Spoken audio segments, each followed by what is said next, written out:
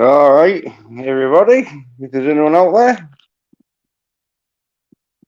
no. All right, now just doing a test run. See if everyone can hear me and that. See how this goes. Because I said I need to do a live stream and that, and V Star 333 on Tuesday is doing a Ghost Tale Tuesday sort of thing. And so I'm going to see if I can see how you can share your screen on the phone, but I don't think you can. So that means I can't have any sort of like stuff shown. So yeah, hello, um, Nancy V Star 333 does have a computer. I think so. She might have to broadcast off that to share sort of stuff. But yeah.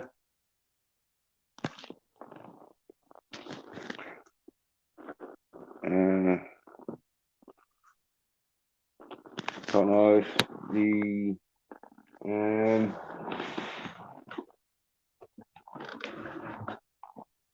links in the chat. If anyone comes in wants to join, come on the stream and that. So I'll have to send that and get that sent in the chat and that.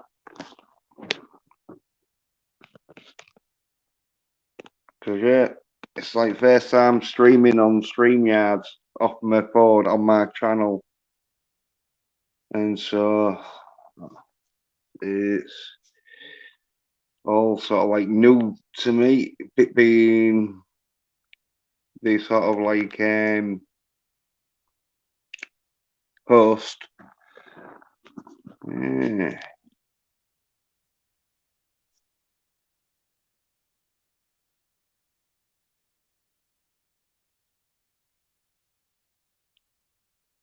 Mm,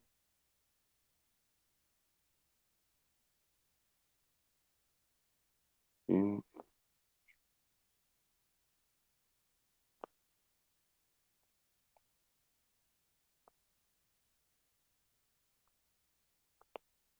just looking at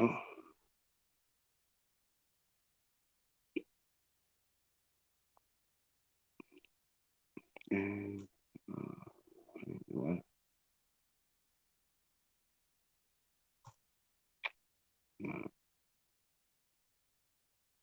Can't add a comment. Also, I can't put the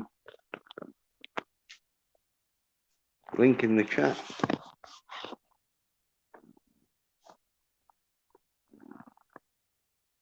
So, yeah.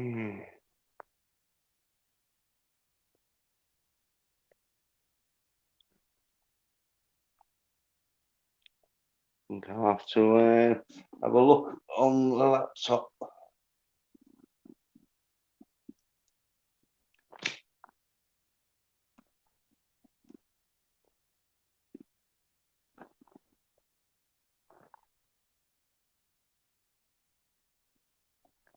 So I'll have to put the link in the chat. But I'm going to first send some friends the link, see if they want to come on.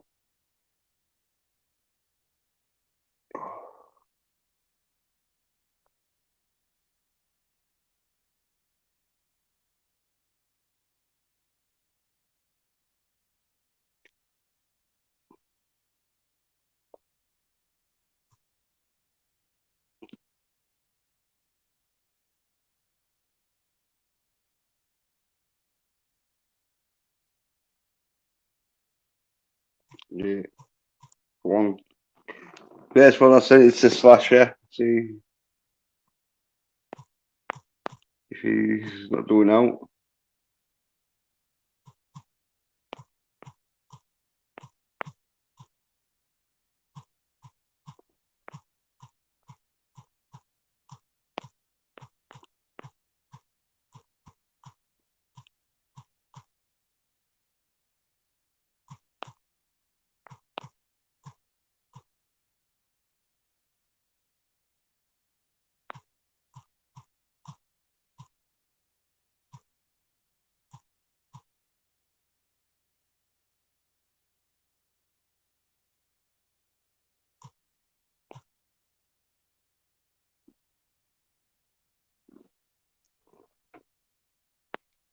Well,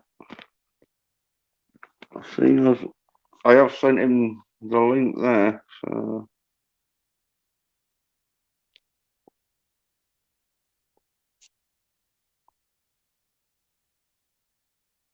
it'd be good to see if I can how to put people on, because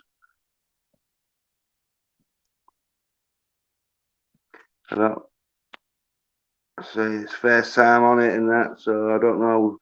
From the phone is like totally sort of different setup from when you're a guest to being a host, and so yeah.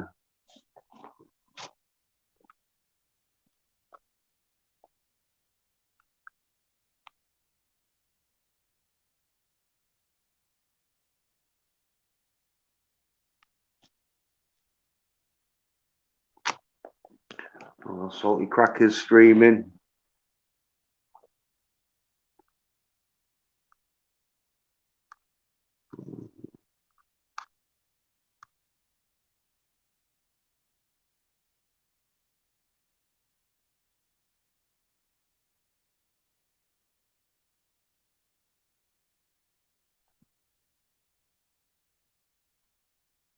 Yeah.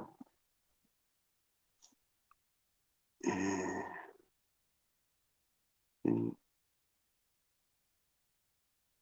My channel is on.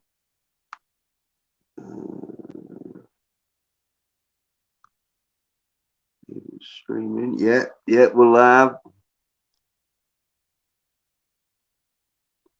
Yeah, so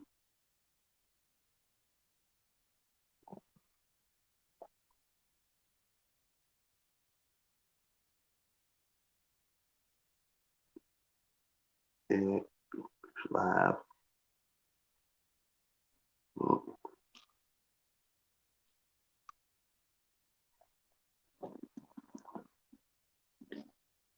well, yeah, yeah, yeah. You can't in the link though. So shit. Oh, I got a like though from someone. Yeah, there's one watching. It's me. I'm watching myself. Yeah, yeah. How to put the link into the chat?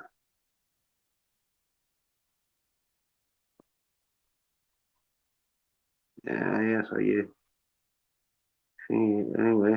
So you highlight the chat.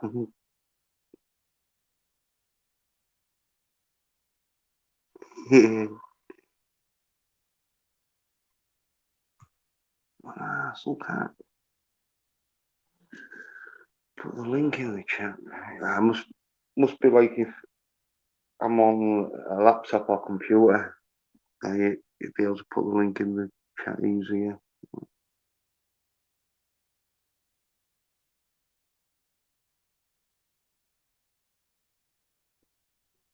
But I say what I have been watching though. I've been watching some of them bad batches, like, and they're not so bad. There's some masculine action in it, you know. Even though they do use a like little girl to be sort of like, which I believe it'd be the soy nerd sort of character where anyone who reads Wonder Woman comics can relate to a little 10-year-old girl, because that's about as much manliness they've got. And then, yeah, you got like four other dudes where there's one who's like a right big roid head who's dumb. There's another one that who's a tracker and that and knows sort of like how to find people and that, and he he's sort of like the leader. And then there's another one got like robotic parts and he's half android sort of thing. And then there's another one who's pretty brainy and like knows technical sort of stuff. And the little girl go sort of like doing jobs and that. Sort of bit like Mandalorian, but for dudes. Ain't too bad though, ain't too bad.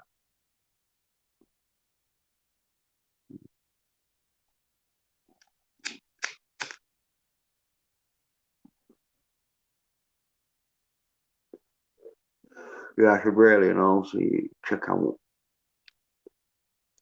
if I, well on StreamYard when it's through laptop if the guitar can play through it in that. Mm. Um, oh, I'll be able to see from this.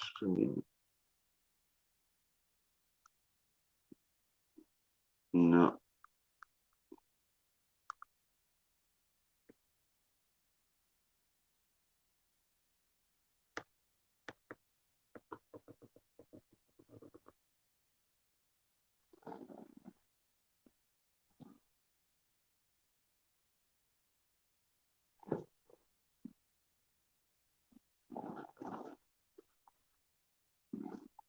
Yeah. I'm gonna check. See if there's any guests coming, but no.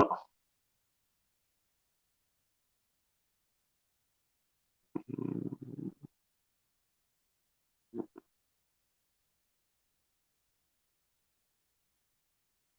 yeah, let's see what they're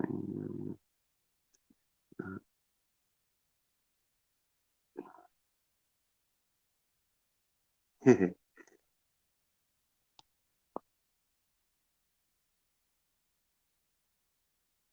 Yeah, no. Yeah, if the stream cuts off, it could be me just pressing the wrong thing. And because there's no one on the stream with me, uh, it might. I don't know if it'll end it, but it might do. Hmm.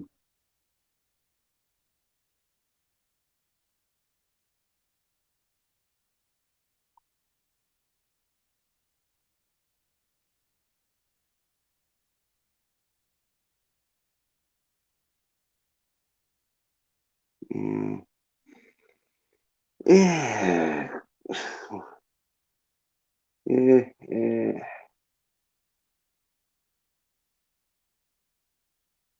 Don't know how to put the link in the chat though. As I say, I don't think you can do it on the phone.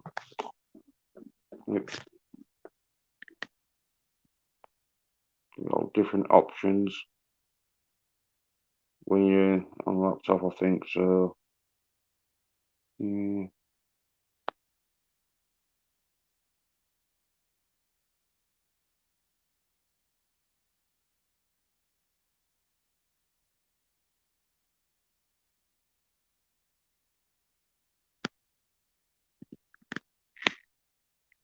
Yeah, but there is only one person in the chat, and that's me, because I'm having a look to see if it's working all right. And whilst I'm watching, I might as well give myself the hours and that. So, uh, yeah, it seems to be doing all right.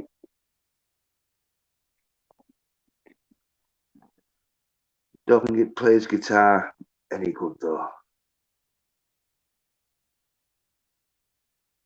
because like yeah, I played it before, and yeah, you need to be hooked up because yeah, the phone just don't pick up on my phone anyway.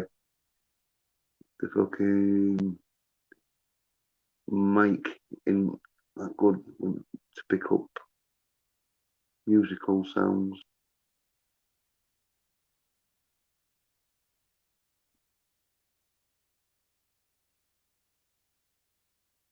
Mm.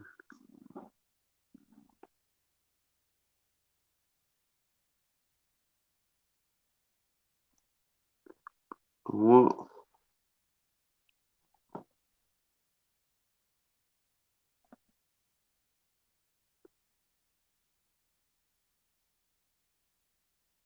Mm. Like I say, I could try it, but no, I know it ain't. So I'm just gonna have to wait till I use the Streamlabs on the laptop. Because yeah, I might do a half hour talking about Star Wars and the MCU. Because yeah, the Bat Soy. Oh my word! I was listening to Vigilante Williams today, and that and he was talking about the troubles it's having because they're doing reshoots because apparently Soy Patterson is so skinny that it looks ridiculous when you see Batman, the stunt guys. The, they must look like um, Mr. Universe, like Arnold Schwarzenegger in Conan compared to Patterson. And so, yeah. And I said to Vigilante, joking a bit, but I don't.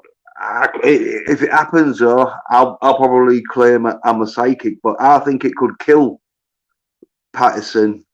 It could pumping iron. It's mentally tough. It's physically tough and mentally tough because when your arms are stinging and it feels like they're gonna burst a vessel or whatever, you've got to plow through that pain. Patterson won't be able to. It'll kill him.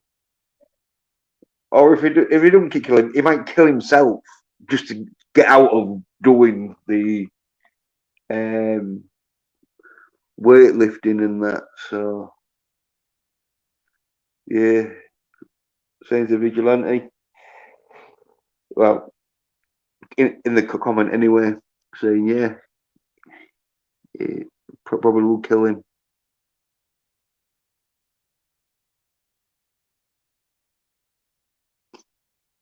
It was a bad choice from the start. You know, it'd have been more of a better scarecrow than he would of a Batman.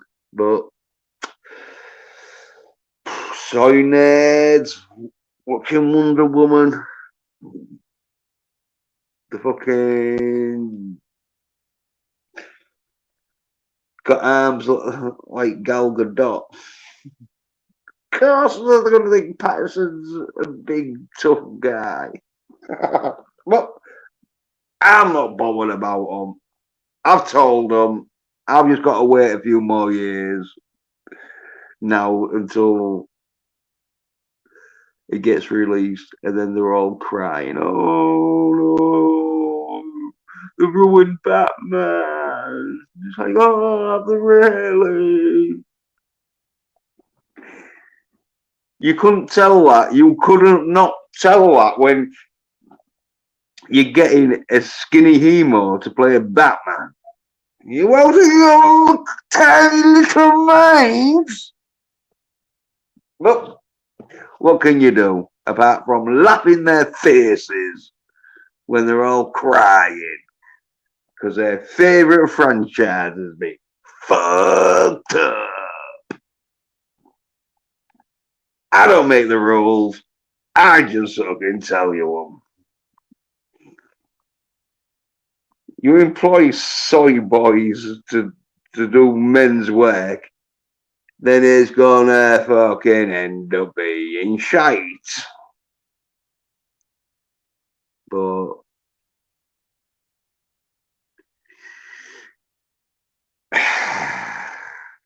ah, just not really too bothered about it because I've got all the action films and that, and I should really tell you about them and that because been watching some good Scott Atkins films.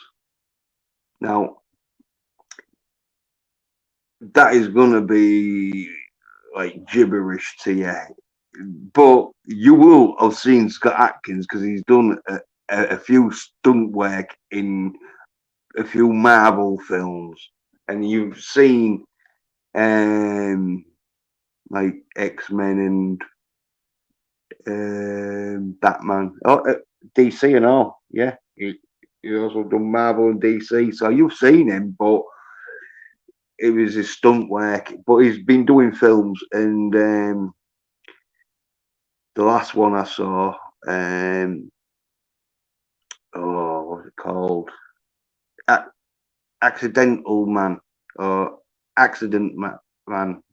One of the two, or the accident man. But anyway, kicks ass in it and that, and real good film. But you will have even known about Accident Man, even though it's a comic book. But too masculine. DC and Marvel don't want you to know that there's a film where Scott Atkins goes real masculine. No, no, no, no, no. Hell no! You can't watch that.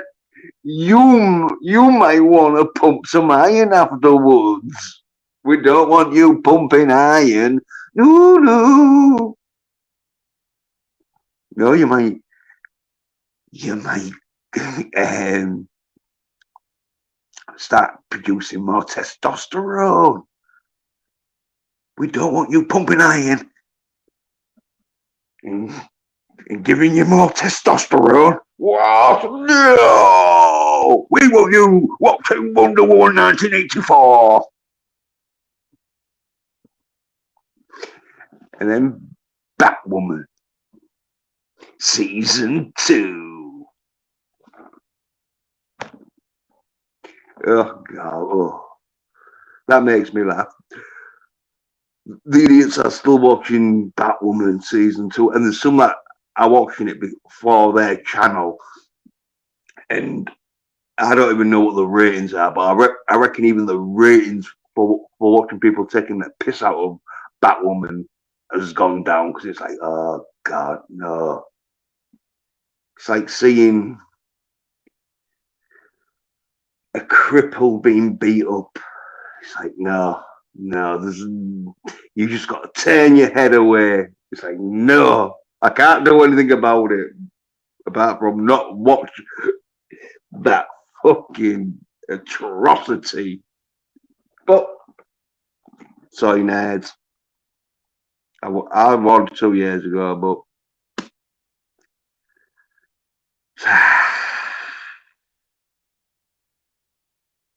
it's just a case of taking the little pee out of them because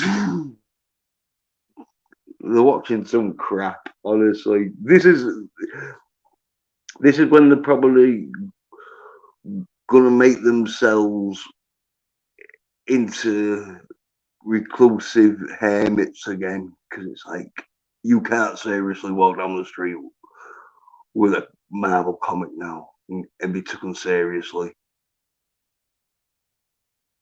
You're gonna go watch the Eternals? Fuck no! Oh, little fucking neck in their face. It's real funny. It's like watching poor starving bastards being fed shit, and they are puking, but they've got no else of entertainment. So what else can they watch? Yeah. got another viewer though. Well, apart from me watching and that, so there's someone else watching. I don't know who it is though. Yeah, they're not watching now though. Because they could have come on. Cause if they said who it was, I'd have sent them the link in order to come on and talk about how Sliners have ruined the comic industry. But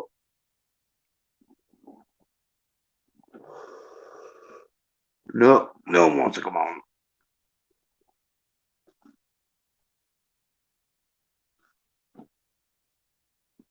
Because they can't argue about Wonder Woman being for women because it was designed for women. And they can't argue because it's fact. It's like YouTube taking people's video off for fact. It's like, oh, they can do it, but they make themselves look like they are totally soy.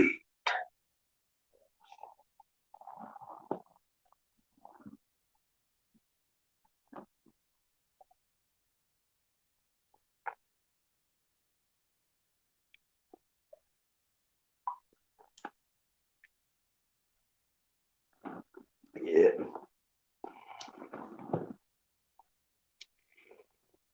Yeah.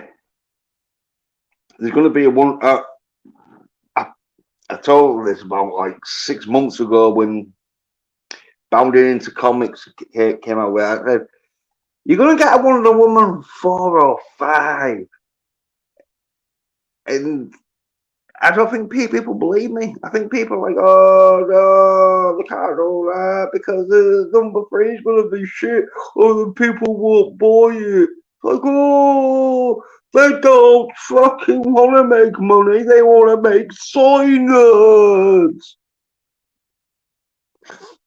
Oh, hey, this is weird though. I know I'm watching because I've got it in front of me now. But according to this, I've got no viewers now.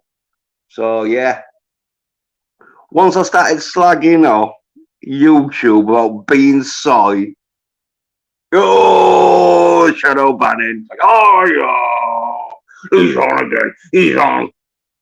He doesn't care about his channel. Oh no, what can we do?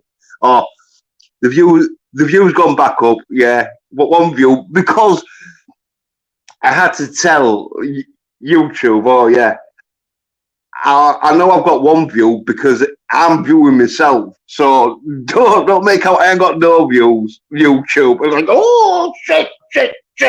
Shit, we shadow banned him too much. Oh shit.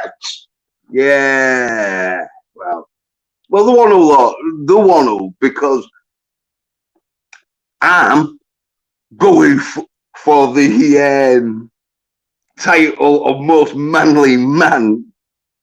masculine manly man.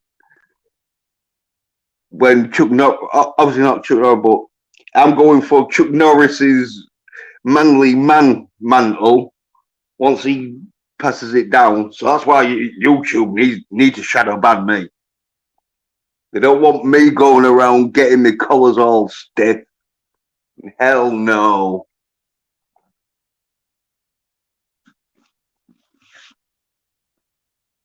Yeah. Somehow can't see no chats. No one's wanting to even put in the comments, shut the fuck up, you bastard. There's nothing wrong in watching me.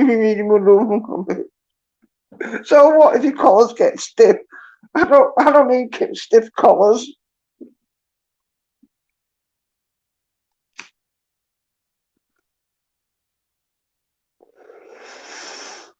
Oh yeah, YouTube though, they're shitting it. They are shitting it because they know what big tech know the message is getting out though. Pardon me. They're shadow banning everyone. It ain't because even the wrong side will be probably getting shadow banned because it's like, oh no, hell no. We don't want anyone getting big apart from the ones we know we can control.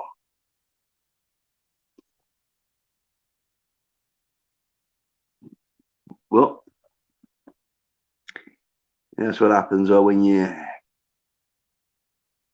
not sort of sacrificing human sacrifices to Moloch. You get shadow banned, I believe.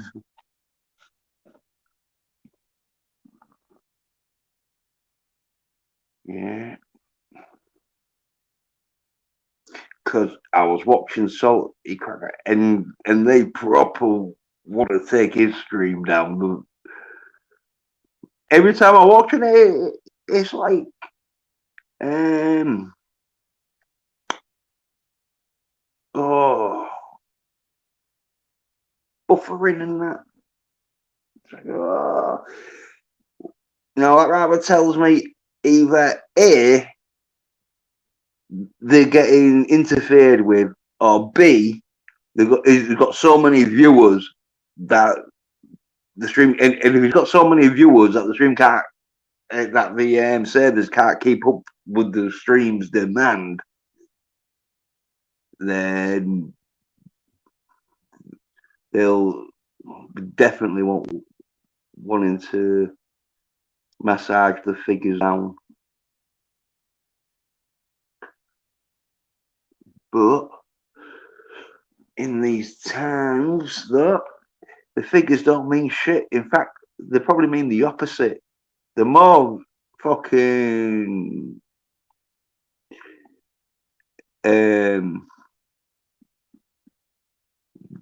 views and subscribers you got, the more you go going along with like their sort of shit in it. So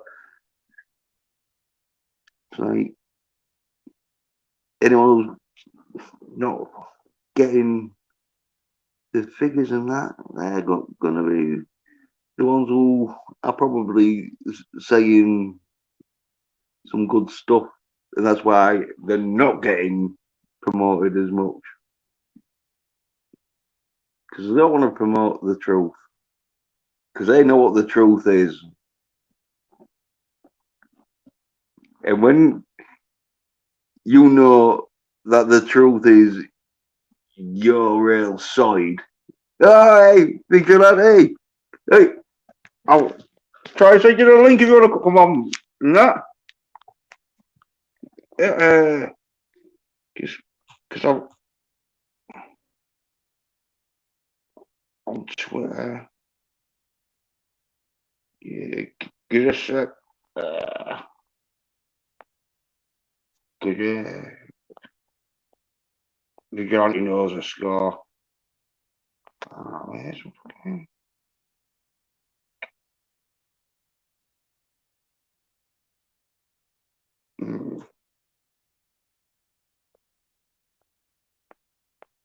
Yeah. Okay. Yeah, let's do this one. Yeah, yeah, yeah, yeah, like that, yeah, yeah. Well, Jim, I'm testing out the streamyards because I've got like Streamlab and that, but testing out the StreamYards because I'm doing it off my phone, so it's really difficult to like do because like, there's some shit that's like as I said, I can't post the link in the chat off my phone, but I have got to like sort of suss it out sort of thing and see how the stuff it like how it goes and that.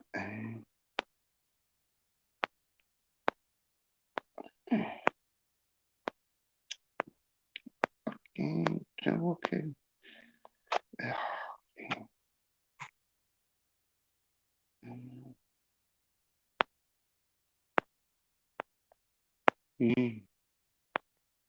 Yeah, Calvin.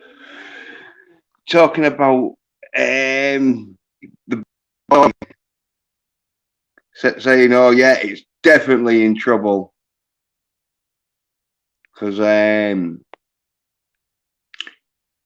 Patterson he ain't going to be able to do them weights. I don't think because it's not a lot easy to like lift weights, especially if you're Patterson and you're all depressed and you're like, because even when you're not depressed, pumping iron, it's it's hard because you see some of the where they look shattered, and that's what you got to do. You practically got to just shatter your muscles so they repair themselves, and then they repair themselves again. And like Patterson won't be able to do that. I'll be surprised.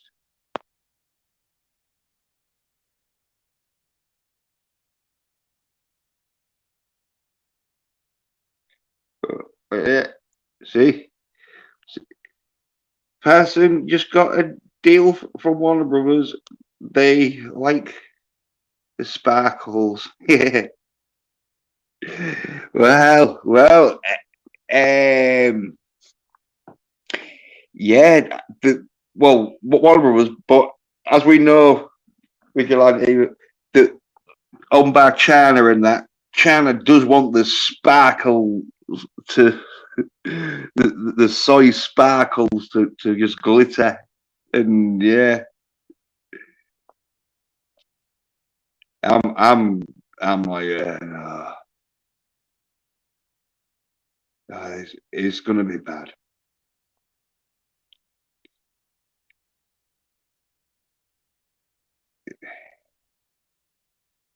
Uh,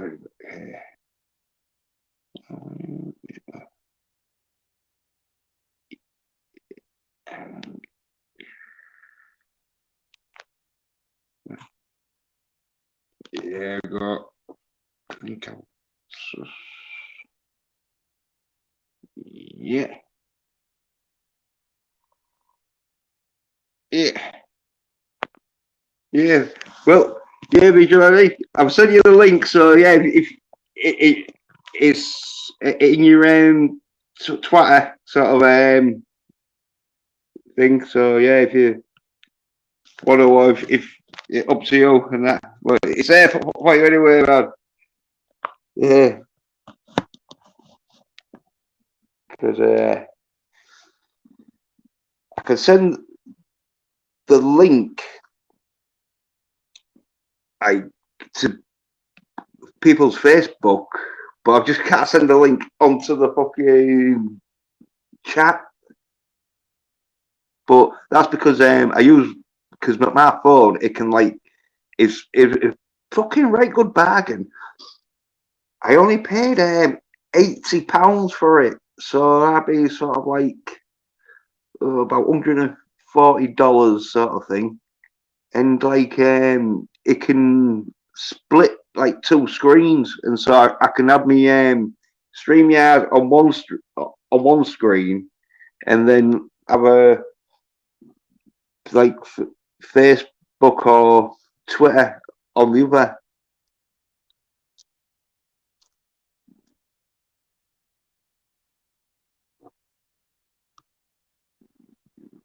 Yeah, yeah. I look out just because like yeah, I hadn't even sort of like um. Oh yeah, citizen. Yeah, free. Yeah, man. Yeah, like the Star Wars and that man. Yeah. I'll I'll try to send you the link, man.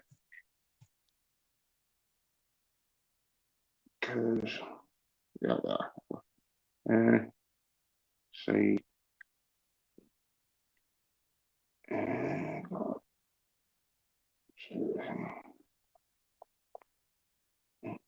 shit.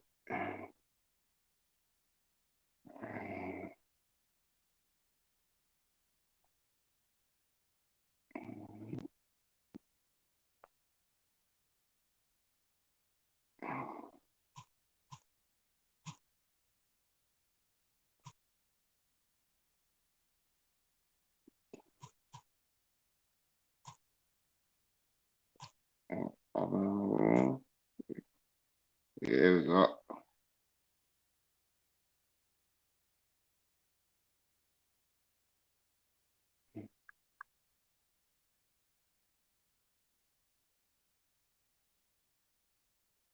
Oh, okay. Oh, hey. Oh, cheers. Yes, it is. Yeah, oh, actually, yeah. Uh, I'll send you the link now.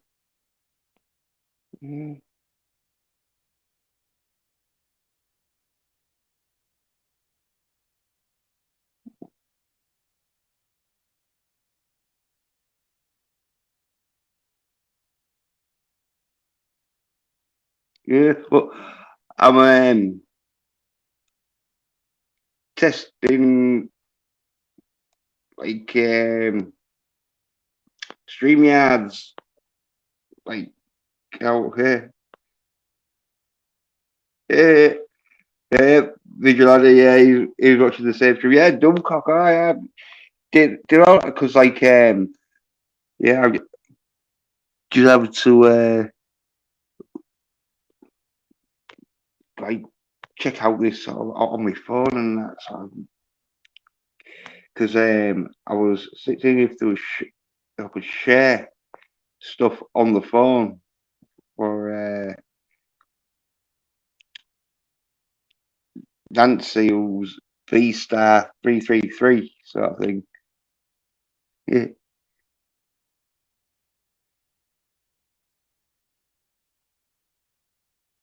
yeah,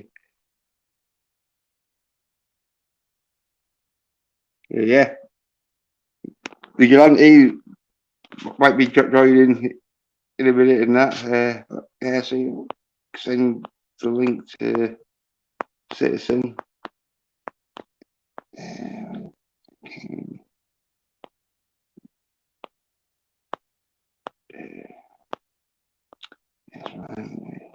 and send it out. It don't fucking come up, so you got to send some up first, haven't you? Yeah.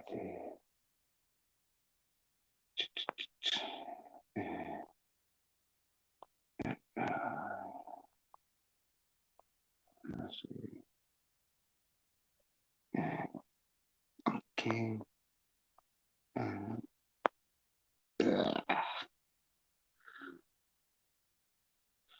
Shit. I hate fucking Twitter. Ah.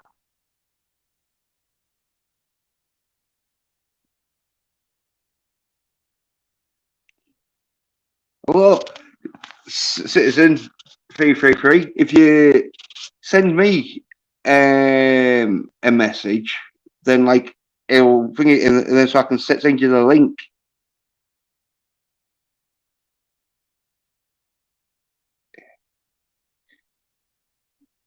Uh,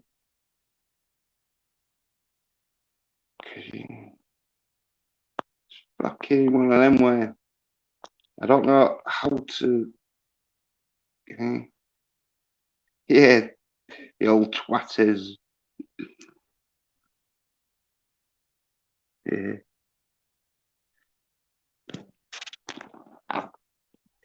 I get on the twatter. Twat some twatter.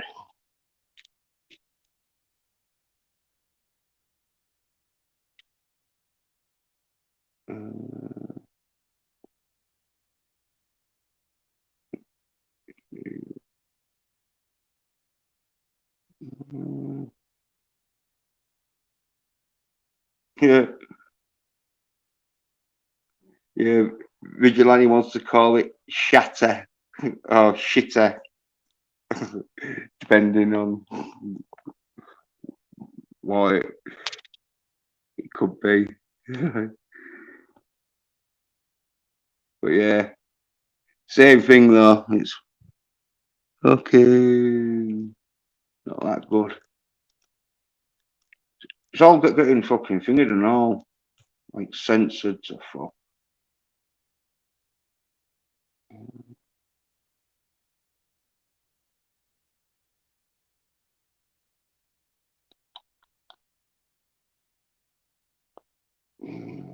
Fucking.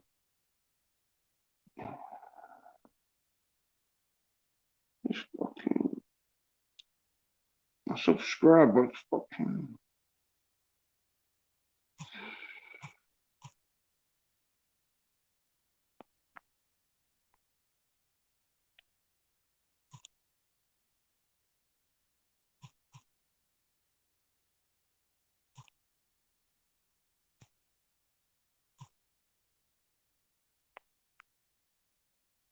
Yeah, I know I'm following.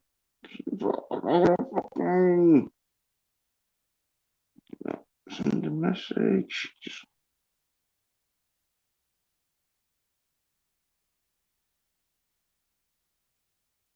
it's not letting me send a message. Oh, there we go. Link. Yeah. Oh, got it, citizen. Yeah, there we go. I think it might be posted on your thingy, but it's all right. Yeah, man. Yeah, I've tweeted out you, man, because I couldn't send it to your DM.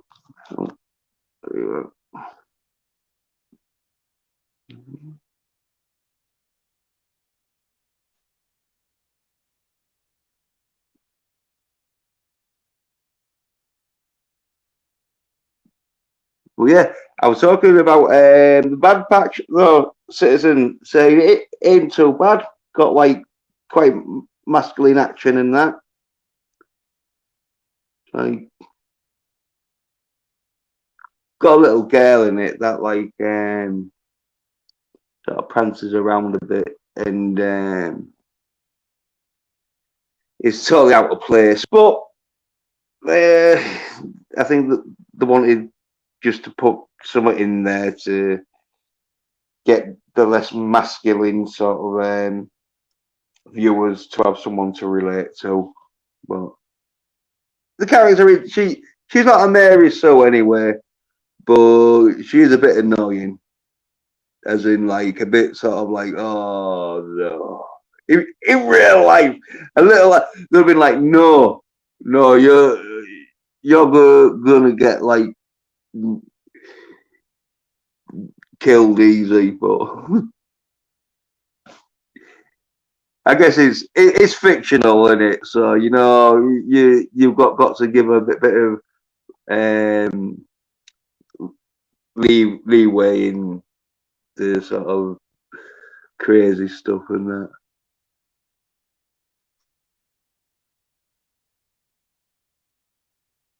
Yeah, well, I sent you the link anyway, citizen. I don't know if you got it or out, but.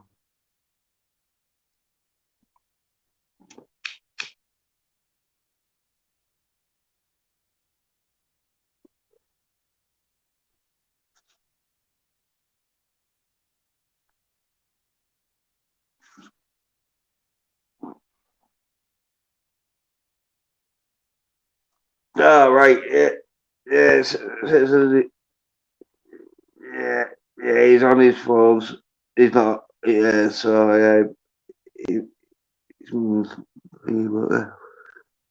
yeah, so, no, yeah, seen the Bad Batch, and, like, Citizen 333, he is, his channel is just mainly Star Wars, talking about Star Wars and that, and so, yeah, he'll know, like, yeah, Bad Batch is pretty alright, and that. Yeah, because yeah, you've probably seen all 6 episodes.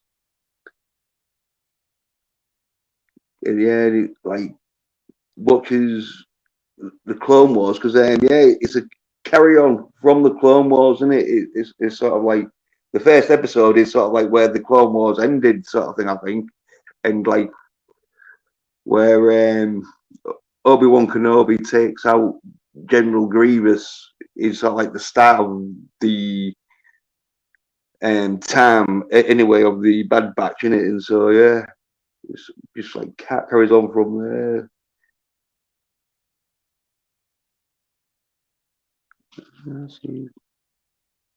Yeah, just making sure there's no one in the waiting room, sort of thing. So yeah, I haven't even put anyone through onto the stream yet, so I'm not even sure exactly how to put the guests through, but I should be able to do it. Hopefully, it'll just pop up with like whoever's like there.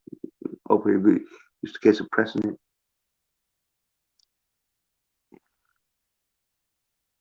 Yeah, yeah, yeah. I was, yeah. Yeah, there was me, you, and ah, yeah, yeah, oh. He always does his drunk critical drinker impression. Yeah. Ah, what's his name? You know because you do like well yeah.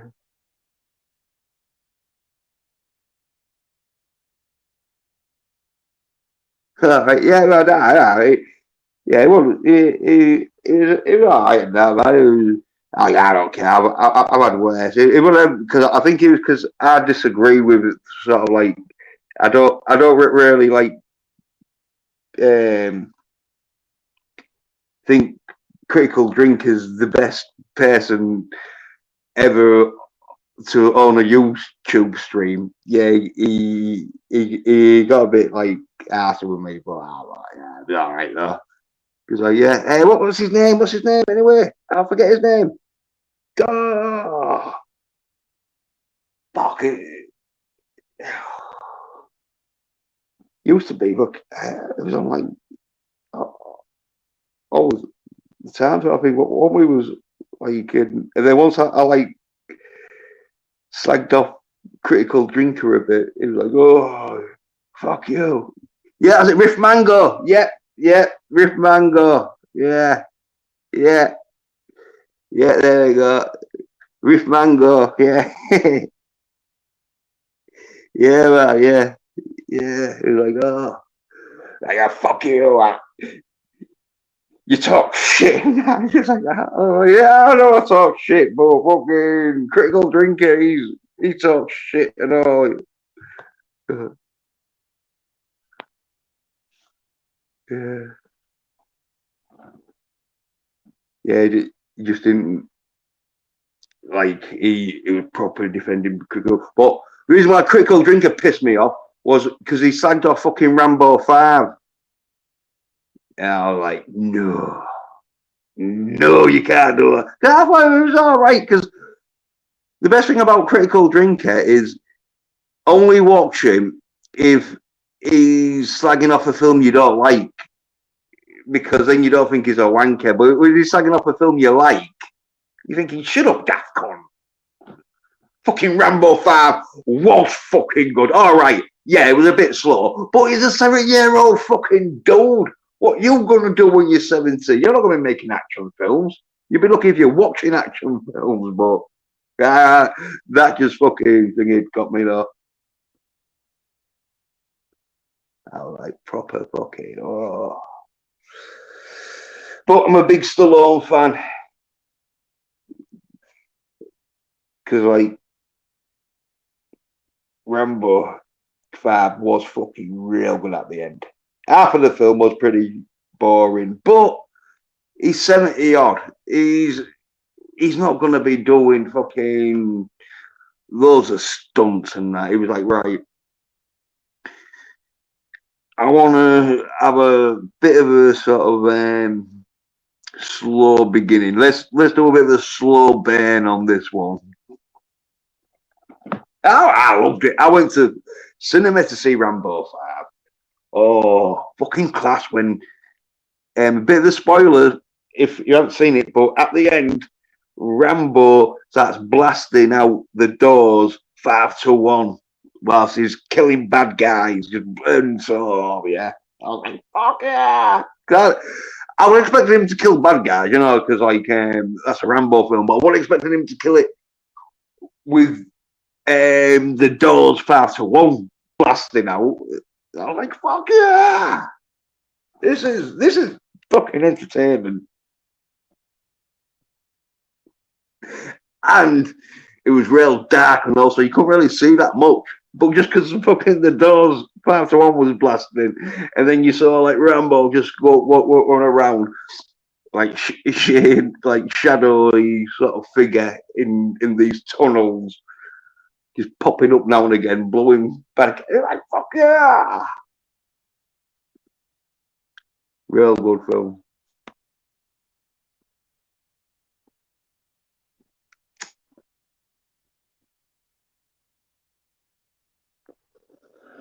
All the Rambos are good. Even number 3, apart from like it's a bit sort of fucking fake a bit at the end, but like still good film though. Still good film. Still some good actiony fucking sequence in it and that. Yeah, talk about action. I was talking about Scott Atkins like new film that I'd seen, Accident Man, where it, it was mostly like martial art action fighting and that. Oh, anyway, well, I was talking. So, oh yeah, he doesn't like it anyway. You talk about Riff Mango, yeah, Citizen, yeah. He's like, yeah, I've just seen that. Oh wow, I just got into talking about Rambo 5, and I was back there in the cinema.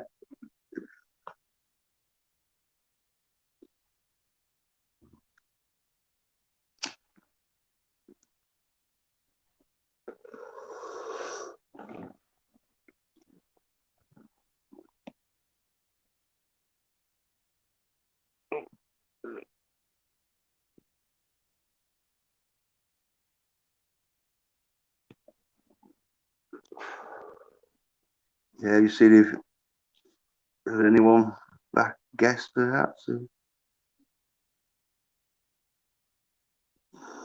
Didn't know if Citizen wanted to come on and tell the story of why him and Riff Mango fell out. It probably because you criticised fucking the critical drinker slightly.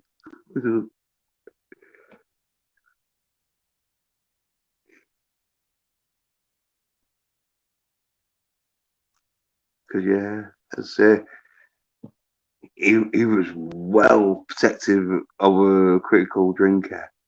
You couldn't say a wrong word about critical drinker. He was like, no.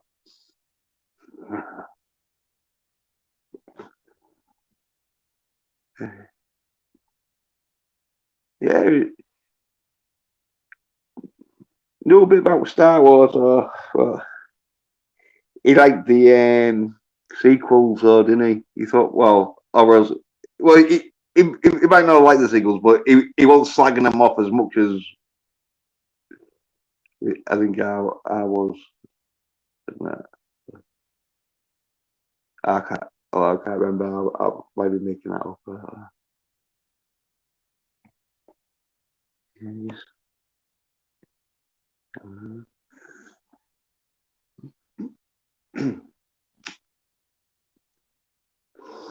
Hello, talking about Star Wars. Apparently, Brie Larson's been dropped to play Luke Skywalker's daughter. So even like um, yeah, the Disney studios thinking, no, sorry, Brie. We tried, but no, it just wasn't going to work. Yeah,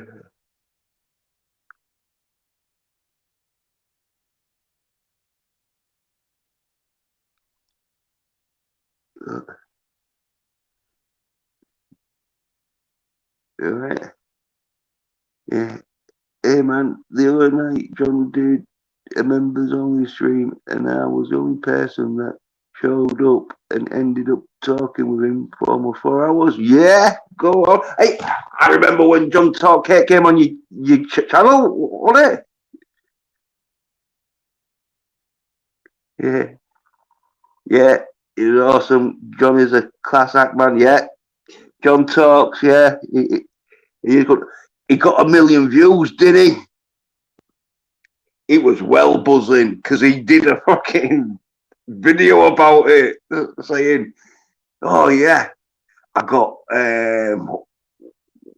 was it 4.5 grand for like $4,500 for like 1 million views or 1 million and odd views, but." Round it off to 1 million, but it's looking like you're getting like 4 grand or $4,000 for 1 million views, so that's good there, isn't it? I mean, if you're getting 1 million views a week, you you're earning good money then, isn't it? Because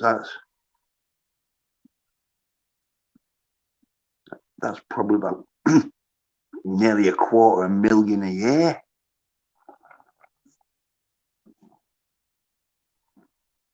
Yeah, yeah. So yeah, he saw that too. Yeah, yeah.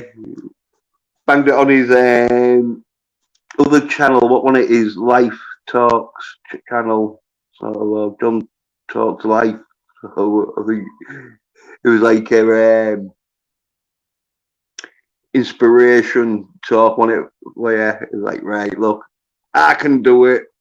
You can do it if you do as many sort of videos, because he's been working at it. Rondo, he's always posting and that, and it's real crazy because the video he got 1 million views on. It was like one of them that he was just messing around with, one with bad and sort of thing. Got 1 million. Like, yeah,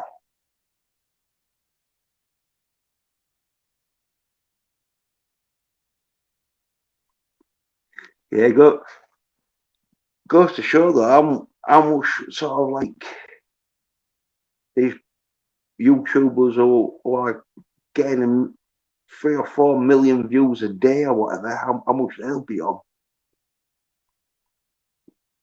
That's probably about 3 or 4 million a year.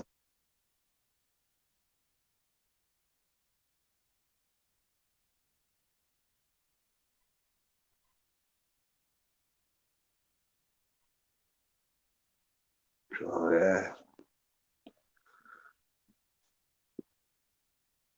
get some good money, get the views. So,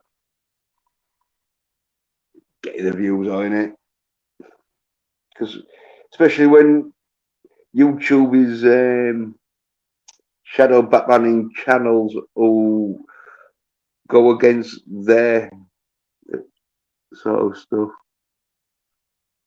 Yeah,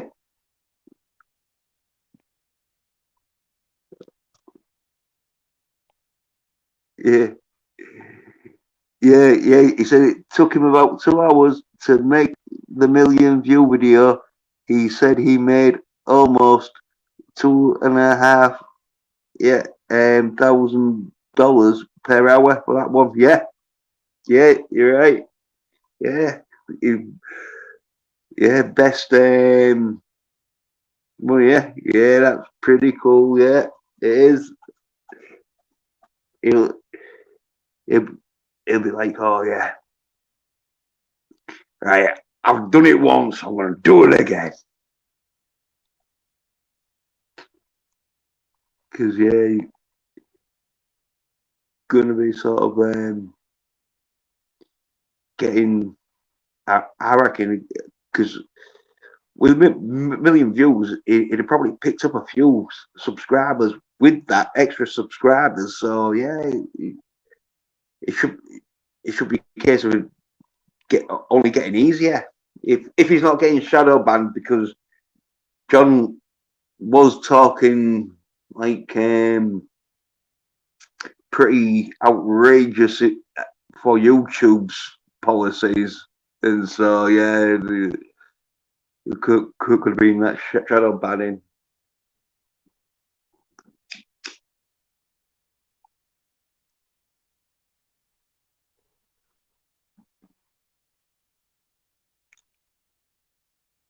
Well, because it could be where he might have had a million views a few times, but if they shadow banned him and they go, oh no, 5,000 views, like,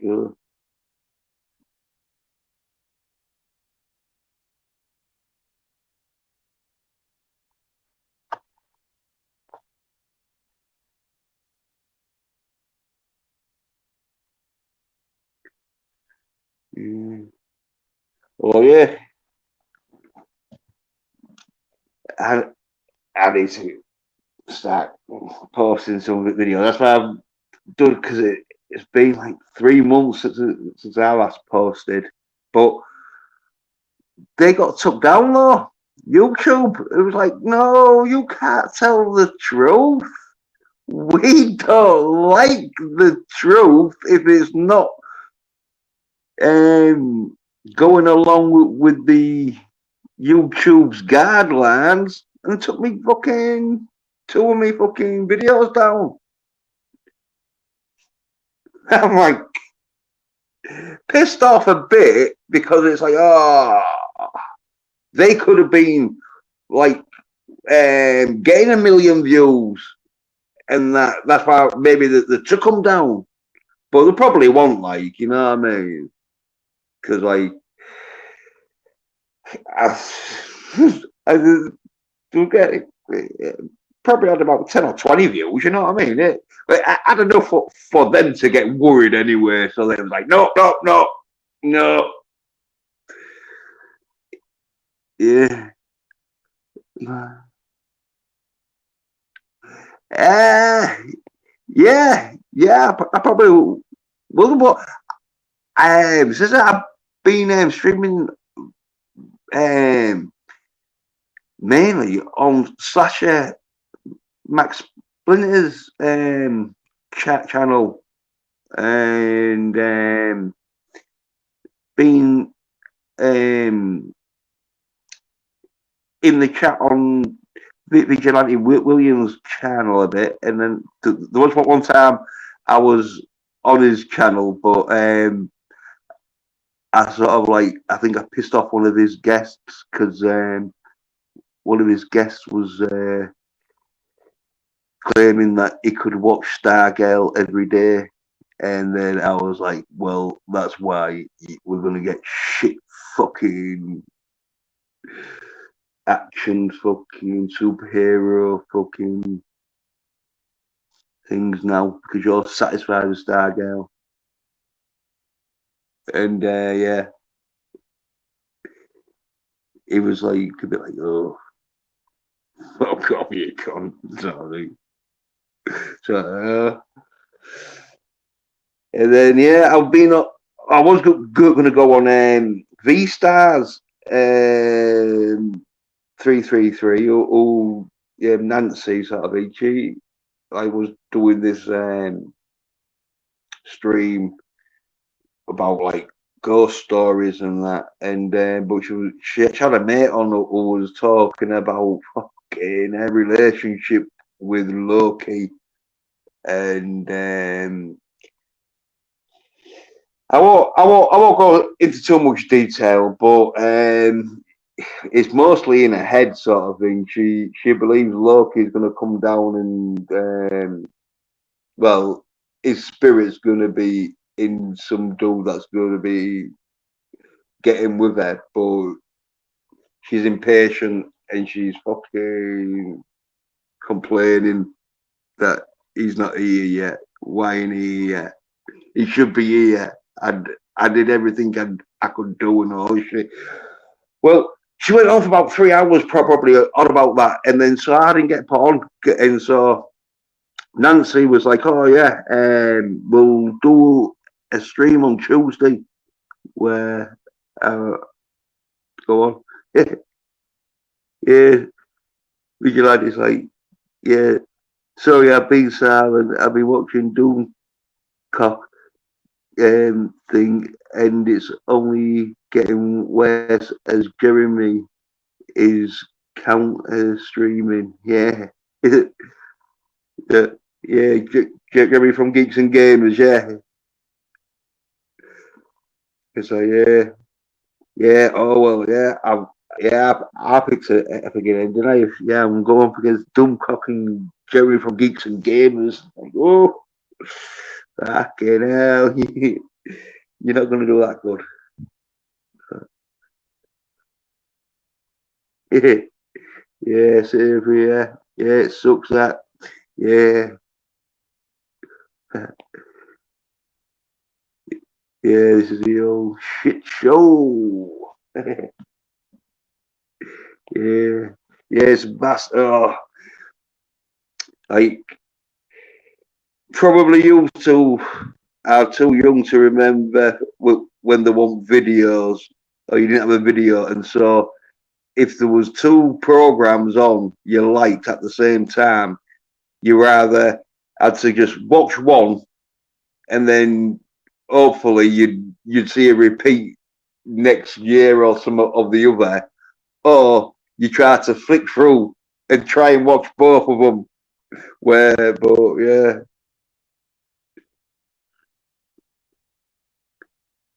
yeah,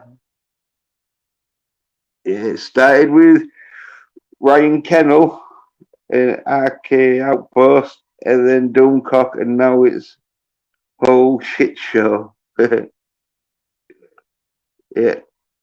Yes, it is a very, very. I like Doomcock. My loyalties are with him. As far as this whole thing goes, he's a good dude. Yeah, yeah, I will say about Doomcock. He is a fucking good dude. As in, like, yeah, he seemed like a good fella to have a drink with, and that, and he'd have your back. And he's probably because like he's like a boomer in that, and so he's like Gen X and that, and some millennials and that. We've been in fights, and so if you are having a drink with Doomcock and it all kicks off, he's gonna have your back. He ain't gonna be Doomcock ain't gonna be one of them that'll just run out or just run under a table and then complain that he's got arthritis or something, and you're like, oh. Who's fighting women? And your arthritis kicked in. Now it kicked in. You doing all right dancing? I don't know.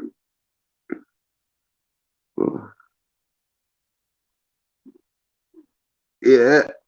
We're going to say 333s.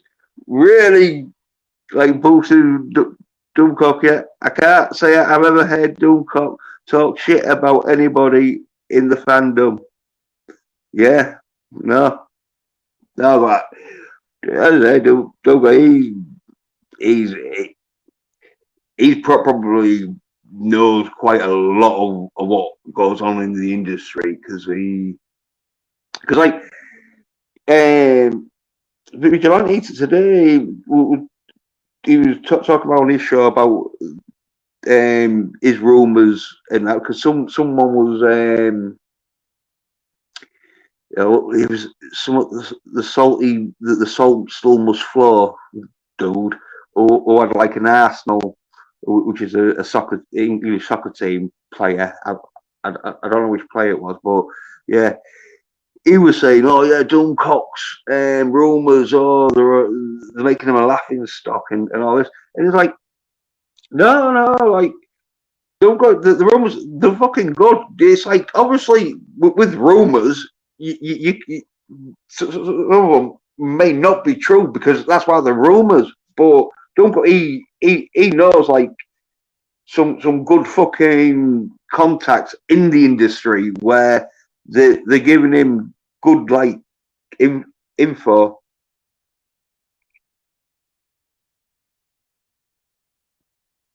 Because yeah. It looks like he was right on the Kathleen Kennedy's getting kicked out, and like, because I heard that one and I was thinking, yeah, that sounds pretty sort of valid. Because talking about what was it? It was someone on the lines of what. My contact told me that they came in today and he was like, hush, Kathy's gone, but don't say out because she'll fucking kick off. And everyone like had to keep their mouth shut about it. Yeah. Yes, well, yeah. And all the rumours regarding Raz's, Citizen 333, because he spelled it Skywalker, but that isn't the correct way, but I say Soywalker. We're accurate. Yeah. Yeah.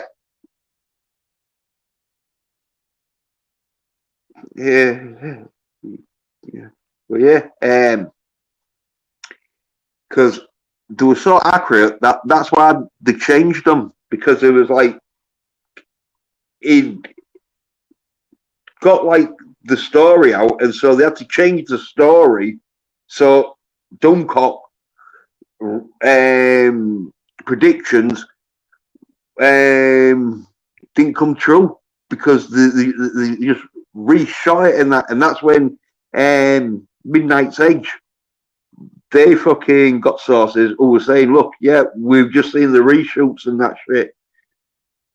And they fucking said, like, yeah, what happens in that? And he was like, yeah. And they was right, sort of like, because, yeah, Soywalker, the rise of Soywalker. You're a bunch of Soywalkers. Yeah. But like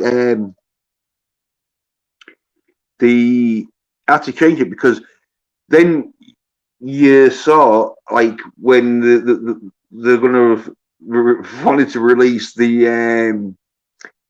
4-hour extended cut and all this, where like they'd probably used all of, like what Duncock was saying, because when they said the Emperor was gonna come back.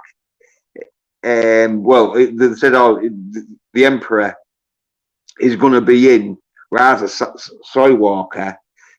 It was like, well, he can't be fucking the Emperor. He must be filming scenes of him doing like recorded sort of fucking hologram fucking videos, and it'll be. It'll be a hologram sort of fucking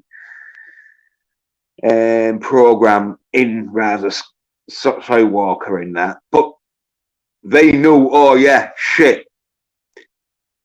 Everyone's gonna be like, well, why are we gonna watch a fucking hologram of the Emperor? And that's when it was like, right, reshoots. Okay, the Emperor, he lives. Some fucking miraculous reason he was able to transform his fucking essence into a clone of himself in a fucking far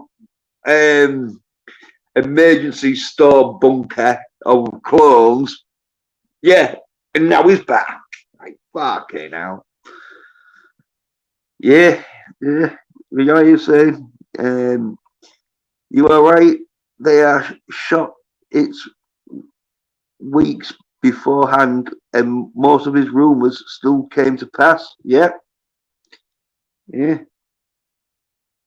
Because like it was one of them where they was listening to Doomcock because Doomcock was like telling them the fucking story of what they was filming, and they fucking know. Like, oh shit!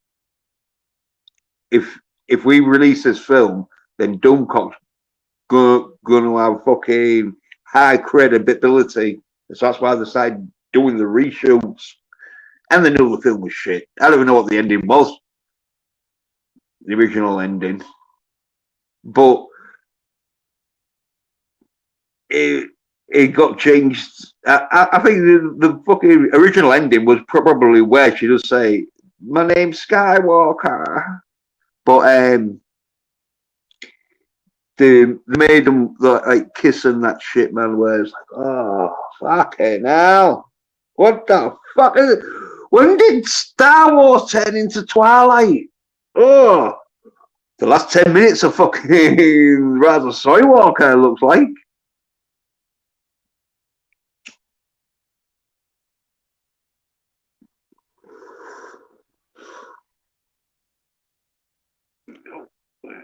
Yes,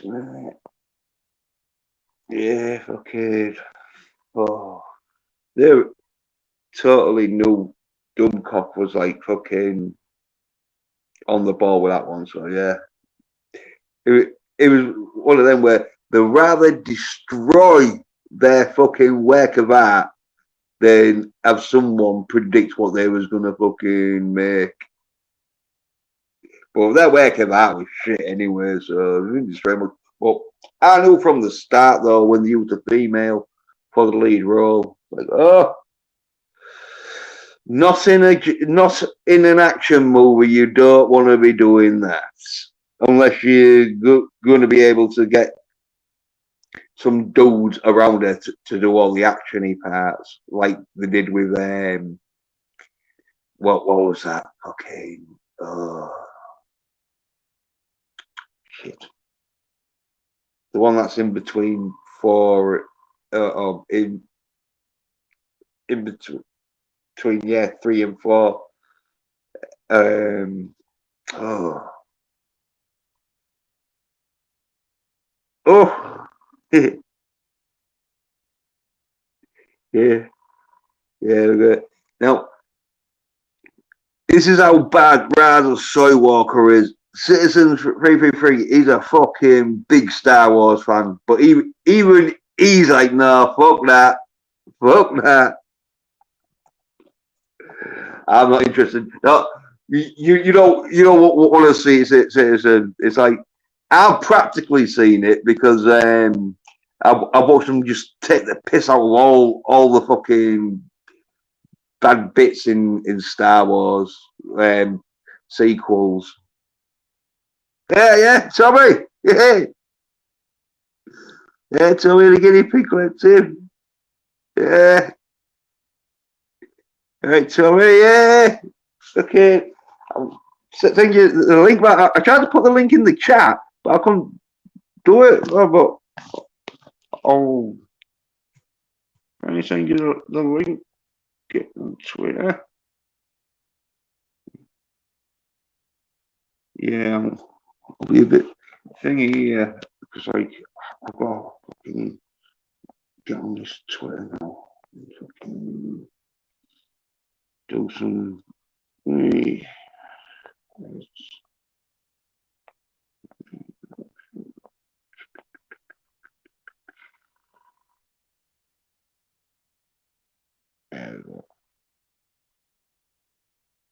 Oh, fucking.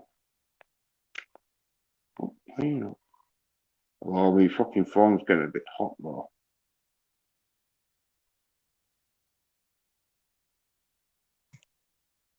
Oop.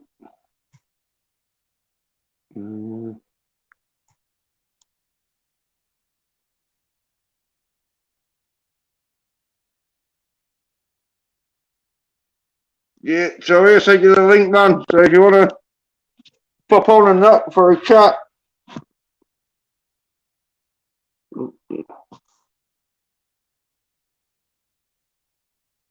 Yeah.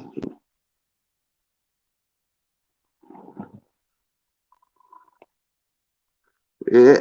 Yeah. So, before saying Mandalorian was pretty good. Yeah, it was. I liked it. I still haven't seen season 2, but season 1 was definitely good. And like Vigilante Williams says, a citizen free for free. The first season was good. The second season had good parts. So yeah, Vigilante saying like the women spoiled it in the second season, which I've heard and all. So I'm not trying to put words in Vigilante's mouth, but I think that's what he's trying to say. It could be. I'm not sure. I'm not sure,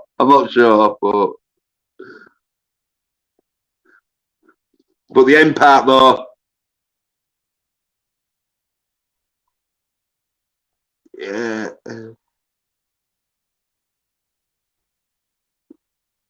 Will in a minute. Yeah. Kelsey Uncock saying to my super chat. Oh right, yeah. Oh yeah. Send him as you send Dumbcock. So I got. There we go. Yeah, I guess. Yeah, Tommy. So you can get Tommy on. Add to stream. Hey, what's going on? Yeah, Tommy, man. Yeah, just doing a stream and that. Testing out the StreamYard because when we used to see it in my stream before, it was on Streamlabs. Oh, I thought you were just using off of Discord originally. Yeah, well, no, you still have to go through a streaming service. Yeah. It's all like I was using the Discord, but then I was using the Streamlabs to like broadcast it. But then I've seen like this StreamYard getting because recently on YouTube, and it's always been hey, I've been streaming for so many years, and I use StreamYards. It's so easy and stuff. It's like, all right, yeah, okay. And then I looked, and because I always thought you had to pay for StreamYards, but you only have to pay to get like updates because it's like the basic package when it's free, is in you're allowed 6 stream guests, and then you can't stream on anything else but YouTube, in it. So, well, I mean, if you do, because I was actually thinking about at some point I might get the upgraded version of StreamYard, just because it would be nice when I wind up doing my retro streams again that I could have more people in the green room waiting to get on the show or whatever. Because I actually had a couple times right before I closed it out when Dad passed away that I had more people showing up that wanted to get into the back and get onto the stream than I had room for. And I felt bad that I had to pretty much just turn people away. So like, I got no room for you. So I mean, it's definitely one of those things. If you could afford to get the upgraded version, it's worth it. I would think so for most people. Yeah. I guess it all depends on what you're doing. You know what I mean? Yeah.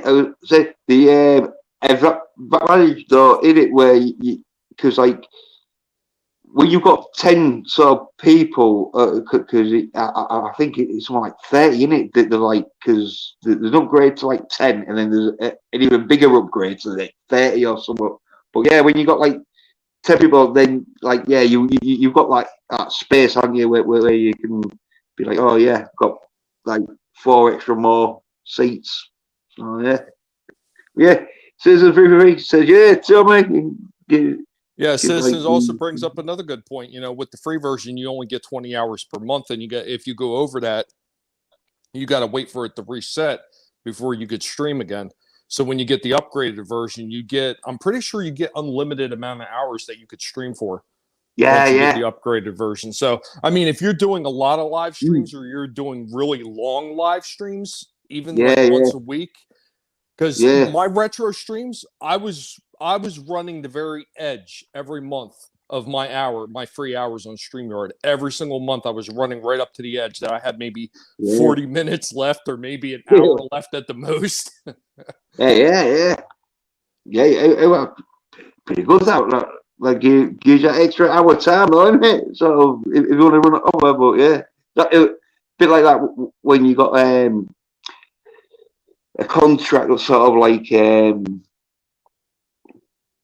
hours of football or data, and that you got make sure you just got enough to get you to that month. Yeah. I mean that, but you know what? I've actually had a couple times even with that though. Yeah, I had planned it out. I knew how many hours I would be able to go for on each stream, and I would have to plan it accordingly. And I would have to say, "Hey guys, I know we already went over an hour what we said. We have to cut off here. This is it." Yeah, But yeah, there was yeah. quite a few times that I wanted to do other things besides just that stream. I wanted to jump on another stream and do a live talking about a show or talking about a toy franchise or something like that, but I couldn't do it because I had to already reserve whatever time I had left for the stream that I already had set in motion where people that were coming on. I already had this set up. I already had it planned. I can't take the chance of cutting into the hours that I had left. So, I mean, that's another thing to consider why, if you're one of those people who wind up doing a lot of live streams. So, yeah, you know what? Getting the upgraded version is worth it if you're planning on doing a lot of live streaming. Yeah, yeah, yeah. Because because some live streaming can go on for like 4 or 5 hours. So like,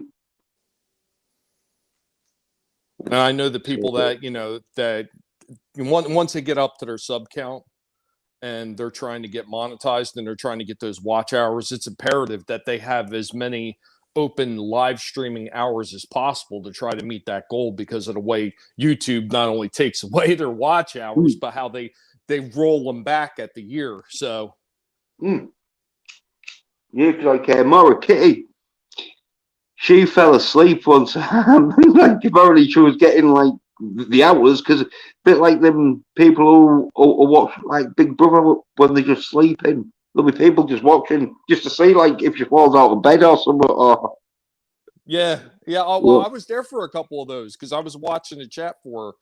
And oh yeah, God, I came on and she was still awake and she was talking. And then she went to sleep. And I stayed all the way on the stream all overnight into the next morning until she woke up. And then I said, okay, I'm done. I'm going to go crash. I watched your chat to make sure nothing ridiculous yeah, happened. But yeah, yeah, you yeah. would see a few people coming in here and there. Now, granted, it wasn't all like just steady watching for hours or nothing like that, but people would Yeah, pop yeah, in for a good 20 minutes to a half hour yeah, or so and chat and everything and disappear and somebody else would come in. So, I mean, technically for her, it was a good strategy if you wanted hours. yeah, yeah. And then you have like Deej Odyssey. He ran like, what was that, like a 48-hour stream? Right, you know. I'd have been like, yeah, but I was asleep through it. What he could have got like some of us to like host it whilst he's having a kip. Yeah, Citizen. Yeah, when I get going again. Right now, I actually have to have a new computer. I got to get a new computer, and I got to have all my data taken off my old one. My old one just doesn't want to work anymore. So I'm relegated to using my phone, and I can't exactly start live streams from my phone. So, but when I get back to doing that, if you have something you want to add to that on those retro streams, just make sure to let me know, and I will add you. I don't care. Anybody is welcome to come on and join that stream once I get going again. Yeah, yeah. If you got the like upgrade sort of thing, there'll be like 10 or more, depending on if you get the overcook. I think it was like 30 or something. What it is that? Well, So I mean, yeah, but, I would at least get the one with 10. This way I can have yeah, X amount of people on the stream. I mean, I from my own personal dealing with having like larger streams, once you get past a certain yeah, number, it starts to get a yeah, little bit ridiculous and hard to control because everybody wants to yeah, say something at the same time. And unless you're yeah, sitting there telling them, hey, okay, you go or you go, you know, like, who wants to sit there and direct traffic during a stream? You want to sit there and have good, fluid conversations and have fun. So yeah. I think Oh even yeah, with the upgraded, I would still only have so many people actually on the yeah. stream at one time, just to keep the chaos down to a minimum. Oh yeah, yeah. Because it's sort of like the people. Because like if you have some people on, oh, but when there's so many, you'd be waiting like about 10 or 20 minutes. But there'll be some people who just wait for their turn. Well, then you just get some people who just start like trying to talk over each other, and then you just get into like where it'd be just like listening to some people just talking in a massive room. Talking. But you know what? Yeah. I've accidentally done this a few times, Jens. I was having a good conversation with somebody, and through no fault of their own, they, you know, when they get going on a topic, they really get going, and it's and you never know exactly where they're stopping. But I try to watch for those cadences when they're talking, and I catch maybe like a break, and I think that they're done. So then I would try to, you know, to follow up with it, and then they would start talking again. So I had a misfire like that, like 3 or 4 times on one stream the other day when I jumped on. I was like, man, I'm my bad. But it's the same thing because there were so many people on when this person wanted to get to talk, and they're one of those people that normally would talk for a long time. It was hard to get in between because you couldn't figure it out, you know, because he was waiting so long to actually start speaking his mind. Yeah, and yeah, I think that there is that sort of thing and all where like you can sort of like where you can miss the timing from because some people who can't time that where to just jump in and yeah, if you're a second or two out and then someone starts talking and then you be like quiet or whatever. Oh. Yeah, that's no fun. I mean, you never want to be rude either, but I mean, at the same token, you don't want to never be able to say nothing because certain people, when you get in certain groups of people on a panel, if you don't Yeah, step in and say something, you will never get yeah, the opportunity. yeah. It's just like you have to sometimes just like shout a bit in it, like if they're not because if you like Officer Hooks from Police Academy, yeah, I get you a nice tiny little desk and a nice tiny little room for you nice tiny little boys.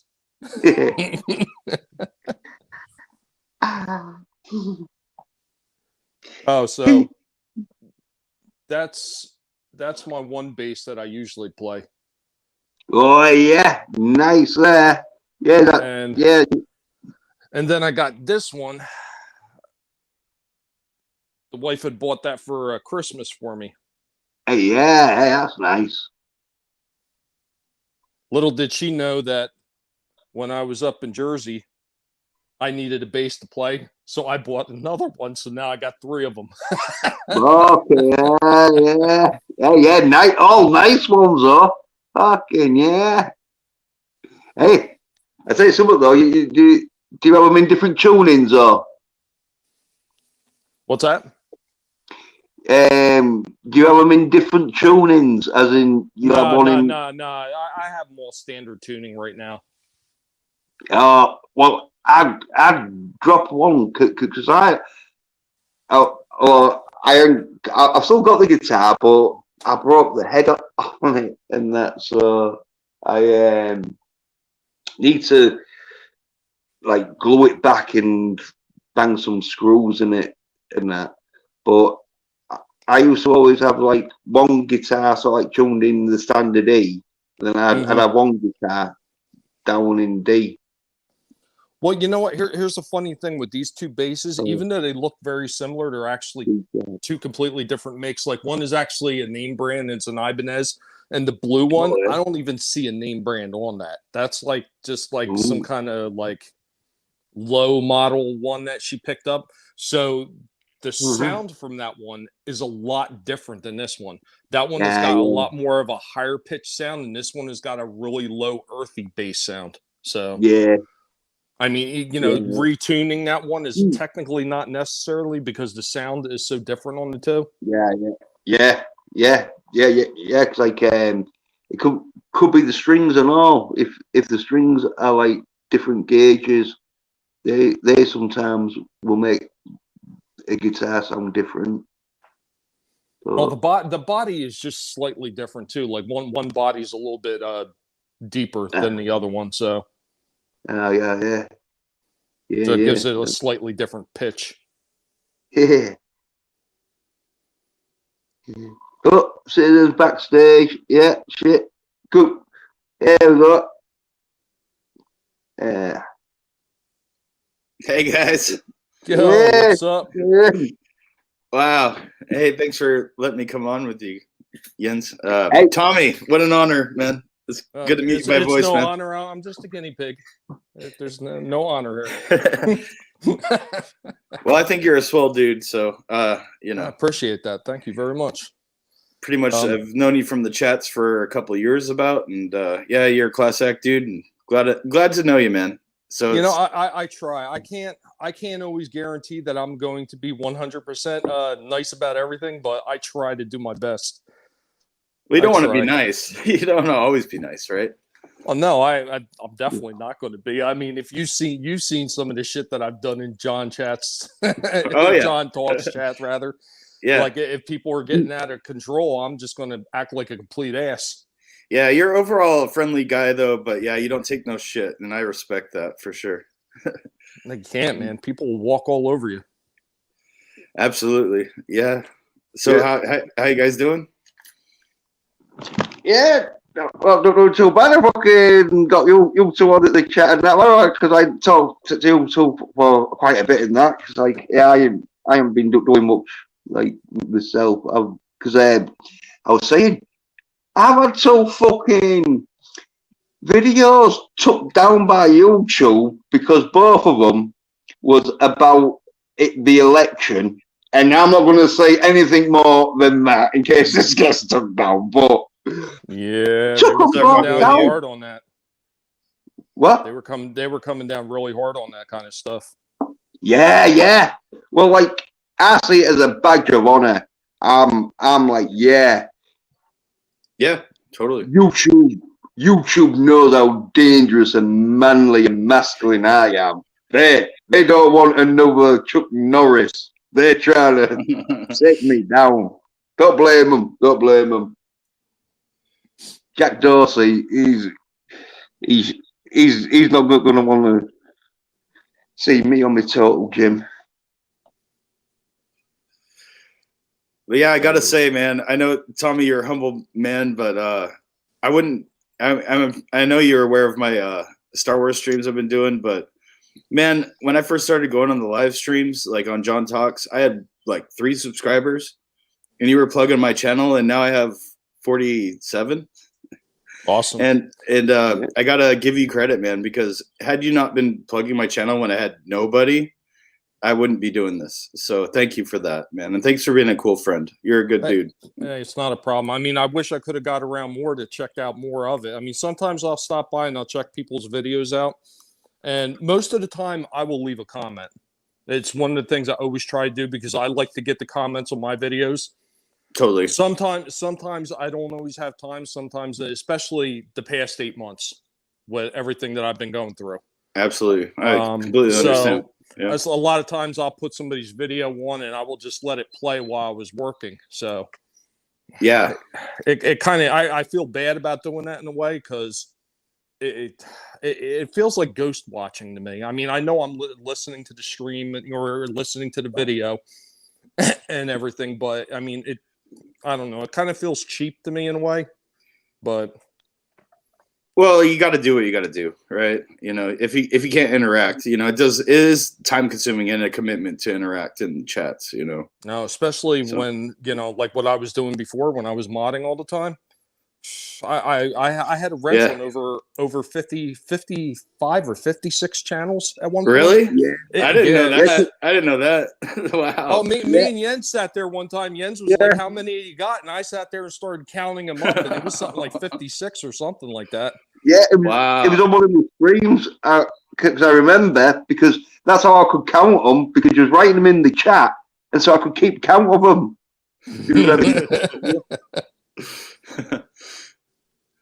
Yeah, but at one point, I think I got around to like most of the, you know, I would say the mid-level people. I mean, a few of the bigger channels I got around to. I mean, John was always the first channel that I ever got modded on, so I always give him credit for helping me out a little bit with my channel, because my channel was around before I even started modding, and John was the one that actually helped push my channel. Wow, that's cool. You're still the best mod on YouTube, in my opinion. You do a great job. I know. There's a lot of people that are upset because I told them I was going to be stepping away from like all that heavy modding, because I'm trying to do my own projects now. You know. Yeah. Plus, I got another project. I'm going to be. You know who Vinny Tormelli is, right? I don't know. Vinny Tormelli. He's a comic artist. He's part of Comicsgate. He has a comic in Indiegogo, you know, campaign going for it for Shadow of the Kraken. He's associated with Red Gaze and those guys that are doing their own comics. How do you spell his name? Vinny. Like Vinnie, right? Yeah, Vinnie. And his channel name is Vinny, like that, and then ART art. That's his channel name. Okay, cool. I'm subbing to him right now. Cool. Yeah, and he's been having me like stop by on his channel. Matter of fact, I was on his channel earlier, him and Red Gaze. So I mean, I'm not gonna, like, with that going on, and with the me and Vinny are supposed to be starting our own live stream once everything gets settled with the Rogue Entertainment stuff with Walton. We're supposed to be having our own show, and it's going to be me and Vinny hosting it. And cool. It's going to be similar to what I was already doing, where it's like old toys and old cartoons. So it's right awesome. It's right in my ballpark. Sounds good to me. Hey, I love talking about that stuff. I don't have to get in any kind of ridiculous drama stuff like what's going on Twitter and YouTube. Yeah. I mean, I got my fight with YouTube itself right now. That's really all the drama I need. So you lost a bunch of subs, or have been losing subs. Oh, right? I'm constantly losing subs, yeah. And it's like to a degree where it's not just people unsubscribing. It's like big blocks of folks, right? Here's what happened. No, you're fine. You're fine. Here's what happened. Right before my dad passed, I was notified by somebody that I was closing in on 700 subs, and I was like, really? Because I hardly ever check. So I looked on there and I checked, and it was over 600 subs. I was like, well, wow, that's pretty fucking cool. So dad dies. I go up to Jersey. I'm up there for a few months. And I started like putting out a video here or there showing what I was doing at the house. So people asked me about it, and they said, you should do a video. And I said, all right, I'll do a video on it, what I'm doing. So I looked at my subs one day, and I seen it was still around 600 something. The next day I went on because I'd gotten a bunch of comments. So I went back to try to answer the comments. And then I seen the sub count dropped all the way down to 440 something overnight. Damn. That's not dead subs. That's a straight up attack by YouTube, just ripping a whole bunch of subs away. Yeah. Wow. And I wasn't the only one, because like it was less than a month later, I had 2 other content creators were talking to me about the same thing happened to them. They had a few hundred subs just ripped out from under them for no reason. And then they started, other people were talking about how their hours were being taken away from them. Well, yeah. Wow. You ever notice you like a video sometimes and then your like disappears while you're watching the video? Yes, Yeah, there is something that's going on there. Now, if you automatically hit the like in the beginning of the video on, let's say it's a person you frequent all the time, and you know you're going to like their video regardless, you know? Sure. If you hit the like early enough, it'll disappear. If you hit the like about just a little past halfway through the video, it won't disappear. Crazy. That's a new thing, isn't it? Seems like it is. It is. Well, they were talking about one point, they were talking about removing likes from the videos. Like, okay, if you remove likes from the videos, how do you figure out the algorithm then? Are you going to go by just like how many comments somebody got on the video? Yeah. No kidding. Because if it's a live stream, I was going to say, if it's a live stream, then that would screw people up live streaming tremendously. Because without likes on a live stream, how's the algorithm going to know to push that live stream? Well, Tommy, I reckon it'd be sort of YouTube, wouldn't it? It'd be like, right, oh, we decide who's number one. Oh, look, it's Jimmy Kimmel. It's Saturday Night fucking live.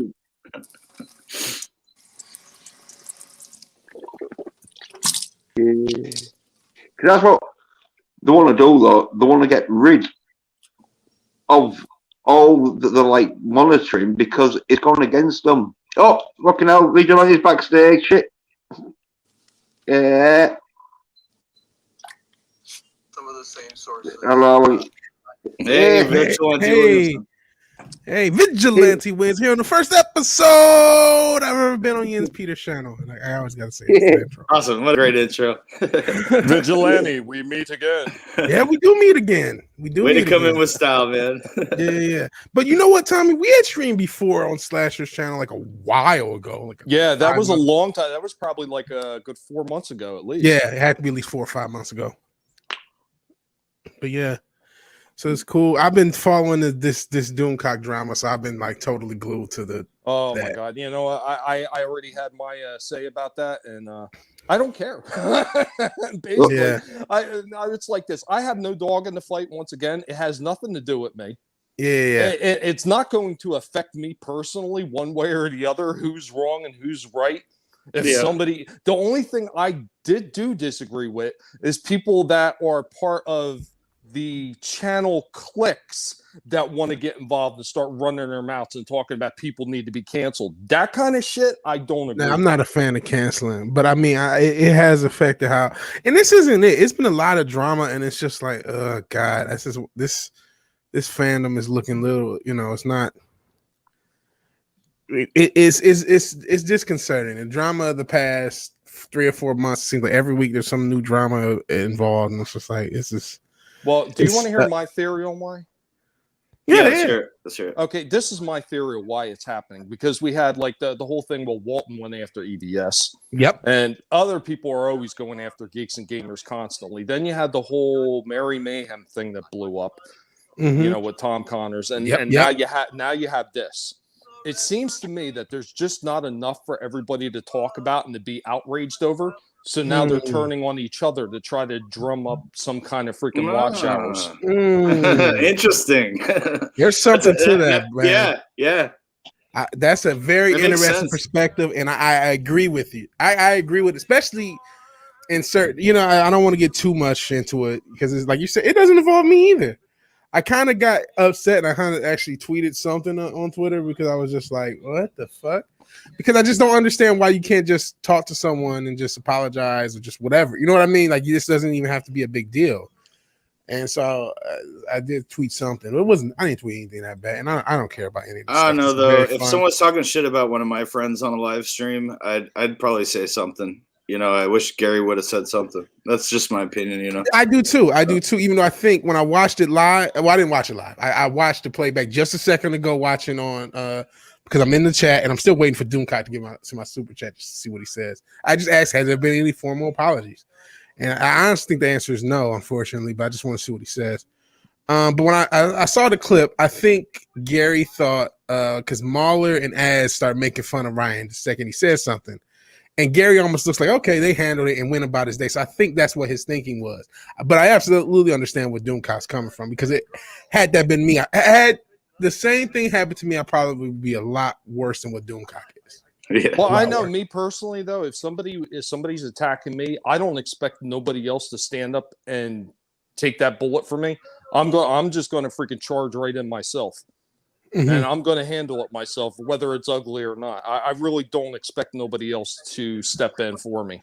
And even when I've had problems with other people, the only thing I will do is I will give other people a warning of what this person is doing, and I will tell them to take that information, do it as you will, to protect yourself, but you don't need to get involved. Yeah, that's all I do. Yeah. I get, because the only thing is it was on Gary's channel. I think all Doomcock wanted was just a comment at all, a response. Had he even said what Marler and Az said, I think Doomcock wouldn't have said anything. Because he said all he wanted. Somebody mentioned what Gary said in the member stream, which I did not see because I was busy. I think it was actually streaming on the Vigilante Williamson channel. If you're not watching, go ahead, check the channel. But no, I think he said something along, hey, I know Doomcock isn't making stuff up. I know he has sources. And Doomcock said, hey, that's all I fucking wanted you to say. That's it. I didn't need a mea culpa. I just needed something like that. So, I mean, I get why he's upset. And I didn't like that Jeremy just streamed and said, oh, he's being attacked. And then I literally, what I did on Twitter is I literally retweeted one of Doomcock's tweets where he just says, hey, I don't blame Jeremy for anything. It's just, I like Geeks and Gamers.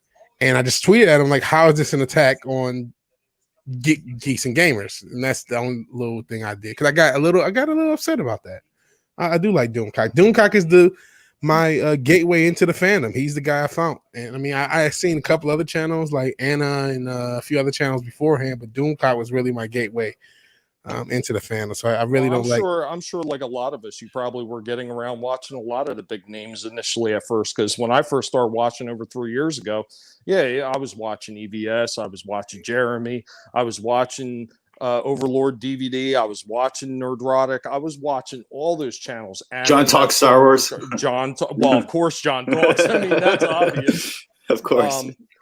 I really he started around that same time. He started around the same time too, though. A lot of great channels started around that time 3 years ago, right after Last Jedi. Yeah, I remember when he started. He didn't have nowhere near the sub count he has now. Yeah. I mean, for the longest time, he had a hard time pushing past 50,000. Yep. Yeah, I mean, I'm a late addition. I started with the Fall of Soy Walker rumors. I seen that Star Wars girl when Soylo came out, so that was probably technically my first one. But I kind of fell out of with the YouTube algorithms, and sometimes you guys were talking about being unsubbed. Sometimes like I somehow got unsubbed from a lot of channels, and just because of YouTube wasn't really as hardcore into the fandom. I was into other stuff, really wrestling. That's why I was watching YouTube more than anything, was wrestling, and I kind of fell out of that. But so I didn't really follow channels to channels and realize there was a big connected. I didn't realize there was a big connection until late 2019. And like, oh, all these channels are connected, and a Critical Drinker and Doomcock and Gary and all these other channels I kind of found, and it was cool. But I mean, I didn't, you mentioned Geeks and Games. I've watched Sports Wars. I have watched a lot of Sports Wars. I've never really just because it just wasn't my thing. Really big into Geeks and Gamers. It just happened not to, just happened not to watch it. Well, I started watching him initially because he was extremely hilarious, and some of the other people that he had come on his channel as like host their own segments on G&G, and they were hilarious as well. I mean, that's why I watched it. Yeah. And then at some point it wasn't that fun anymore, and I just didn't watch as much. See, I never saw that. I came in when it was just, and this is what I say about my own channel. I don't want to be CNN where the SJWs are my Trump, and you just woke stuff bad. It's like, okay, I get it.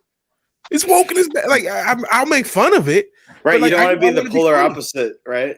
Yeah. Of what they're doing. You don't want to be the mirror of that. Yeah. Like if there's something funny to sense. be said, if there's something fun to do, obviously I do it. That's why I try doing my show. But it's just I don't know. I really think a few phone calls and a few apologies is all that was needed, and the fact that didn't happen is kind of messed up. But I don't want to bring drama into this chat. I'm just letting you guys know why I was so like Right, Jen all put good, the man. link an It's hour all ago, good. and I was like, I wanted to come on, but I'm sitting there waiting for my super chat, and it's coming up. I know that because I looked. All right, Vigilante, I'm now your 469th subscriber. Cool. You're the second 469 subscriber because I've lost subs too. But I appreciate it, man. Absolutely, man. It's crazy That's that I a have pretty that good many idea. subs. That's a pretty good idea, that though. Where if your subscribers, you give them numbers and that, then you should be able to know who's unsubscribed. Mm. But it's knowing, because like sometimes it does say like, oh yeah, the numbers and people, but yeah, it's one of them where you'd have to like follow up about like or get in contact with like 1,000 people to say, oh yeah, did you unsubscribe? Well, that's the thing. When you subscribe, the channel owner will know it. But when you unsubscribe, it's anonymous. Or if you get unsubscribed, it's anonymous. And as far as like unsubscribing and the bullshit that YouTube pulls, this was quite some time ago. I was actually modding for Sean Stackhouse at the time, and he was on he had a live stream going. I jumped on the live. I got the notification because I was subbed. I jumped on the live stream and I started modding for him. About halfway through his stream, my sub disappeared from him while I was sitting on his stream modding. I literally watched it click off. I was like, "What?" Wow. Yeah, I've seen them do it. I mean, and I'm not shocked because right when you upload a video, right when a stream is going, that's when those unsubs happen. It happens upon uploads. Like I've uploaded videos and then the sub count goes down. I'm on a stream and the sub count goes down. It's those actions trigger it. Whatever is in their algorithm to do that. And I don't care what no one says YouTube is doing that intentionally, but it's in there. It happens on when you're on a live stream or when you just upload a video, from my experience. Yeah, I gotta agree. I mean, I only have 47 subscribers, but when I do live streams, like that's when it changes. It doesn't change throughout the between the streams. You know what I mean? It's usually when I do a live stream or shortly after a live stream, I'll lose subs or likes or shit like that. You know? Yeah, it's BS. Yeah. Well, when I was streaming just on this stream and I started it, I'm streaming on my phone and I got my laptop out so I could check to see, like I've got the stream on now, so I've still got a viewer because it's me to check. Oh yeah, see if it's all right and running and that. Yeah. And the view count went to 0, and it was like, I know there's someone watching because it's me, and the laptop hadn't gone off. So you know, if the laptop had like the battery had gone out, then yeah, I could see where it did. But the laptop, and I was like talking, and it came back on because I think YouTube was like, oh shit, we've took one of his viewers off that he knows is there. Could be me just sort of like being paranoid, but just because you're paranoid don't mean that doesn't mean. Yep. Kurt Cobain was right when he said that. Well, yeah, I did like John Talks did a members only stream the other night, and it said 0, but I was watching, and it was like a private stream, right? But it said 0 on his end, and he's like, I didn't know anyone was here, and it was only me, but we were both surprised that nobody else showed up for that, you know. Hey, you want to hear? I guarantee no one got a notification. Here, you want to hear a real funny one? So I'd uploaded my last guinea pig collective versus YouTube video, and I'm in the account, the video editor section for YouTube, so I can like edit the description, edit the thumbnail, and all that Right. stuff. Yeah. Yep. So I'm doing all that, and I get done, I save it, and I look down at the bottom, and I see the video says 0 views, and it says up for 59 years. I was like, what? Wow. I started laughing. I was like, You, really? it's just been up since the Wow. since Candy was still here. Holy That's shit. a pretty bad mistake. Yeah, on YouTube's end. Wow. And I was here's why I really started laughing, because I'd seen the Gospel According to Mark with a C. Yeah. I'd seen him post something similar to that not even a week ago.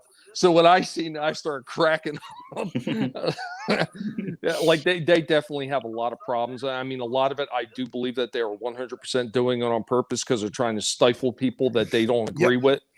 We've triggered something in the algorithm where we get flagged. That's what I think. So I wonder if because we're hashtag Fandom Menace or affiliated with it, maybe that's why. Maybe, but I think it more than likely because everything is AI and machine learning, computer learning. It's something we've said that gets us on a naughty list, and once you're on that naughty list, these things happen. Oh yeah, I'm on the naughty list early on in my YouTube. I can see that because of my Soy LaWoke guy.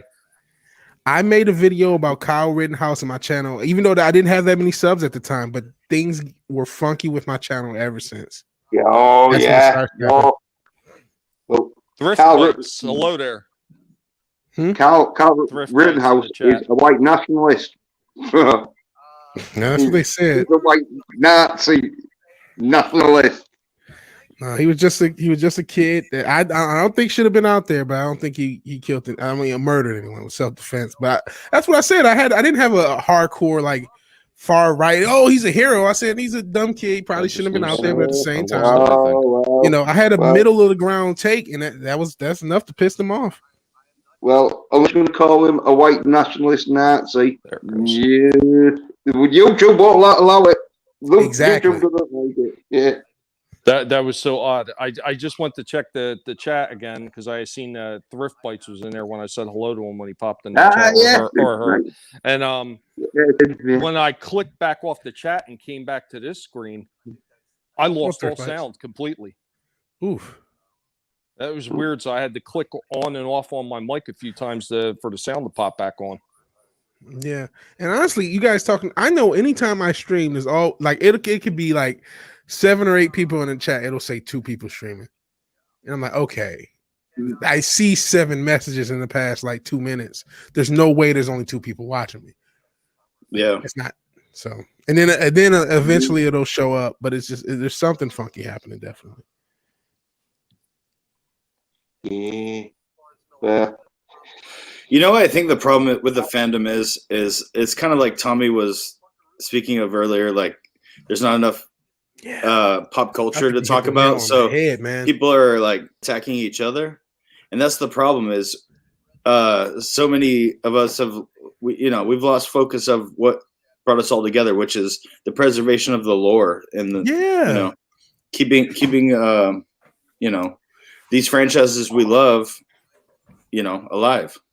Yeah, I mean that's why I know me, Fireball. We do a show. A lot of times we try to talk. We did a show talking about From Dusk to Dawn because we want to talk about something we like.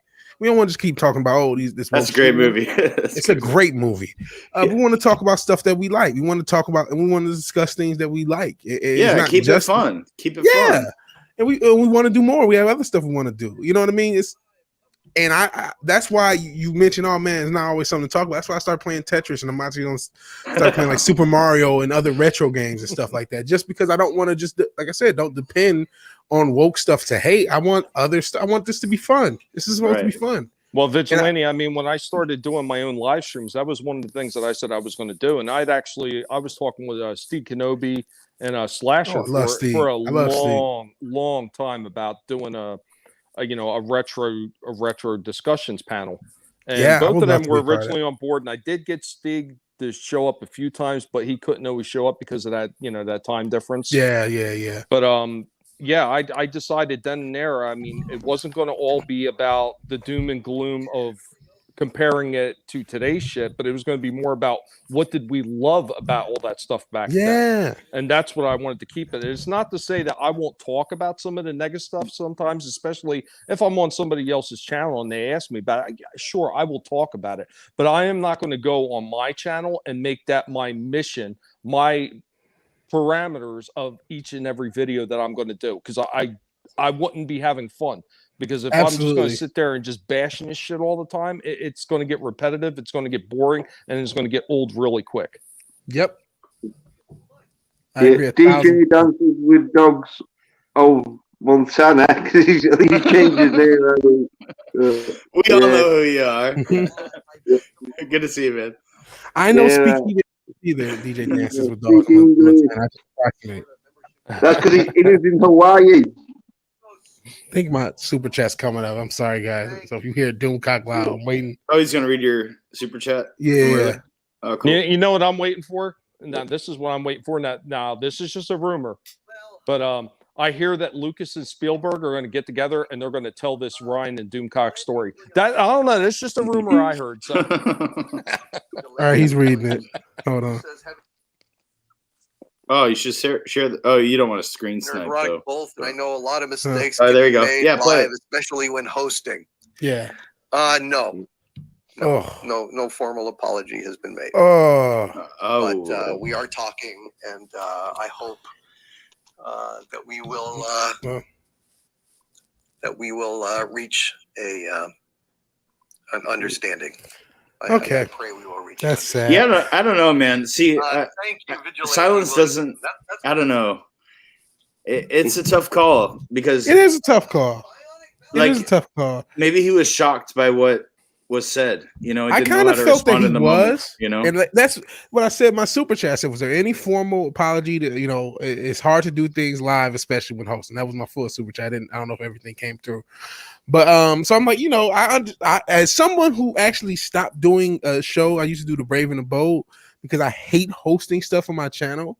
Because it's so much harder than I would have ever guessed to pay attention to the chat and to pay attention to whatever, there's multiple panelists and then try to, contribute. It's like, oh my God, I can only do one of these things. I tell you what, it does take a little bit of practice to get used to that. I mean, when I first started doing it, I had a hard time focusing on talking to everybody and keeping everybody going on the panel and then trying to pay attention to the chat. But DJ Dance with Dogs, what's up, buddy? How you been? Yeah, DJ Dance. What's all the drama with Doomcock and Geeks and Gamers? Something that was said from Ryan to Doomcock. Yep, and it's about an hour and 30 minutes into Friday Night Tights. You can watch it. It was just something ridiculous, something that was said, and then feelings got hurt. And that's why I understand. Listen, the shows I hosted had maybe 10 to 15 people in the chat, not thousands of thousands where you have a producer and all these super chats you got to keep track of and different guests and all the stuff you got to keep track of.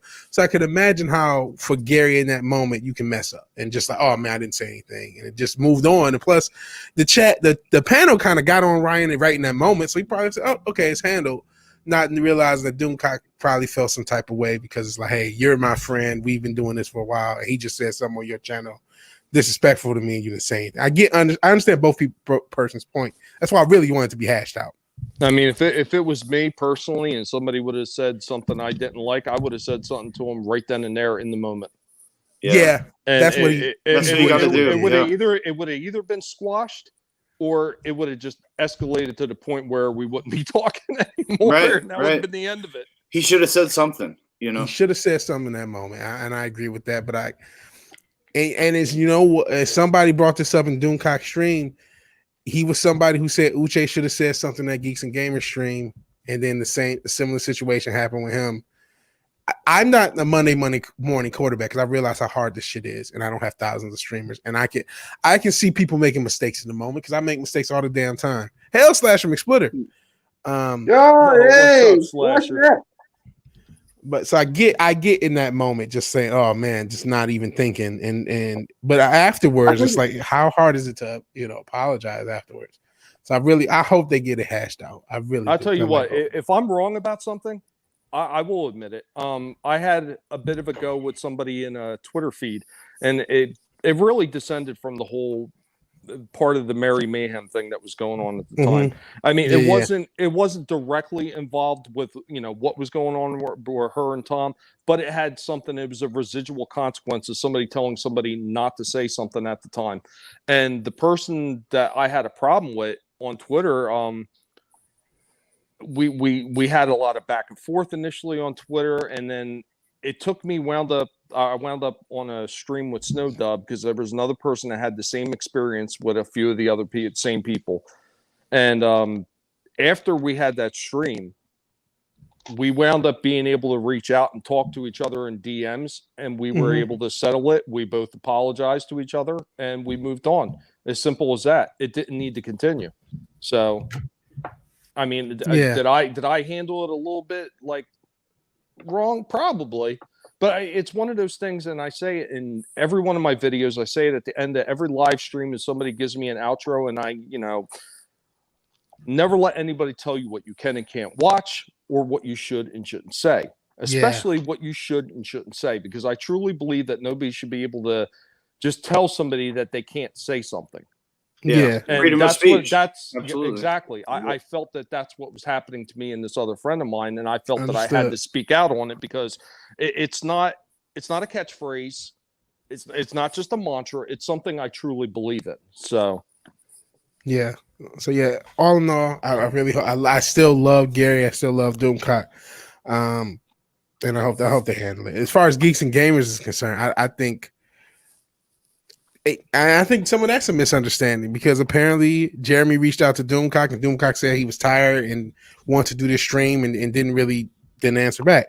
So that's probably a misunderstanding. And then Jeremy did his stream, and it's just, I think the fandom menace is kind of dead. And this is it's been drama ever since that damn Wax Snyder talk this shit. It seems like every fucking week there's a new drama, and it's just everybody's on edge. Everybody's on edge. It's so like it's so disconcerting. A lot of them, to me, like I said before, it's like they don't know what to do. I think you're 100% right with that. We need to get back to the subject matter and the art, the franchises we're fighting for, right? And rather than egos and personalities, right? I mean, talk about the things we love: Star Wars, Star Trek, a million other franchises, right? Yeah, that's what matters, Awesome. The new Batsoy would have probably regalvanized the fandom menace back into fucking thinking about a shit fucking film, but they postponed that because they know. Sparkly back.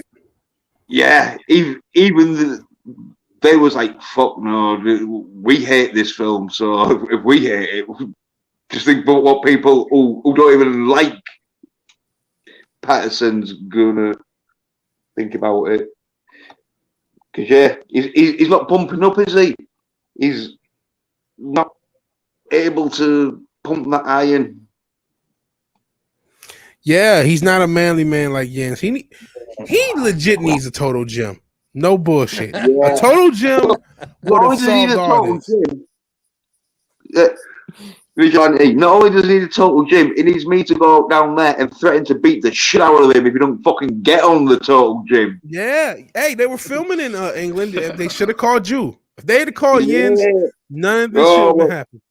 Well, figure I might have gone happy, slappy, some crazy and killed him.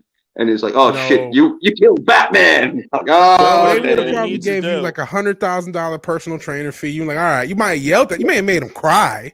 No, what he needs to do, in order to start everything off, what he needs to do is he's got to stop with the soy shakes, and he's got to have a few burgers. That's the first thing he needs to do. Man, don't you? Vigilante come back me up here. Vigilante, I should have slapped him around, got him to cry and fuck off, and I should be the new Batman. Even though I'm quite old for like the young, but I just said, fuck it. We're not even doing the first years of Batman. We're doing the exciting years where he's going around kicking ass.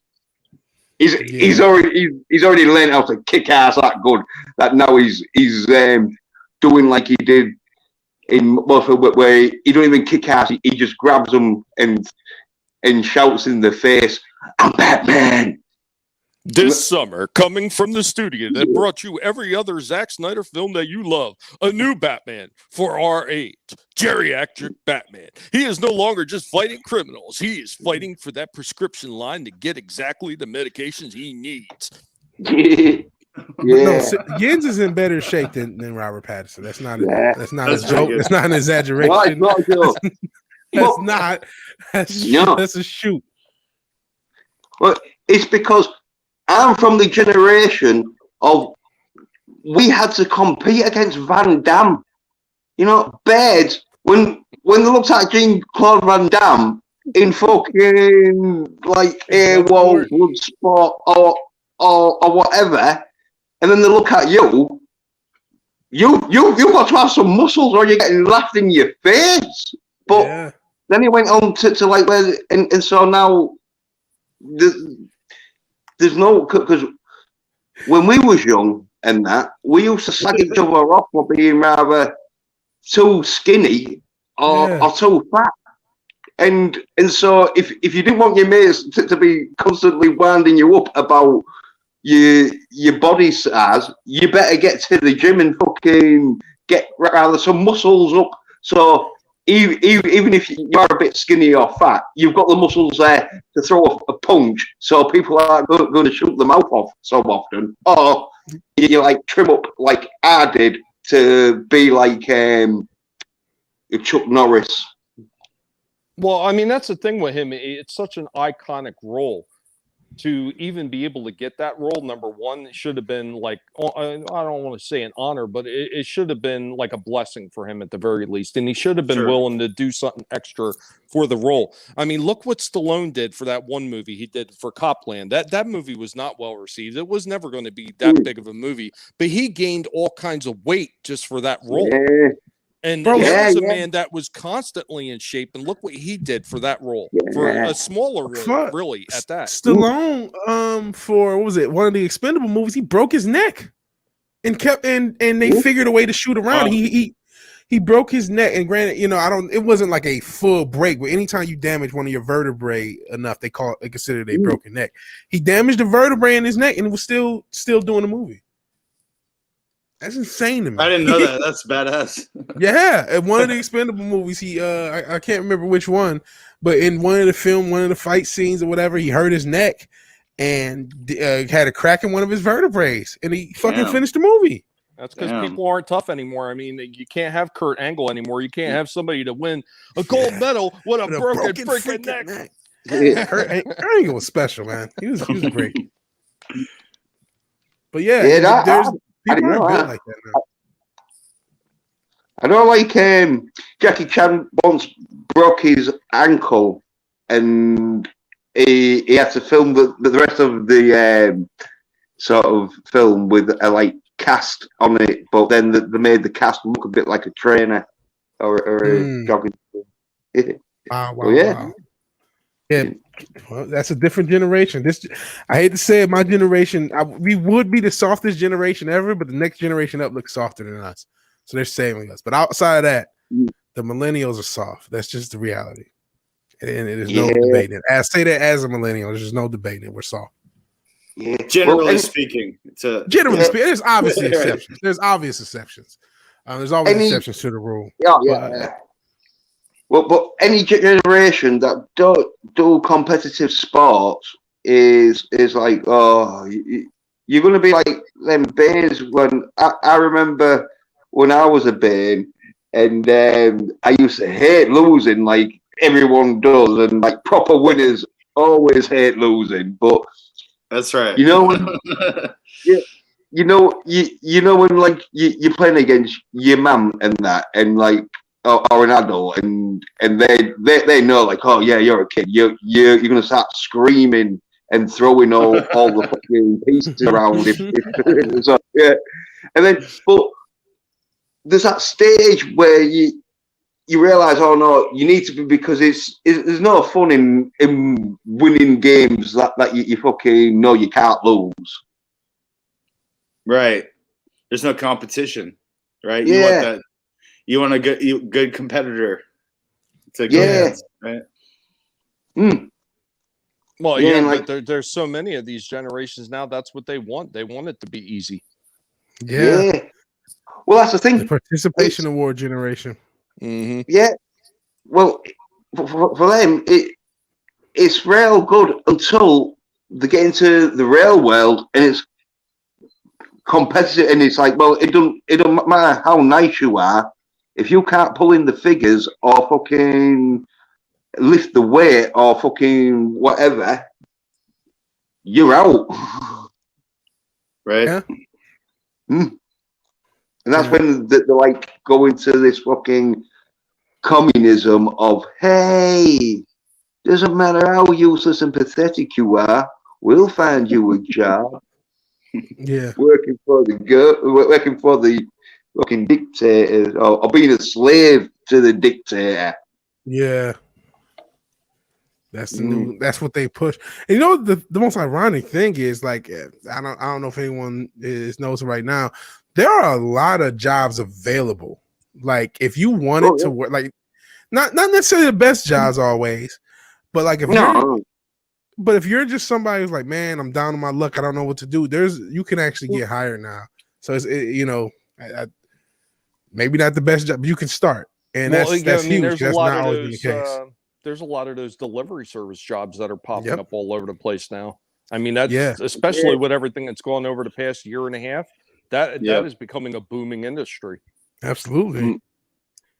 And like in the UK, I don't know what it's like in America and that, but in the UK, there's always like nursing jobs, even though like you have to like start off at the load, so you're cleaning up bedpans or whatever and that. Oh no, there definitely is a very huge deficit in the medical field right now. I've actually heard people talking about it. So there's a huge deficit in a lot of fields, man. A lot of people are just, I hate, again, I'm not gonna say all of it because there's a lot of people who are still looking for jobs, right?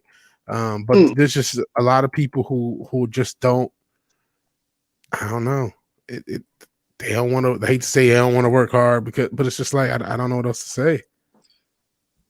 Well, is that sort of where I'm part of it, sort of thingy, where we see sort of like manual labor jobs as a bit beneath us, as in like, fuck that. I'm not fucking working myself to death, fucking lifting whatever, fucking for 40 years. Yeah. I'll rather just sit in an office or something and stamp some papers or whatever. Yeah. And so, hey, technically that's what I do, so I can't really talk too much shit, right? Because I gotta have an office job. Oh goddamn! It's like. But at the same time, I'm willing. If I lost my job, well, I mean, I've got a new job, whatever. But if I lost the job, I would be more than willing. I was even thinking about like shit. I may have to work fast food, and may have to work, work night stock and stuff, and just work 2 or 3 jobs instead of that current job. Fucker. Oh, you all right?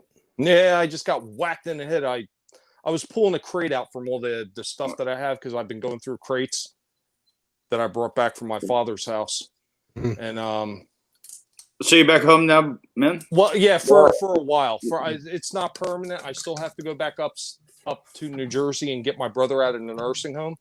Oh, man. But for now, I brought everything down to Florida so I can get the house ready to sell. But I've been going through these crates, trying to sort through them, figure out what's in each crate. So this way I can get everything together so I could start selling stuff when the time comes. And as I'm pulling the crate out, I apparently hit the pull switch on the ceiling fan, and the blade starts spinning around, whacking me in the head 2 or 3 times. Like, oh, that doesn't sound good. Luckily, I got a hard head, so there you go. Yeah, sounds like a concussion, depending on how those blades were. No, I guess if it just starts, it doesn't get that never much. Had a concussion in my life. Okay, that's cool. Yeah, but so like, Toby's been on all these crates. You actually frozen, at least for me. Oh, really? Yeah. Nah. Sorry. Still frozen. It's going a little choppy, but I can see those crates and stuff that you're talking about. Yeah, if I can burgundy back up curtain behind it. It might be because I'm so far in the room, I'm losing part of the signal, but it's a lot of crates, man. Yeah, and that's just all toys. Whoa. Wow. It's 100% toys. Some of them are newer toys, but there's a lot of older toys from like 80s, 90s, even to 70s. So wow, awesome. Wow. I've watched many of your videos, or pretty much all of your videos, while you've been going through all that stuff. So you have a lot of treasures there.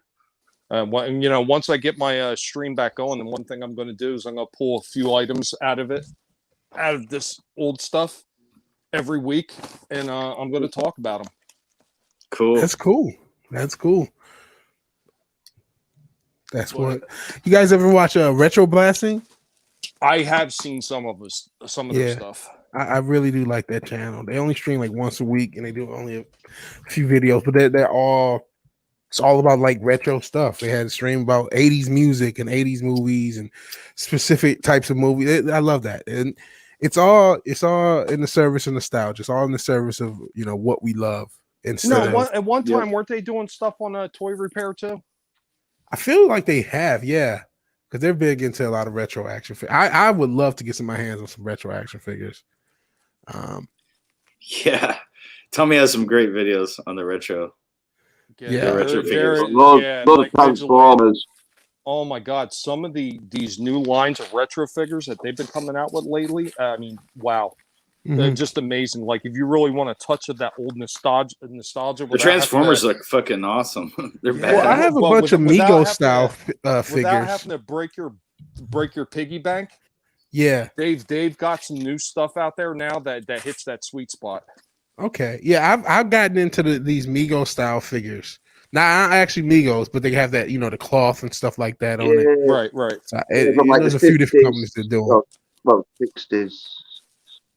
Yeah, because what it is I remember when I was younger, I had a friend, and we had like action figures we could play with, but his dad was so he had all the old original Mego stuff and all the original action figures from like the Batman 60s versions, and he had them all preserved, still in boxes. He was ahead of the curve on that. I could only imagine what that collection was worth. I found a few of them. Man, those things are treasures when you can find them and they're complete. Oh my God, man, he had complete collections. It was for my little 7 or 8 year old mind. It was like whoa, because I never even had the concept that these things were valuable until that point. And he was like, nope, kids don't go in that room. And it was like a retro toy store. It was a retro toy store in the 90s. So these figures that are older than the 90s only got, these are now 50-year-old figures or 40 or 50-year-old figures. So I hope that guy, I can't think of my buddy's name, but the guy on the west side of Detroit who had those action figures, I hope you didn't get robbed. I hope you still have them. And I hope that they're valuable, because that was it was quite a collection. And so 7 or 8 year old me my mind was blown by that collection. Oh, good. My wife is going to throw a fit.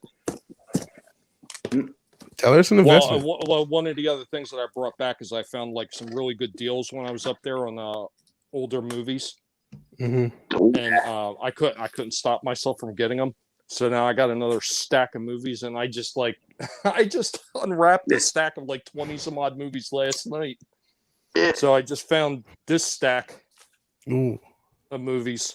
There's got to be a good 15 movies. Let me put you on the big screen. There you go. Yeah, what you got there? The Great Wall. Well, that doesn't look like movies, but no, they're just all wrapped up. They were wrapped up but like there's an Indiana Jones collection. Like, that's I cool. can unwrap Cool. this. what was that, man? See if I can. Yeah. I'll wrap it. Show the camera that it's a DVD inside there. Yes. Oh, awesome. Indiana Jones. Indiana Jones. Oh yeah. Dope. Yeah. But I had a ton of them, Yeah, There's we don't all need any kinds of. more I got trouble with Slap YouTube. Shop. I got. Oh man. Oh man. Yeah, All yeah. kinds of good stuff. Hey, Yes. well, So that makes me want to ask, what'd you guys think of Crystal Skull? Oh no, Crystal what? Skull is the reason I don't even care to see them. Like, you know how everyone gets all bent out of shape about the Last Jedi and all this. I'm like, Indiana Jones is already destroyed with the Crystal Skull. Like that was terrible. I'm not saying they can't make a worse movie. Oh man, I didn't hate it though. I didn't hate I it. hate well, it. yeah, I didn't think it was. I didn't think it was great. Fucking will be. I didn't think it was great, but I didn't hate it either. I thought it. You know what? Quite honestly, I thought it was better than a lot of the stuff that I'm seeing Disney push out. It probably is. I haven't seen it since, but it's probably. If I watch it now, I probably would have a totally different opinion. But at the time, I was just. I was shocked. That was probably one of the first experiences I had, pre-wokeness, pre-anything, where I felt like a franchise that was beloved, that I was getting like punched in the face by the people who made it. I was just so like, the prequels didn't do that to me. I like the prequels for the most part, but when I saw that, I was just like, "What the fuck is this?" I was so mad. I think there was a lot of things that they could have did better in that, without a doubt. But like I said, not when those aliens showed up, I was ready to. I think they could have did that better. I think they had. I wouldn't say it's a great concept, but I think they had a decent enough concept that if they would have done it right, and they didn't make it so cheesy, it could have been a lot better. Yeah, the cheesiness really hurt. Well, I thought, Harrison Ford was looking a bit too old to be playing Indiana Jones, because like when he sort of like swings, swinging. No, it's not. It's Harrison Ford. He like smashes into like the front of this Jeep, and it's like, if it had been like in his prime and that, you'd have thought, oh yeah, down the head, but yeah, he'd be able to get up and start kicking ass because he's tough. Yeah. But at his age, it's like, fuck no, but in real life, he'd just passed out. He'd just been laid there unconscious. Like, oh shit. He'd be laid the fuck out, yes. Yeah, fucking where did this old man come from? He looks like I'm dead. I think the most ridiculous thing that was in the Crystal Skull, though, was the refrigerator scene. Me too. I think everybody. It was that's like not as bad as Luke drinking titty milk, but it was pretty close, right? I think that's the proto Luke drinking titty milk. That's like the first, before Luke drunk the titty milk. Indiana Jones got his fridge nuked, and that was like, what in the fuck is this? And I remember when I saw, because you know what, Tommy, one thing I will say is, maybe it was nostalgia, maybe it was that wanting to like it. I was still riding up with the movie, and then the fridge got nuked. I think that's early in the movie. I'm like, what the fuck was that? But I still like, okay, that was weird. That made no sense, but okay, I'm gonna keep going with it. And it just got crazier and crazier. And then Shia LaBeouf, when he was swinging in those trees, I said, yeah, like Tarzan. Yeah, that's right. I was like, I'm out. The CG I'm out. was so bad. I said, nope, done. I'm done. And the alien showed up. I said, this isn't. You know what? I just thought of another thing that did that. The third Matrix made me feel that way too. The second one was weird enough at the end, but it was enough cool stuff that happened in the movie that I was willing to forgive the ending of the second Matrix. But that third movie, I was so pissed. So pissed. Really? What for? I overlooked the Matrix series, but I like the first Matrix, and again, the second one I really like. I liked the second Matrix. The ending was a little weird with the guy, the architect, but I was still riding with it. I was still like, okay, whatever. Let's see how this resolves. But that third one with there was a lot wrong with it. The robot, the war in Zion looked terrible. It was a lot. You know what it is? It looked awful, and a lot of the plot just stopped making sense, and they kept changing the rules. Well, we had this rule set, and then all of a sudden Neo has powers in the real world, and then he's destroying all these. It was just like, what the fuck? What happened to the rules that you guys created? Do they matter? Canon, right? Canon, yeah. I demand it. It was I just say Richard Williams totally going off into the bullshit realms of fucking disbelief. But I liked it because Neo was proper badass, even though he sacrifices himself at the end to save humanity. But it was kicking. But yeah, they're both are in number 3. But I also like the Matrix. I know a lot of people shit on like the third one, probably because he dies, and like people don't like to see the hero die because one of them things where you want to see the hero live. And, you want a happy ending, right? Yeah. But even in the ending, they told you that he was probably going to come back. If you remember it, because they said something like, I'm not sure, was it the Oracle and I can't think of who else was talking to her because it's been a while since I saw that movie. But they said, "Is he really gone?" And then she said something to imply that maybe he can come back.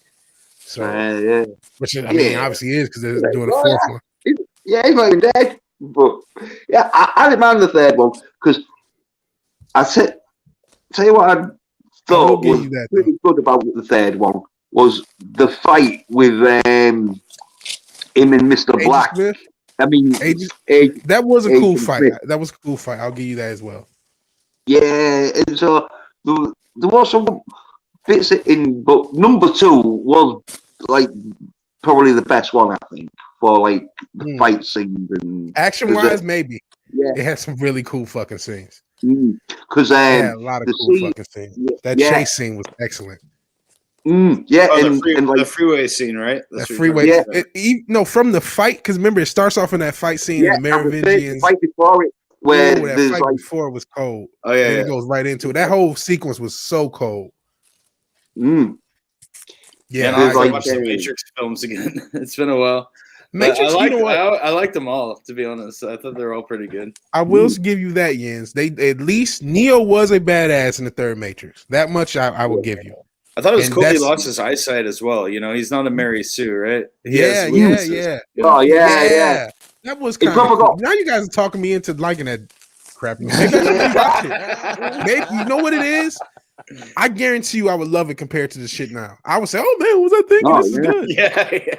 You know, I was talking about, I find A Christmas Story 2 more enjoyable than most of the films that are coming out now. I haven't seen Christmas Story 2. I didn't even know they made a Christmas Story 2. Yeah, they did. They did. It was bad. Oh, man. It was bad. It was sometime in the early 2000s it got made, and it's not good because he's like older. He's like a teenager. It's really goofy. Is it so it couldn't be the same actor then? Yeah. No, it couldn't have been. It couldn't have been. So it's pretty bad, huh? Christmas Story 2. I'm trying to think, what was the movie? I feel like I saw a movie that I thought was better than when I saw it, and I can't think offhand. Where I'm like, oh man, this isn't as bad, because you watch it now, and everything that you liked in the 90s is so much better now. Yeah, it's so much better. Like Phantom Menace. Phantom Menace holds is. It's better now than it was back then, right? You know what? I liked it back then. I kind of did too, man. There's some really cool. You talk about some cool. Well, I liked it too, but it's better now. You know. Yeah. But that lightsaber fight was the ending sequence of the Phantom Menace was with the music and the lightsaber fight and them going back and forth between different fight scenes. Oh yeah, that was pretty incredible. That was pretty badass. I mean, there was a few things in that movie that I didn't like, and I still don't like to this day. I didn't like all the Gungan fight scenes. Yeah. I don't. It wore me out. I don't know if that was just Jar Jar, but too much CGI wore me out. Yeah. And I hated one other thing in that movie is I did not like the pod racing scene. Oh, I actually, Kid Me did like it because it was perfect for Kid Me. I thought it was all right. I mean, I kind of with Tommy there. It wasn't like it was almost like it took you out of the main story of the film. You know, for this like 20-minute pod race scene. And you got Jabba there, you know, like Member Berry, you know. Yeah. That's true. But when Duel of the Face blasting and that fucking lightsaber battle, oh yeah, that's as good of any moment that's ever been. I love that moment where the screen blocks Obi-Wan, and then it blocks Qui-Gon, in Buck's Mall, right? And Maul's like pacing back and forth, all full of rage, and Qui-Gon breaks, gets down and goes into meditative stance. That was fucking awesome. Yeah. And Obi-Wan's looking to think, what the fuck? There's no dialogue in that scene, but just the scene itself was so profound. It's because they had already had that battle, and that's the little calm in the middle. And you just it's such a cerebral scene where you see almost the difference between the Sith and the Jedi, where the Jedi is meditating and the Sith is just filled with rage, seething, and that was a really good scene. I got every one of those movies unwrapped now. Oh man, so there you go. There you go. YouTube. Tommy is not he is not on the wire. He is not Prop Joe. Those are great movies. You're gonna have a fun next couple months. I can't believe I found that. Flash. I can't believe I flashed. Holy crap! But yeah, I got two steel books too. Salem and Batman. Yeah, Clerks. 37. Pulp Fiction. Trying to suck any dick on the complete way out to series the of Voltron. Oh man, yes, that's dope stuff, man. Voltron, nice. But I used to have those Voltron figures back in the day. I did have. Where you build the big statue. You know what I always wanted? I don't know if you remember these. When I was a kid, they came out in a lot of the flea markets because you remember Mallrats? They went to the U.S. indoor flea market. Yep. I remember this. I used to go to that flea market all the time with my father. Wow. It didn't look anything like what he had in the movie, obviously. But right. What they used to do early on in the early 80s is they were actually getting toys brought over from Japan. So you were getting like pre-Transformers with the micro change lines and everything like that they were literally selling in the US 1 indoor flea market. Oh, wow. So you were getting those things pre-Transformers. My dad bought me, it was called Cassette Man back then in the micro change line. So I had Cassette Man. Right? Yeah, and he became Soundwave. But yeah, they were all stamped to car. And I didn't actually know it until later on. Wow. When I had this big ass collection, I was like, it's always a shame that I didn't get the real Soundwave. And I looked on the back and I seen Takara. And I was like, Takara. So I picked up one of my other toys, and this was like before the internet. So I picked up one of my other toys and I seen Hasbro Takara. And I was like, oh shit, this thing is legit. So then I had to actually go through book source material because that was really the only way to find things out back then. And that's when I found out it was legitimately a Takara pre-Transformer micro change figure. Wow. That's unfortunately cool. all of them got stolen. Oh, unfortunately. No. I lost something like $5,000 worth of Transformers. Damn. I was pissed. Oh, I'm sick for you, man. That sounds terrible. Wow. I've managed to get every single one back now. I made a lot of wheeling and dealing because before I started my channel, I actually got into doing a lot of eBay stuff. So what I was doing is I was going out and I was buying broken Transformer lots.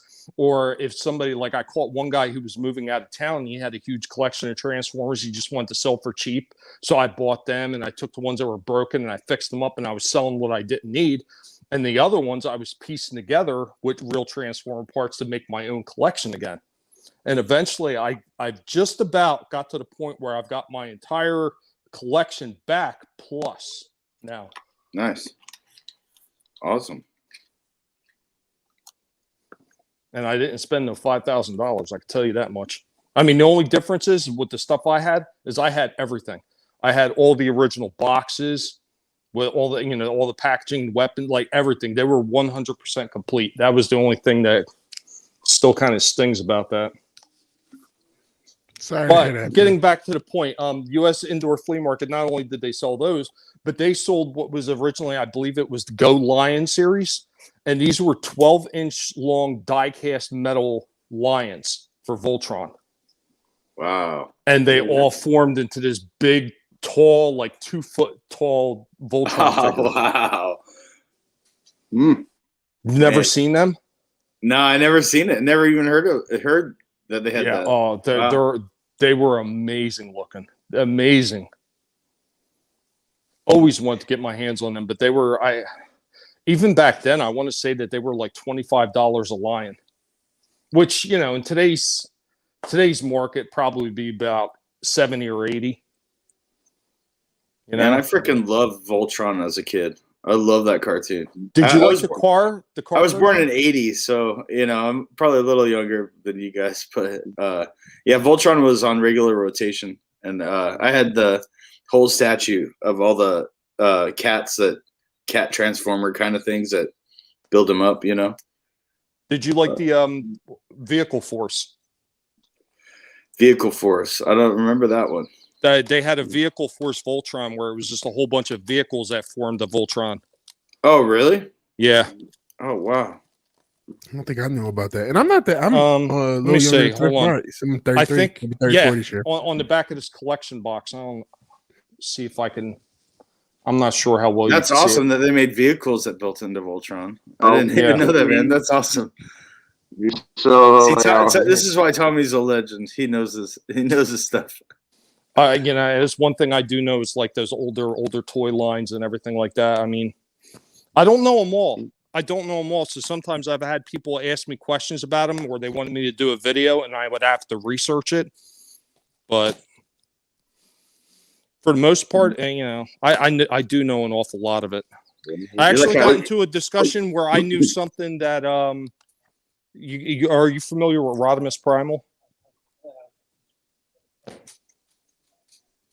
No, but what's that? Sorry. Sorry, give a sec because I'm just a bit curious here because my mate 50 Bytes who's got a channel. He does sort of like computer games, all like retro sort of gaming and that, and then he's sort of like thrifting where he just goes to like secondhand shops and buys like secondhand like computer games and that, real cheap and that. But he just put I'm 37 and I don't know if he's on a date if he's thinking he's on a dating service. I don't know why he put I'm 37, but it just reminds me of like 37.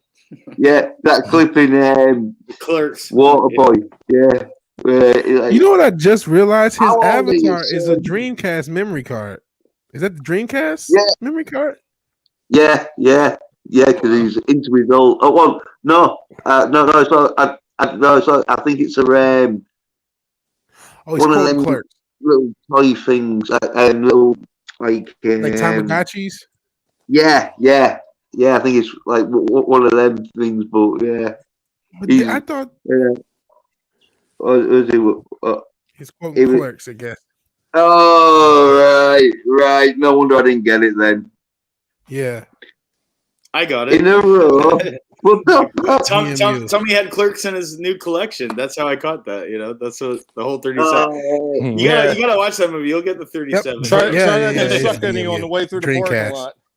Well, okay. The thing with Clerks? It's like a running gag through the movie, right? Yeah, but there was no action in it. There was no machine guns, no explosions, no tanks. I want to watch some of that. Isn't going to start a World War. Jens needs some action in this movie. Yeah. He's a masculine, manly man. He must have action. Yeah. Oh, it is a dream. Oh, apparently, it is a Dreamcast. I didn't know Dreamcast had like a little D-pad on them. Yeah, the memory card because you can play little mini games on the memory card. I just thought that they had just like 3 little buttons or something. Yeah, it does kind of look like those Tamagotchis that came out a few years before the Dreamcast that were really popular, or the Digimons. There was a few different brands like that. Hell, Newborn Turk. Yeah, Newborn. Yeah, Newborn. Yeah. Hey there. Hell, Newborn. Yeah. This has been fun, you guys. I mean, I'm having a great time hanging out with you guys. Yeah, this has been super fun. Seriously, thank you. Yeah, what we saying to Tommy, it was before I interrupted. Yeah, you talking about not some other toy, but we didn't even hear it. You said, but I forget exactly what I was talking about. It's lost in a moment. Sorry about that. No, it's all good. It's all good. Well, I have a question for you, Tommy. Can I ask Tommy a question? Is that cool? Or Tommy? Tommy, yeah. I have a question.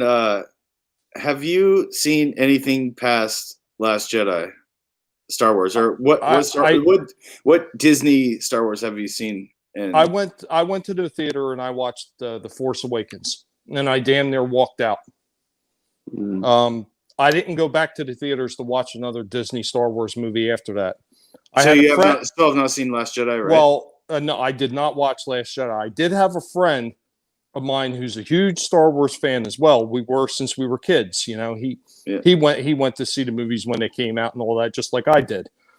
He convinced me to watch Rogue One because he swore up and down how great it was, and this, that, and the other thing. I watched it, and I was like, this is a pile of shit. And he's like, dude, you're like, and I was like, you know what? Rogue One had one scene. I said, for your sake, I will watch it again. And I watched it again. And I hated it even more. And then I wound up doing a video about it. And I did a video about all the Star Wars. I grouped them into trilogies. The original trilogy, the prequel trilogy, the sequel trilogy. And then the fourth one I did was the standalone films of Rogue One and Solo. And I didn't like anything that Disney did. And quite honestly, I'm going to go out on a limb. And this counterculture to everybody else. I will say that I think Solo was probably the best Disney Star Wars movie out there. Really? I didn't see it, so I couldn't know. I've heard people say that. I haven't seen it, so I couldn't tell you. And as far as Last Jedi, and as far as that Vader scene, that Vader scene had potential to be good, but I hated it for one single reason.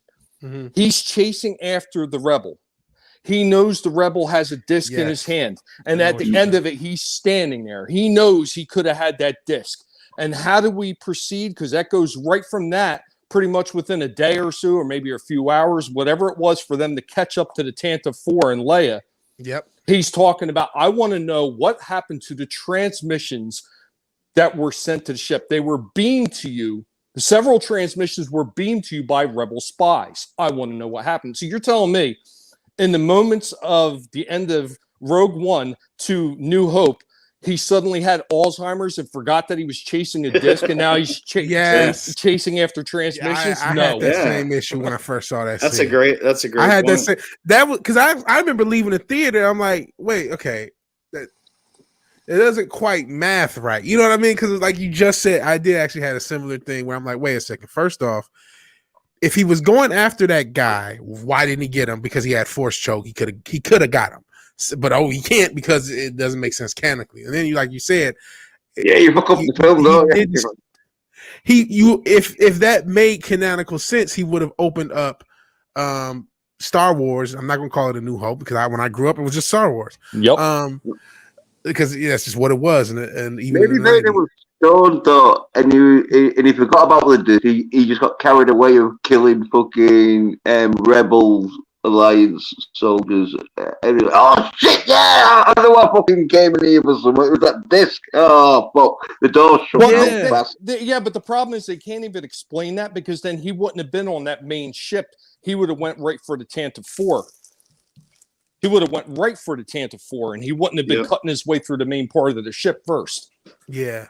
It did look good, though. It didn't make it, but no, it looked excellent. That was the scene. Yeah. That scene, actually, the reason anyone likes Rogue One, I'm not trying to, is that scene. It's because that's the ending, and when you end that strong, you end that cool. It was because when I saw that, I'm like, they need to do a Darth Vader solo movie right now.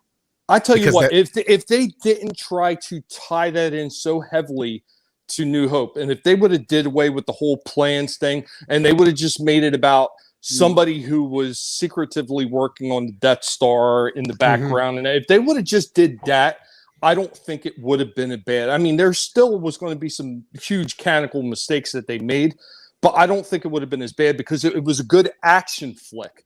And I think that's why so many people liked it, because it was almost like a war epic film. Yeah, and there was some interesting ideas. There was some interesting ideas being a kind of a ground level, these ground level rebels, and seeing the way they interact. there was a lot of interesting ideas, and you know what? I didn't see Solo, but I kind of thought Rogue One was the best thing that Disney had did as far as a movie because of that. Yeah. Because Rogue One had no heart, though. You know, it had no soul to it. It just seemed like an empty product. You know. Overall. You didn't because you didn't want to care about the characters by the end. Yeah, number one, you didn't have enough time with the characters to really care about them. Yeah, they kept there's throwing so many new characters all characters. at once. Yeah, they just kept throwing new characters at you constantly, and then by the end of it, when they die, what's the point of rewatching it? Because you're not. Yeah, I mean, you could rewatch it just for the fun of it, but you're still not going to care about those characters. Heroes, right, exactly. The heroes, Tommy. The heroes. They sacrifice their life for the fucking cause. Characters you care rebellion. about. Yeah, but I've seen both of the films, and personally, I would say Rogue One is better than Solo, even though in Rogue One you have that stupid scene where that bird, or whoever she is, goes off and starts beating up stormtroopers like she's fucking Wonder Woman. Yeah, and that bit was, but take away that bit, and the film is pretty good because you've got what's his name? Who does Ip Man? iCard. Donnie Yen. Yeah, Donnie Yen. You got Donnie Yen in it, kicking ass, and that dude. I was going to say I hated that guy that played Solo. Yeah. Oh, what was that guy's name? And the thing with Solo is Iron iCart that played or something. Yeah, like I didn't even see the film, but yeah, when I saw the photos of him, like this is going to be the new Han Solo, I was just like, nah, man, that's not Han Solo. That's not how the Force works. I'll tell you what, I liked Harrelson's character more. Woody Harrelson. I liked his character more. So you thought the film was okay? Like, what if you were a teacher? What grade would you give it? Just I would still give it a failing mark. Yeah, it was just too horrible. I mean, so it's not worth a watch, or is it only for morbid curiosity? Maybe I would say morbid curiosity. Somebody wanted it. Solo. Oh man, I haven't seen it yet. I've been abstained, but I might watch it just out of morbid curiosity. The thing with Solo is it does proper fucking make Solo into a soy boy. You know when you like think well, when you're thinking of a character and you're thinking, oh yeah, he was probably going around getting laid and being fucking the he was alpha in the original trilogy. Yeah, alpha. A proper rogue, wasn't he? A space what did he do? Fucking shit. He was a smuggler. But like when I saw actually a second of Solo, I was actually watching with my mom. It was just on. It was just on TNT, and we're just talking about whatever. And then we look, and they're like, "What is this?" It's like, "Oh, I guess it's a Star Wars Solo." And it was like, "What is going on?" It just looked stupid. The little part I saw looked very stupid, and I just saw Han just was incompetent, and the woman was doing everything. I said, "What the fuck is this?" Oh man! At the end, she's like, "Hey, 10 minutes Solo, you fucking soy boy, leave the exciting for me, you bitch." I mean, the only thing I think they added correctly to the Solo film is they actually did take something from the Adventures of Han Solo, because they had a series. It was a trilogy of books for the Han Solo adventures. Yeah, and one of the things in there. Yeah, and one of those, they actually talked about how he won the Millennium Falcon from Lando in a card game. I mean, they also talked about it just ever so slightly in Empire Strikes Back. That was the one thing that they added I liked. Huh? Have you read those original Han Solo books? I have them. That original trilogy? I have them. What was it? A Star's End, and I can't remember the other two, but I forget. You're talking about the early one, the first Han Solo trilogy, the first Han Solo trilogy. Yeah, I don't have them right in front of me. Cool. I don't have them right in front of me. I found the book over my father's house, the set of books, because it was like a 3-book collection. Yeah, I remember now. You had that one of your videos. Yep. I remember. You haven't read them yet, or no, you haven't read them. Yeah, I read them a long time ago. But once I dig them out, I'm planning on rereading them again. But yeah, I had a lot of those EU books. I had like the Tales from the Cantina. I had the Bounty Hunter Wars trilogy. I mean, I had a whole bunch of them. They were such good additions to the original Lucas Foundation through the movies. Right, and even predate the Thrawn trilogy. I haven't read any of those. I know there's a Lando trilogy as well, like from the early 80s. Yeah. I never had a chance to get them. Talking about Lando the Pando. Oh, is it? Man, yeah, he's an LGBTQ character now. They're going. No, he's a robot. I think he does anything really now because if he's doing robots, you know what I mean. Anything with a pulse is better than a robot. So Tommy's seen it. So how bad is that scene where he says he fucks L3 or whatever? They don't actually really show it, but they hint at it. Oh. Yeah, they hint at it constantly, like bad enough that where you know what they're talking about, right? Yeah. He hints at being in love with it. So well, how can you do but when it confirmed in one of the comic books, because like they did a comic because it's like, oh yeah, I think you don't really think they're quite friend, but like I didn't really pay that much attention, but I'm sure they like confirmed it in one of the comic books where it's like, oh yeah, he's fucking does bang. Oh, it could have been in the film. I can't remember. But yeah, he does bang robots, or which that's fucked up. You know, he's going. Lando was like suave, you know. He was like a ladies' man. That's how could they do that to Mr. Colt 45? Yeah, exactly. Yes. Well, exactly. You know what, man? I got a theory that they, part of the reason they do a lot of race swaps is to like disparage different groups. Like just like I talked about the Rugrats thing, where they made the one character a lesbian and they also race swapped her. So anytime they can throw shade at a black man, make them LGBTQ or any race, any non-white person, they can make an LGBTQ. They'll do it every single time. Yeah, Lando was a pimp. Now he's a simp. There you go.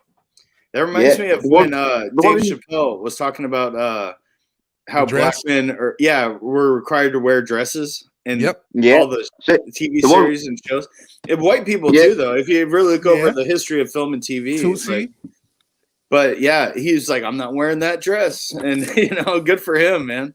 Yeah. You're right. Because like I said, Tootsie has been a part of people. Mrs. Doubtfire, a lot of people. Right, Robin Williams. Robin Williams. Yeah. Well, so what's up with these Hollywood folks wanting all the males to wear dresses and that's the thing. I was the one to soy black dudes and because white dudes are pretty much soyed, apart from me, obviously. But but black dudes are like, right, okay, we need to soyify them. Let's get them in a dress. Let's get them talking really fucking like but what's his name? Fucking agenda, right? It seems like but that transvestite. What's his name? Fucking just the fucking RuPaul.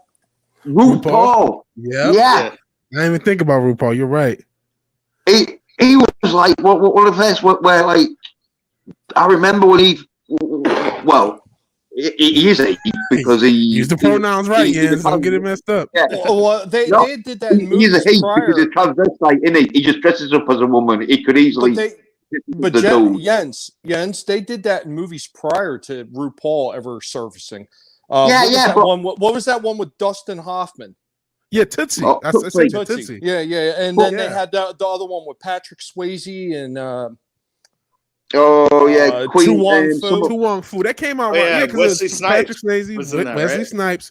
Who was that? It was three people. Who was the other guy? Leguizamo. Yep, John Leguizamo.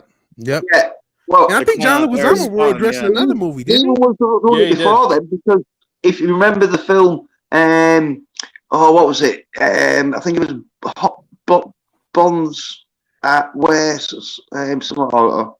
But anyway, it's got Jack Lemmon, Marilyn Monroe, and I I forget who else it is, but they get dressed up as women so they can like follow Marilyn Monroe around because they're both in love with Marilyn Monroe. Some like it hot, sister. Some like it hot. Yeah, there we go. Yeah. Yeah, Thrift Bite's got it.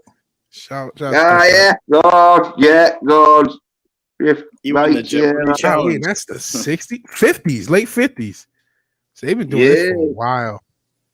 It never happened before, gentlemen. Never happened before. Well, it probably well. I tell you, it was real big in Britain with the pantomimes, sort of like where you'd get those getting dressed up as the ugly sisters, and so you'd have two dudes dressed up as like women being the ugly sisters in Cinderella. Mm-hmm. Well, if you go back even further, like the early Shakespeare plays, they were all men that did all them.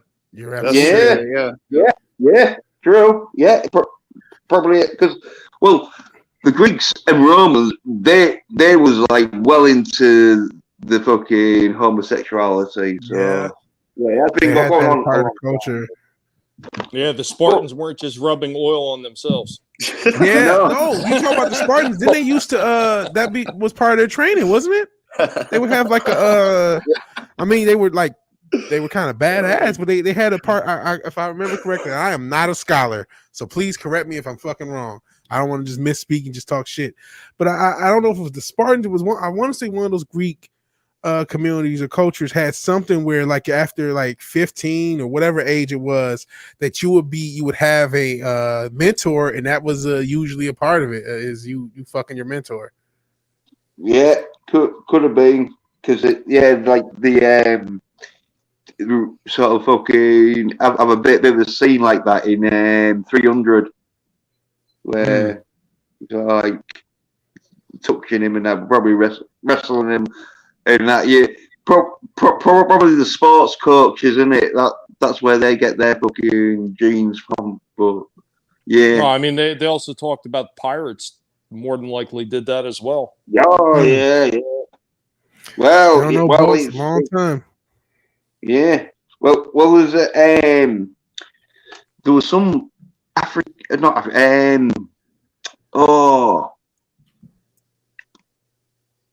Israeli or Irani or one of them countries where there was sort of like molesting the young soldiers and that, and it was sort of like the part of their sort of ignition to get into there, and like the British and American soldiers, I think, they were like complaining and that. As in, like, no, we're not fighting with them, sort of thing. Because there was I think, because all like the west, east, sort of places and that, they all started mingling to one sort of thing and that. So there was all like fighting each other or whatever, and so like they split up into groups, and so some of them was fighting with the British and Americans, and like some of them fighting against them. But yeah, I mean, if you look through history, there's a lot of weird stuff that people probably don't know that's there, and then you know, people are weird motherfuckers, and they've always been weird motherfuckers. Well, ain't that the truth? History, like they try to make out like it was fucking the Garden of Eden before fucking white people started fucking getting ships and crossing oceans, but it wasn't. Every place was fucking nasty. It was like raping and pillaging was like a part of every dominant culture, whether it was the Huns, the Viking, whatever. It was just like, all right, we're in power. We're fucking that. We're killing all the men and fucking all the women, and that's just how it goes. Yeah, I mean, even during like the Greek and the Roman times, they talked about a seagoing people that actually would raid their coastal towns. Yeah, that's how that was. Yeah, people don't realize how good we have it. Like, this is not a brutal era. Like, shit used to be really fucking brutal. Some people got to create the new boogeyman, though. I mean, they got to create the new travesty. And the new travesty is right now is words. Well, it's because I don't watch 80s action films. Because if I started watching 80s action films, they'd see how shit it was just in the 80s and how they'd have to fight commies back then. No retreat, no surrender.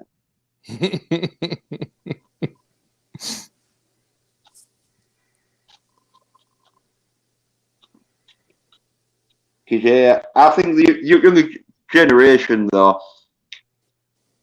they don't watch the action films because probably the mams, usually it's the mams, will be like, no, don't watch stuff like that because it'll make you become like some kind of like army soldier, and we don't want you fighting off in the war.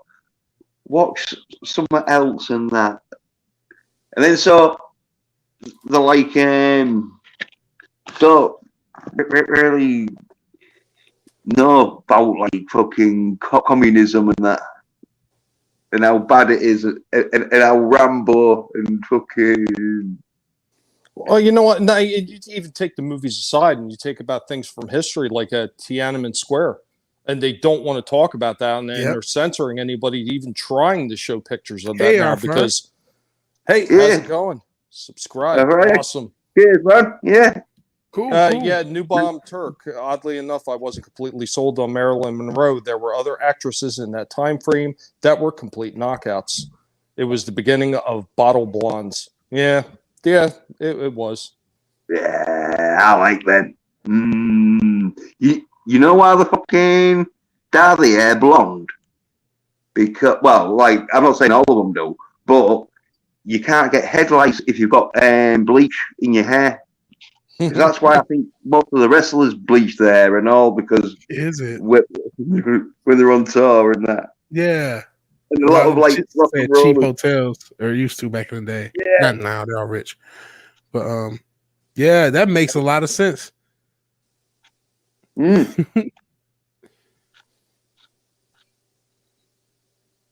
mean, you know what? That's a funny thing. You bringing up wrestling. I mean, just look at the type of wrestlers you have today as compared to back then. Andre the Giant. There's a couple good ones now, but for the most part, they're not. Yeah, but I mean, look at the way those guys worked back then. How they worked through injuries consistently. Take somebody like Mark Calloway. That guy worked through injuries his entire career. Absolutely. Now you have these guys that they sprain their piggy toe and they got to take 2 or 3 weeks off. Yep. Yeah. Fucking Mark. You talk about Undertaker. There were people in the '90s who said, "Man, he's one of the best wrestlers going, but he's going to have to retire." Late '90s, he's going to have to retire, so he has too many injuries. And somehow he grinded another 10, well, to this day, he still will show up every now and again, but another 20 years almost career from that point. I want to say 98. There were people saying, like there was at least I can't remember who supposedly said it, but just said, man, he has so many injuries. People just don't know how much, he's going through. There's no way he can last that much longer. And he went another 20 years because that's just how it was. A lot of those guys were real tough guys back in the day. They were real tough guys. They were real athletes. A lot of them either amateur wrestlers or boxers or guys who won Golden Gloves, and they had a different mentality back then, for better or for worse. But I think, and not only that, but a lot of the other older wrestlers, they protected the business and they really grinded on these new guys when they came in. I mean, when Terry Bollea, Hulk Hogan first went to go in, he had that one guy who broke his freaking leg because he just didn't think he was serious enough. Yeah, Undertaker went through that too. You just talked about he went through that too. In fact, there's an interview with Paul Bearer because ironically enough, he met Undertaker when he first broke in too. So it's great that they had this connection, or Percy Pringle, or whatever you want to call him, rest in peace. But he said, like, man, they were just beating the shit out of this big redhead kid, and I was like, why are you beating it? They were like we know you break people in the business, but they were just kicking the shit out of them because that's kind of how they broke people in back then, because they wanted to make sure you were going to protect the business. So like they didn't want not everyone knows the work. Everybody knows. And it's actually made the business a lot worse, unfortunately. But I mean, they have like tough guys that are all like ravishing Rick Rude. Apparently he was real like tough and that, because I think he played football or whatever in that. But yeah. Because most of those wrestlers were like former football players, former boxers, or former like amateur wrestlers. Like 95% of them. Sometimes basketball player or a different athlete, but like 95% of them were like actual tough athletes. And then they started going more for people that were more almost like stage actors now. Yep. Yep. Like what was that one girl? That one girl that won the Diva Search, that Ashley girl, and she died early too. Oh no! I think I may know who you're talking about, and I can't. She was the one that always had the baseball cap, and she would give like the devil, like "I love you" horn type thing going on. Oh, geez. The real skinny girl. Yeah. Well, let's not talk about women's wrestling on my channel. Ashley Massaro. Yes. Ravishing Rick Rude, though. I know Ravishing Rick Rude was fucking tough and good at wrestling when he was like wrestling Ultimate Warrior for more than 2 minutes, because everyone else after 2 minutes he'd be slamming them to fucking like right, you either pin me or else I'm walking. But Ravishing Rick Rude, because I think apparently he fucking was gonna have a fight with Ultimate Warrior, I think, because he was saying, look, fucking calm down, don't be slamming people real hard. We're wrestling. Well, that was the thing back then. A lot of those guys, when they had like their little skits, when they had their feuds going, sometimes they actually had legitimate, backstage feuds. Apparently, at one point, Big Show and Lesnar, when they were getting into their big feud back in the WWE, like a number of years ago, apparently they had a lot of backroom bad blood too. Yeah. That's probably why wrestling looks so real. They used to beat the shit out of each other for real. Mm-hmm. Yeah, well, there is a few sort of like on like YouTube where it's like when the wrestling got real sort of thing.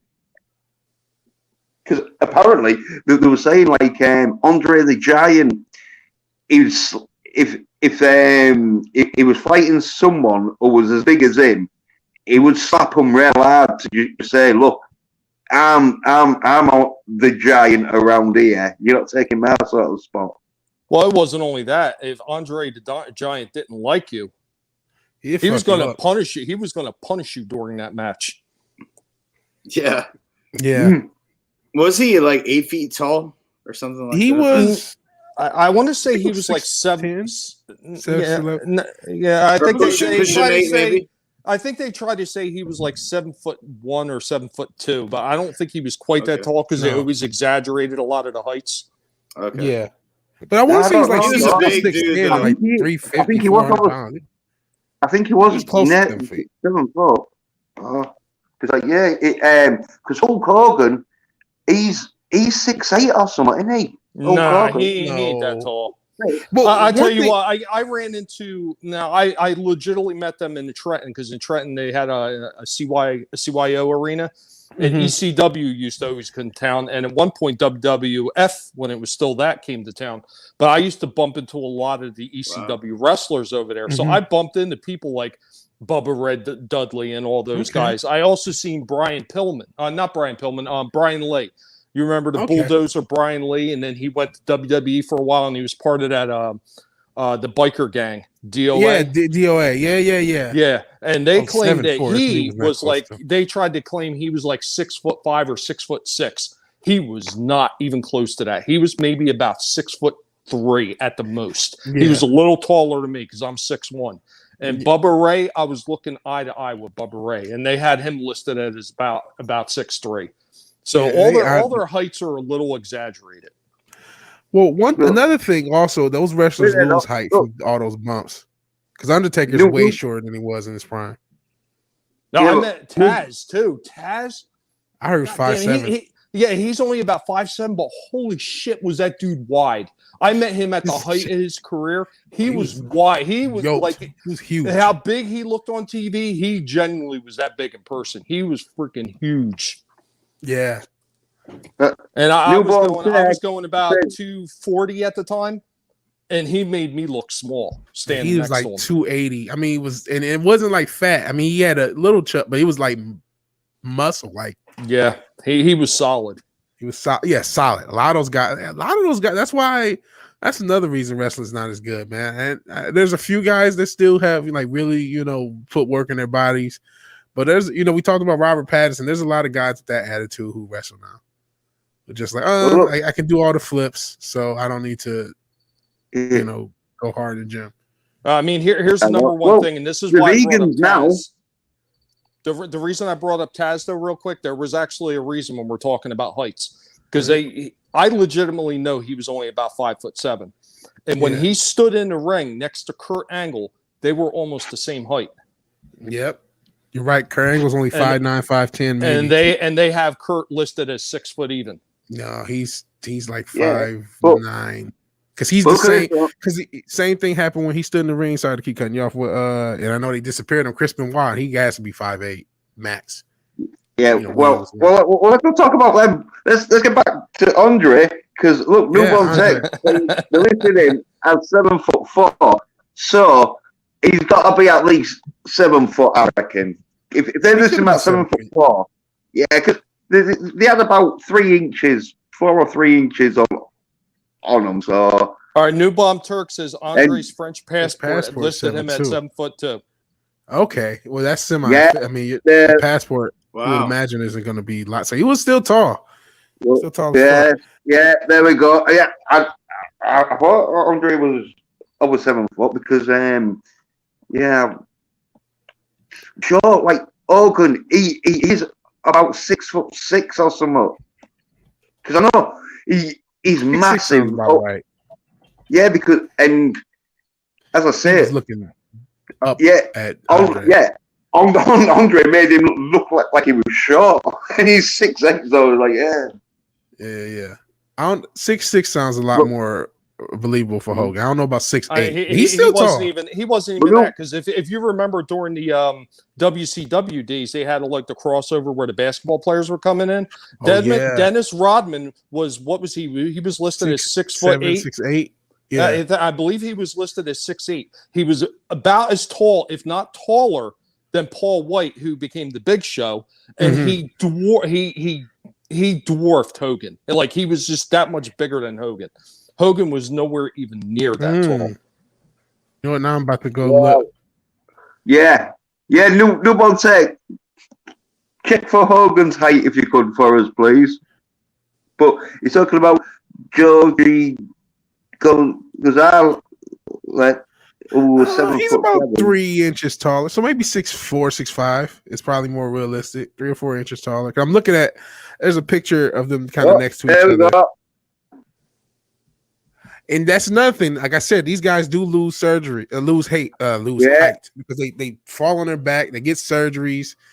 I know Undertaker has lost height. If you look at Undertaker stand next to Vince McMahon in the late 90s, and you look at Undertaker stand next to Vince McMahon more recently, and you're like, he's a lot closer to Vince's height than he used to be. Mm-hmm. Yeah. So that's the hard life, man. That fucks your back. 6'7", sort of like, and they say like, he's lost 3 inches fucking through surgery because he might have like had to move a few discs or whatever. That's what stopped him, because he still wanted to wrestle even recently, but there's no way he would. He had multiple knee surgeries too. Multiple everything. He said that that leg drop really hurt his back because doing that shit every fucking night on the coccyx, landing on the coccyx. Yep. But here's Hogan next to Rodman. I mean, they're not too far off when you look at this picture. I'm gonna share an audio. Let me share it. Yes, this is just a picture of Rodman and Hogan in the Nitro era. I don't know if I can share it. Thingy, bro. Oh, okay. I'm not sure if you can. I'm not sure if you. What were they calling him? Rodzilla? They were calling him Rodzilla. Rodzilla. Man. That was definitely the the 80s were good too, but just wrestling was taken so much more seriously back then. Like it was considered the NBA's equal. You know what I mean? It wasn't like, oh, the NBA is so high up here. Well, even at the beginning of that whole Attitude Era, and when the WCW took advantage of all the people, that they pulled over and they created the NWO, they really took advantage of the lack of internet, number one, so people really didn't know what was going on, and they really played the whole kayfabe thing up. So you really didn't know. Were these guys really coming over to take over? Because nobody knew that they were releasing their contracts. That was the beautiful thing about that. You can't do that in this day and age because people will leak all the information before it is even really available. Yep.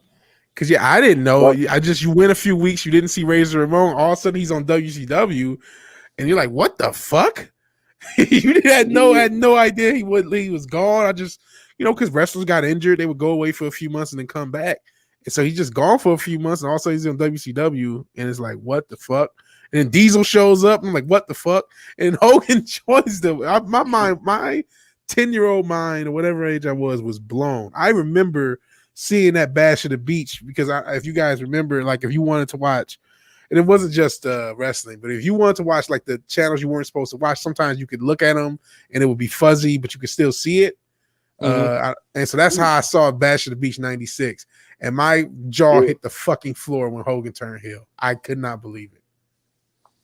That was the smartest move. Smartest move for his career.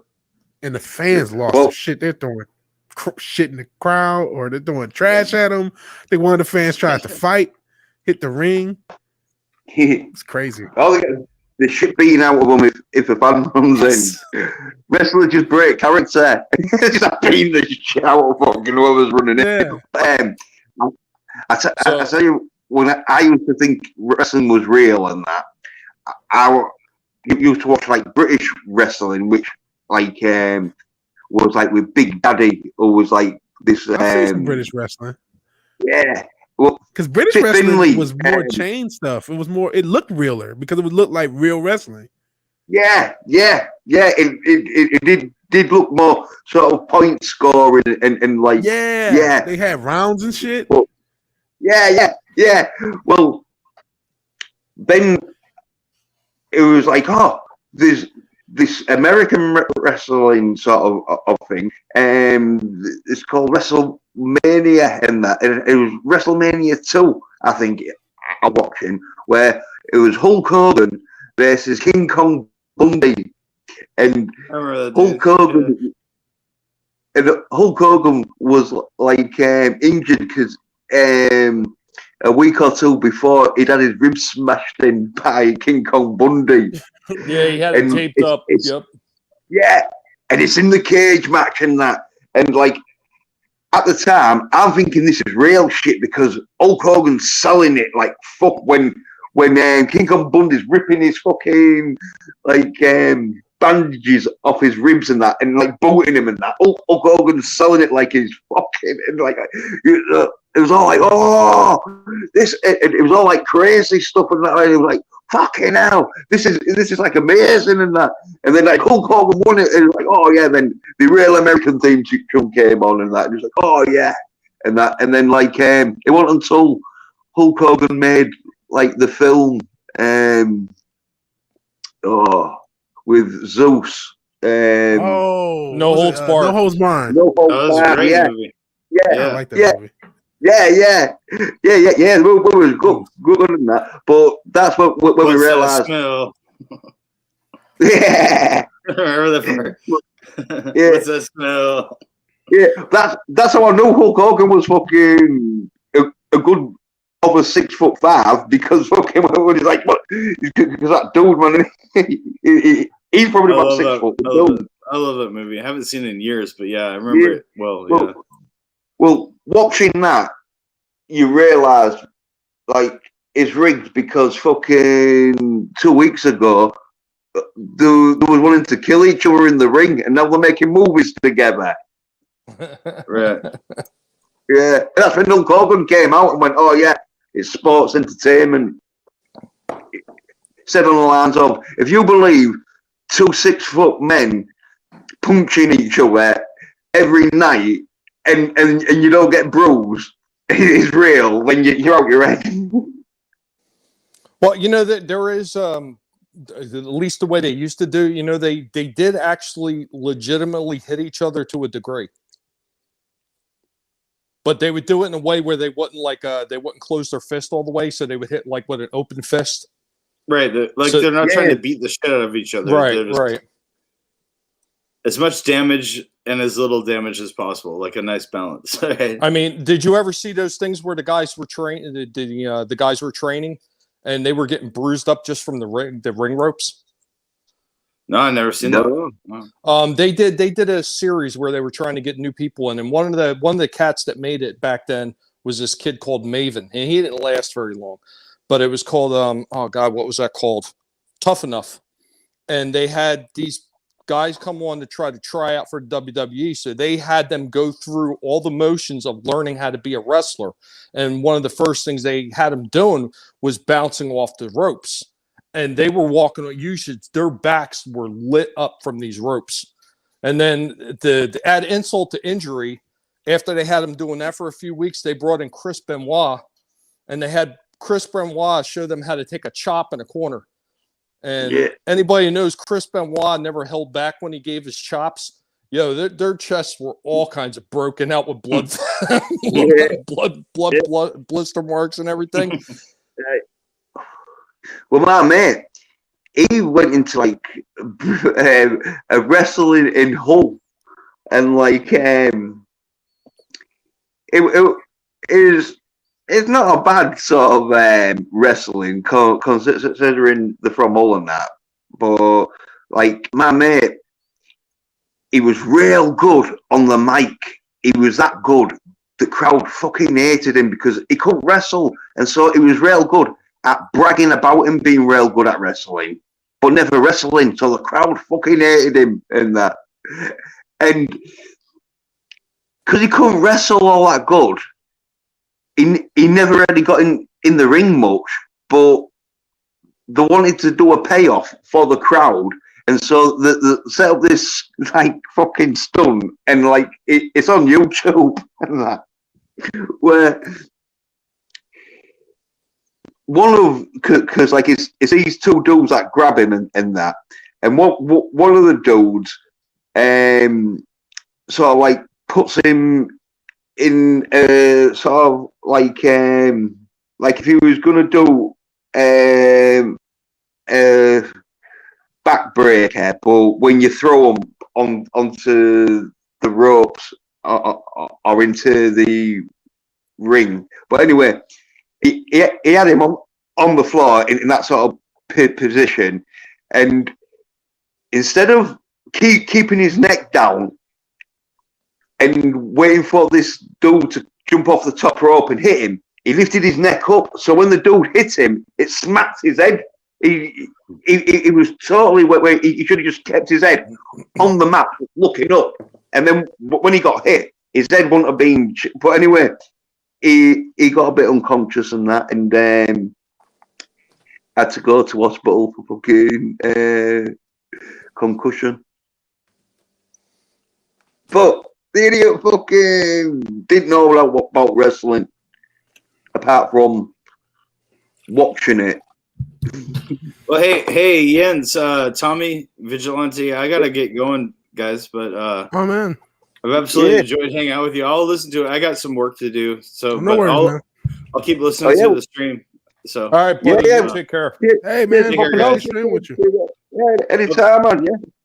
Yeah. Hope to see you guys again soon. Take care, guys. Yeah. Peace. Yeah. Like, yeah. See you later, man. I was going to say, like, I would say probably one of the more modern wrestlers that actually had to work, because it's the same thing. He had decent mic skills, but he couldn't wrestle worth a damn. Was probably the Miz. Yeah, he did have to work. Yeah, he had to work. But you know what? I'll give him something, because he had, I would say, more compared to this era, above average mic skills. Because there's just not a lot of good.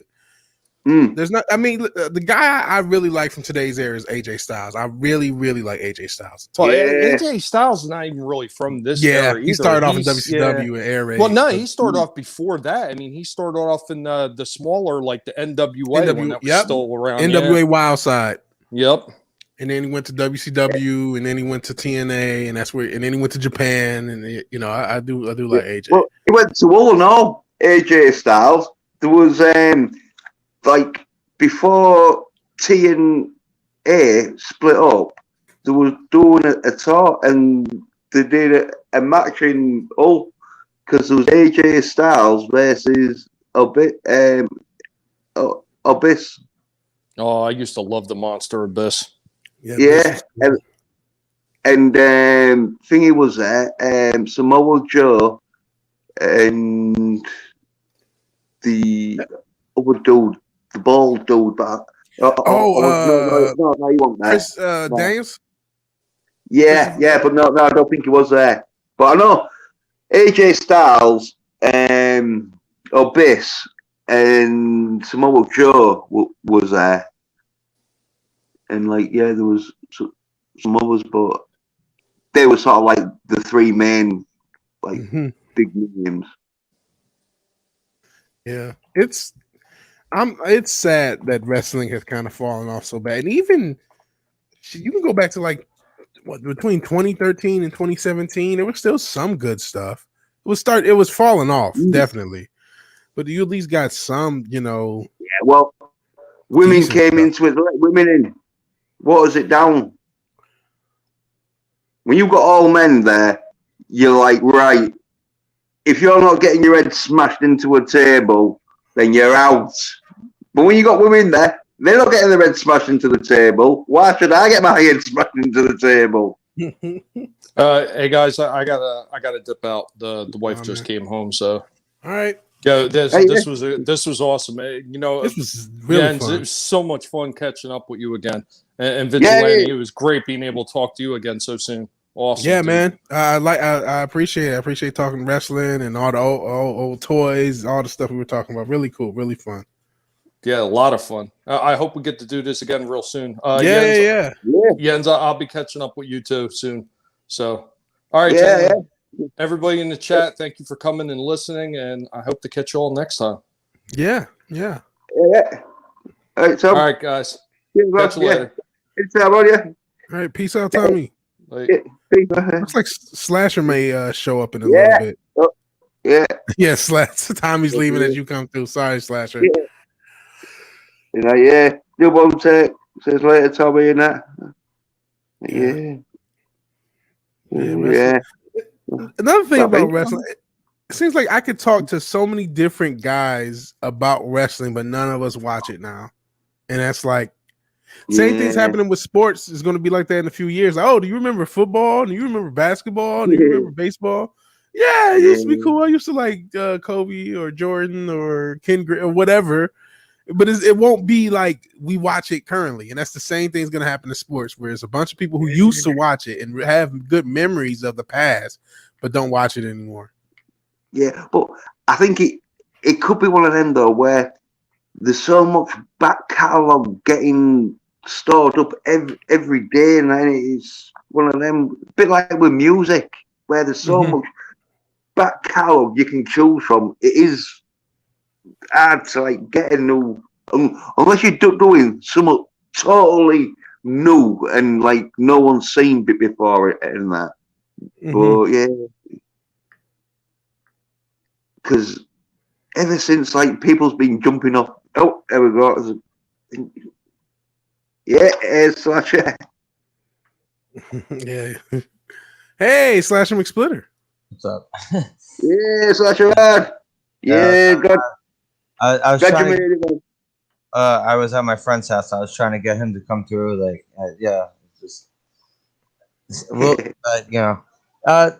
Jens, remember when I was doing the Royal Rumble? The live stream. That friend. Oh, okay. Yeah, it seems all right. But Mark's up. Would it Mark his name? Yeah. Mike. Yeah. Oh, Mike. Yeah. I lost all faith in him. I was trying to get you all to call him names in the chat. I saw you were ignoring it.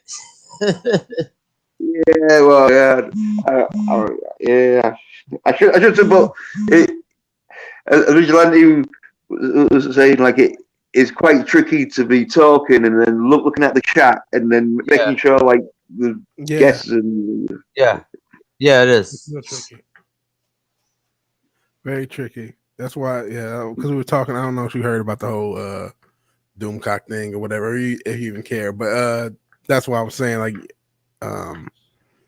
because Doomcock thought Gary. If you just to reset it, Ryan Cannell on Friday Night Sight said anyone who believes in Doomcock's rumors is a fucking retard, and a few members of the panel kind of got on him, but Gary didn't say anything, and Doomcock was offended that Gary has been his friend for years and didn't say anything. And I say I can understand right in that moment, with the chat, you have thousands of fucking people in the chat that you might just not say something because you're just focused on all this other shit. Yeah, you might not even heard it because there is that sort of like where if you're looking and concentrating, because especially when you've got like thousands or like hundreds of fucking people in the chat and it's fucking going and that shit, man. Yeah. Well, Ryan, I don't know. He sounded like he might have just said it for a laugh, and it might have come out wrong. I don't know. As I was coming in here, I heard you guys were talking wrestling, so I'd rather talk about wrestling. Yeah, we can talk wrestling. That's a lot of fun to talk about. The drama, the high school shit is. I heard it. What Vigilante was saying as I was coming in here is 100% right. That we all seem to be wrestling fans, but we don't give a flying fuck about what's going on today in wrestling. Yeah, I like that. You mean you might watch like a pay-per-view here and there, like if you're at a friend's house or whatever? Yep. I saw the Royal Rumble over a friend's house too. Because I remember you said you had a stream, but I went over a friend's house to see. It's fun over a friend's house, hanging out with friends, maybe having drinks or whatever. Yeah, but watching Raw every week is just nah. Nah, 4,500 people. That's a lot of people, and then guests and all that stuff. I can understand missing something right in that moment. And like I said, I hope they hash it out. But as far as wrestling goes, and sports is about to have the same thing happen. Well, you have a bunch of people who used to watch football, used to watch basketball, used to watch baseball, but don't. Maybe even with soccer, because I know a lot of them have gone woke. Jens, what's your opinion on modern day wrestling? Because I obviously know vigilantes. What's your opinion on modern day? Like, have you ever tried? Like, would you put like the likes of Roman Reigns on the same status of guys like Bret Hart or Roman Reigns is fine.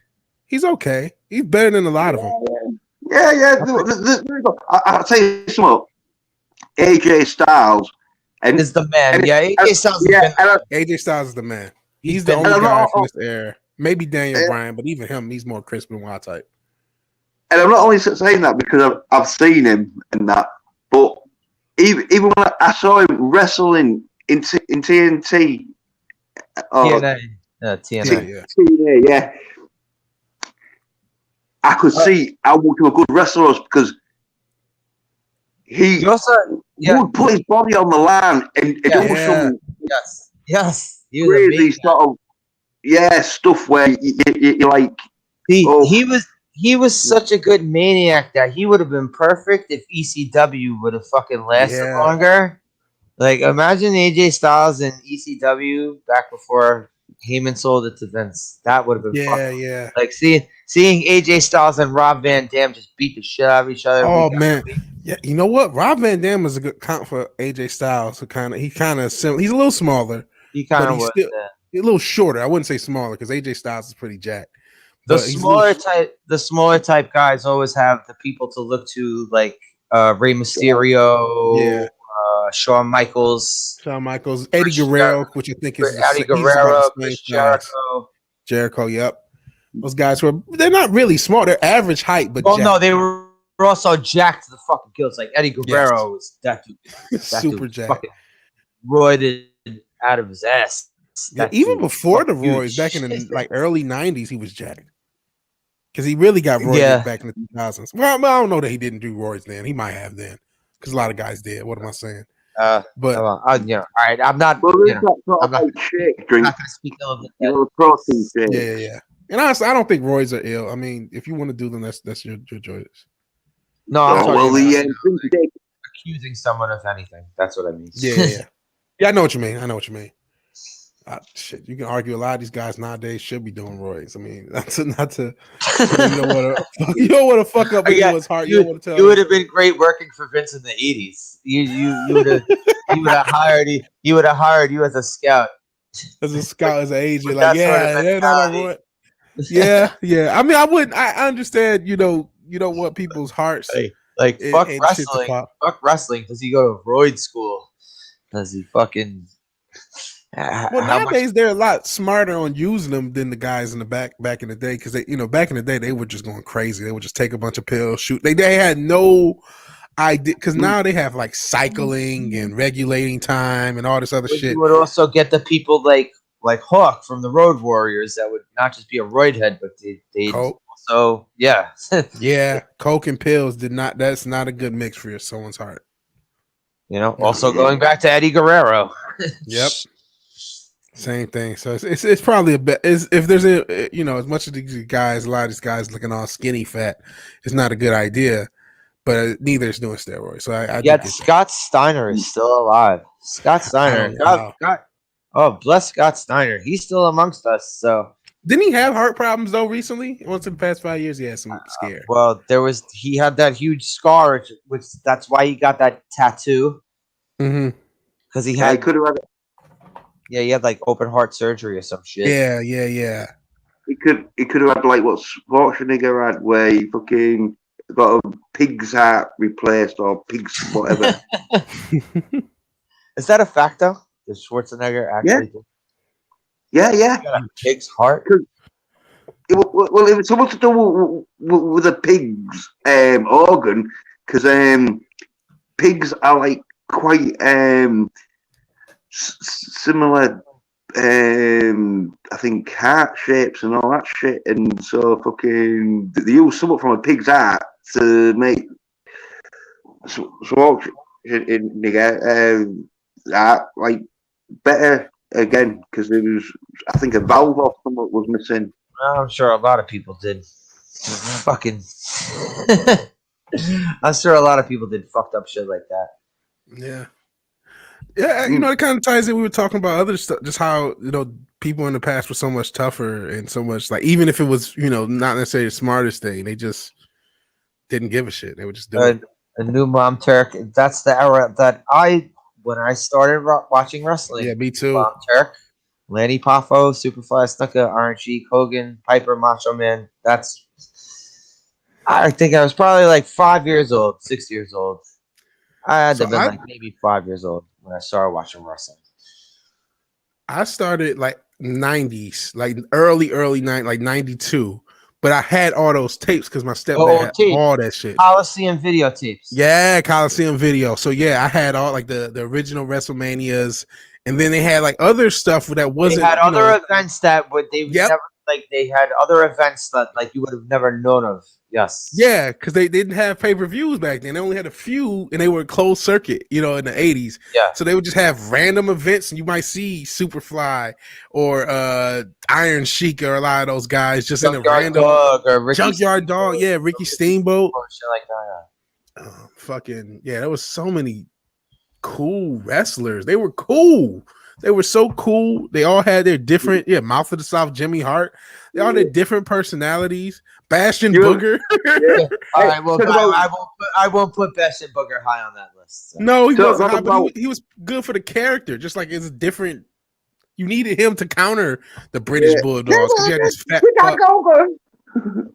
But you say about give me the hat. The Mouth of the South.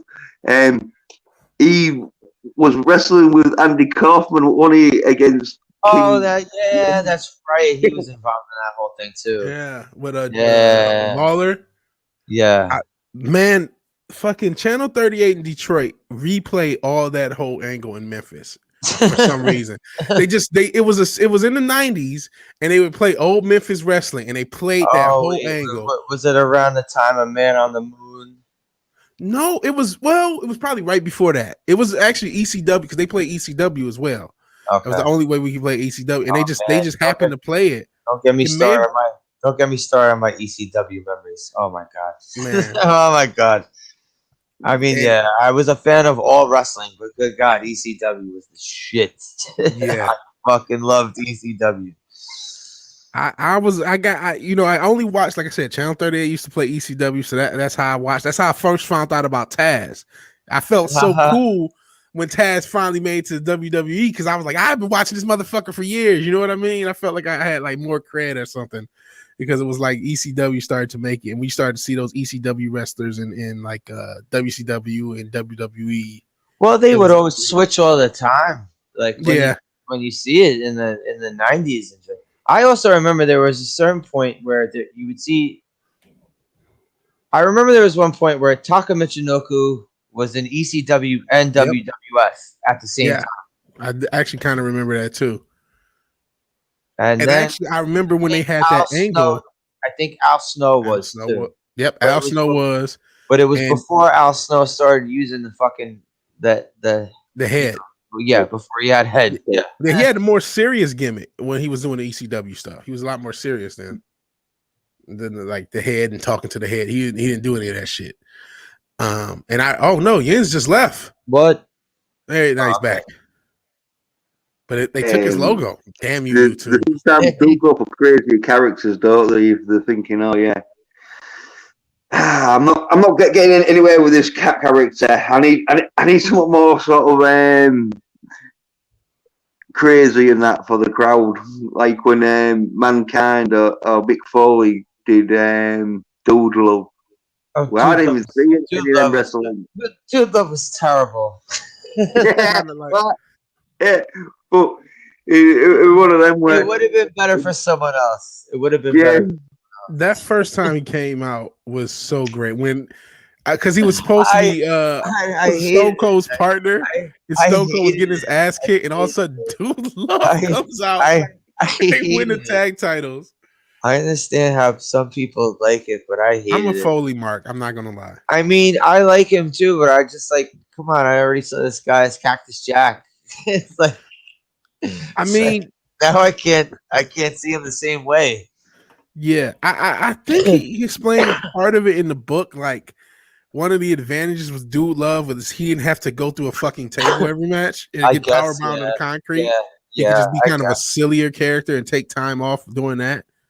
That's true, because he did always put himself through hardcore shit. So. Yeah, so that was the only character he didn't have to be hardcore to like, and that was kind of the Dude Love character kind of spun into the Mick Foley version of Mankind, where he was more like personable and kind of more funny, more jokey. Even my favorite, but also like yes, the original Mankind, right? You can say the original Mankind. Maniac, he was like tearing his hair out. And ripping his hair out, and he was like squealing, and he was like leaning in the corner, like, and he's ripping his hair out. That was the coolest Mankind to me. Yes, it was pretending to be like an experiment. What like? Yeah, it was like a more demented version of Cactus Jack, basically. Yeah, and that was I did like that Mankind. Yeah, I was impressed when he went off the top of the cage against Undertaker. That's still crazy to me. And they didn't use nowadays. They use crash pads and all this shit. That was all right. I was actually very honored too that I got to see that live happen. Like not live, in the audience, but like watch it happen on pay-per-view. And then they start carting him out. And you actually really believe after that fall, he's done. This over. He's done. And then this motherfucker gets up and he's like, I ain't done. Up the fucking cage. Then the motherfucker goes through it again. through it. And then motherfuckers are trying to help him. Undertaker choke slams Terry Funk out of his fucking shoes. Yeah. And later on in the match, this motherfucker brings out thumbtacks. And of course, he's gonna go like you were talking about Abyss before. When I was trying to get ready to come on here, that was like Abyss's whole thing was to get put through thumbtacks that he put on the floor. Yeah. I just remember Jim Ross says thumbtacks. This is off the page because you could tell Jim Ross was like, why is this match still continuing? How is this man alive? And why are they going through with the thumbtacks after he's been thrown off a cage and through a cage? That first one, the way he tossed him, he looked like a bag of laundry. It was like whoosh. It's like you're gonna throw a bag of laundry off a fucking roof. Yeah. And he just falls through that shit. There's no crash pad. By God, God is my witness. He's been broken in half. That's one of my favorite sports calls. By God. By God, King, as God is my witness, he's been broken in half.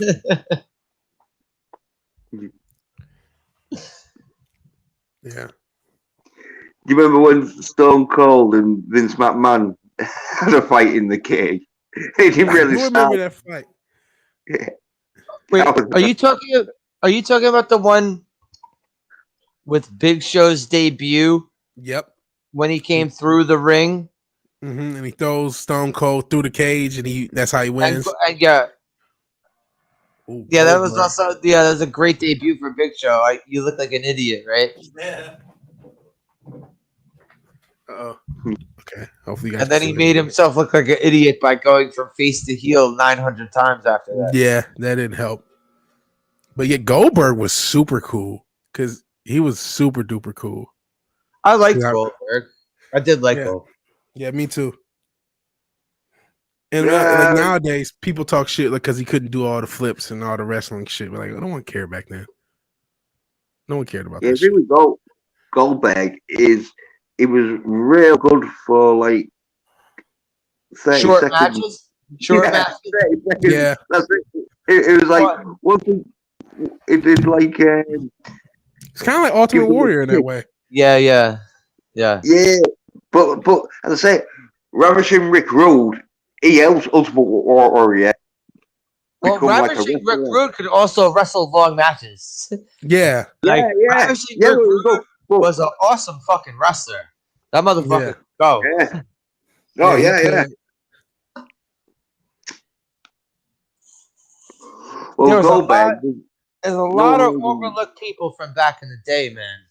I know you mentioned Mr. Perfect as your favorite wrestler. Course. He's high on my list as well. He is my Kurt fucking Hennings, my fucking number one favorite. Yes. He was great. But you talking about Ravishing Rick Rude, I kind of put him in, they're both in that same category where they're like good wrestlers. Also two of the best gimmicks of all time. Yeah. When you want to also go down to gimmicks, I'd say that those are two of the best.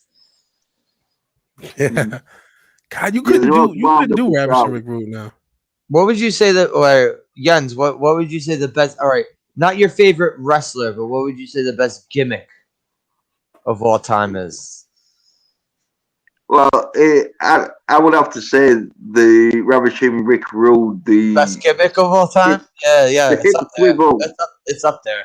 It's up there. Yeah. Coming out and dissing the audience, calling them wet hogs. You couldn't do this getting shit, the bad from the crowd. Give the rude awakening, I think that they were calling it. Yeah, the rude awakening, the neck breaker. Yeah.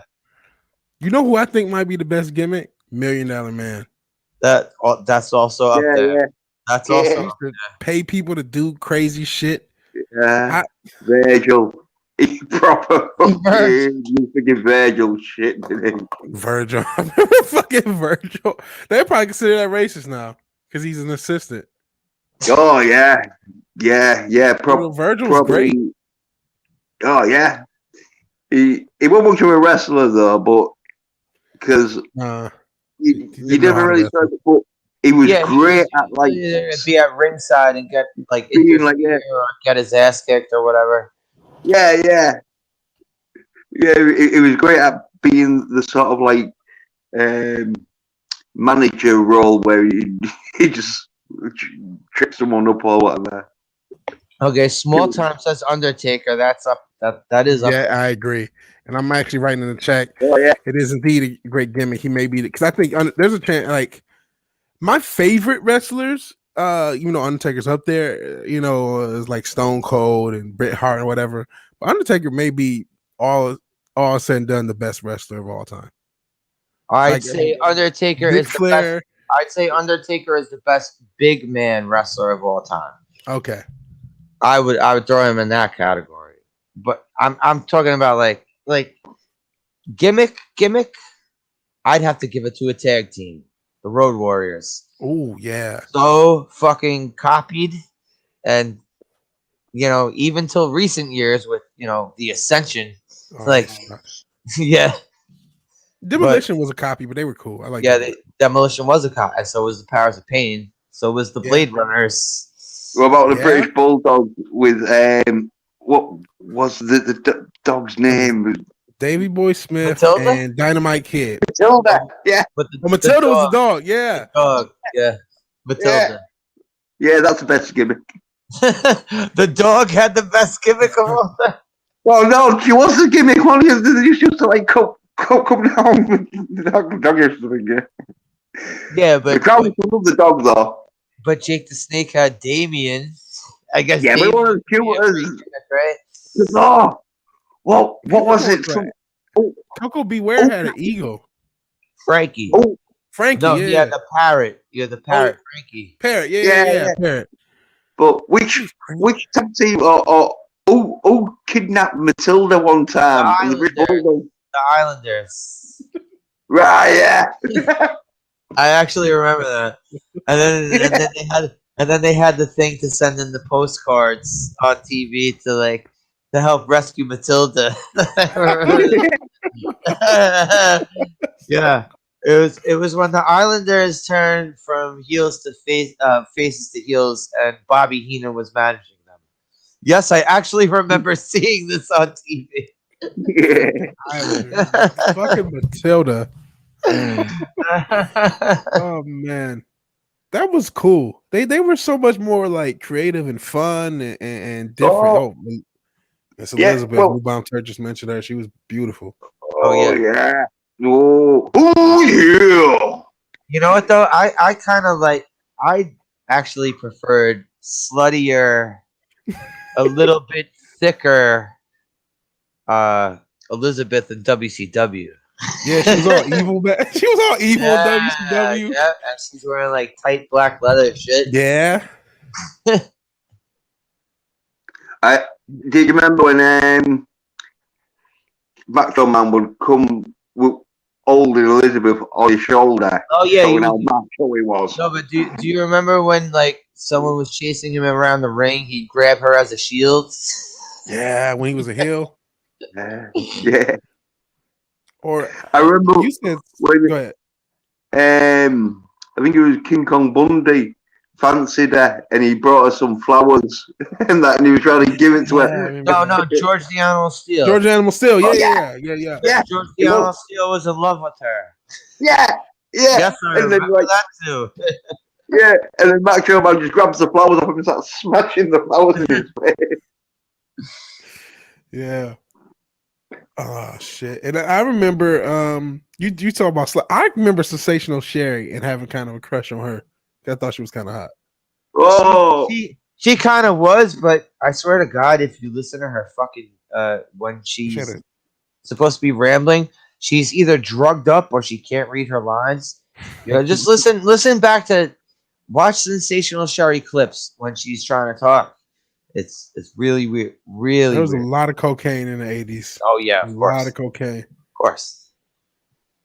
First of all, the 80s is what ruined my illusion of wrestling with the fucking whether it's real or fake or not. Because 1 week, Hacksaw Jim Duggan is feuding with the Iron Sheik. And then the next week, it's all over the news. Yep. That Hacksaw Jim Duggan and the Iron Sheik are caught. What was it? At the Long Island Expressway. they're caught riding together with a bunch of coke and weed on them, and pills or whatever the fuck. So I was like, this is a little funny. Yeah. That sure did happen. You say like, yeah, small time talk about the Gorilla Monsoon and Bobby the Braid Heenan segments of WWF. Oh yeah, those two are such a great team together. Yeah. Like, and then the two of their banter going back and forth was fucking awesome. Yeah, look at this. I didn't know this. Did you realise that Elizabeth was George the Animal Steele's daughter? No, she wasn't. What? She wasn't. No. What are you saying? No, she wasn't. I don't think she was, but We're going to Wikipedia on this one because that would freak me out. Yeah. Come on, we're glad you get to the bottom of this one. Yeah. I don't see anything about her being George Animal Steele's daughter in this. Oh, it says, yes. Their daughter, yeah. Oh man, you messing with me about sensational shit. I don't know why, man. She just kind of, because I guess she was the bad girl, and so that was a. Wait, well, all right. If you're gonna go into who's related to who, Sensational Sherry is related to Rick the Model Martel. Yeah, they Sherry were Martel. cousins. Yeah. Scary Sherry fucking Scary Sherry, yes, that's a Gorilla would call her all the time. Scary Sherry. Man, I'm looking at Sherry, Sensational Sherry next to Shawn Michaels. Her titties are ready to pop out the damn thing. I stand by this. I won't. She's got some tig old bitties. Yeah, I won't. I'm not talking about now, because she does look coked up in a lot of these pictures. She's dead. What about she's now? dead? She's dead. Yes. She Oh, died. jeez, I didn't know she's dead. Of course not now. Please not now.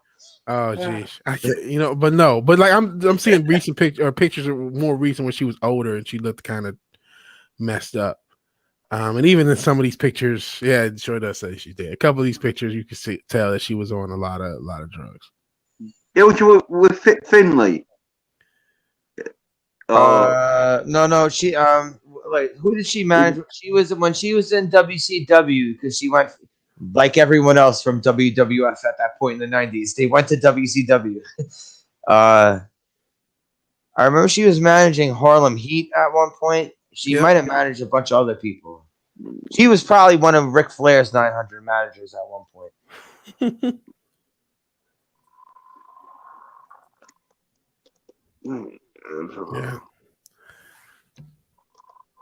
Yeah, there's a picture of her next to Shawn Michaels, and I stand by what I said. Man, she managed a lot of different people. I'm not the only person who had a crush on Sensational Sherry back in the day. I wouldn't say I had a crush on her. I mean, I didn't say Luna Vachon. I said Sensational Sherry. No, I'm not saying I had a crush on Sherry, but I would say I would have. That's like, yeah. Would have. And Sherry was in the room with that infamous "We're coming for you" N-word promo with Booker T. Yeah, yes. Yep.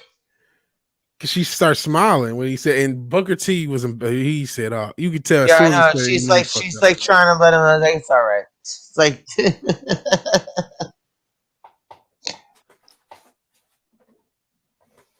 oh, that was the funny thing about that whole fucking promo, was that Booker T knew right away he fucked up. Yes. He showed it. He showed it like a split second after he said that. Yeah, he almost didn't even finish. He was like, "Oh no, why did I just say that?" National fucking TV for the millions of people. I just said that. I got too engrossed in the character.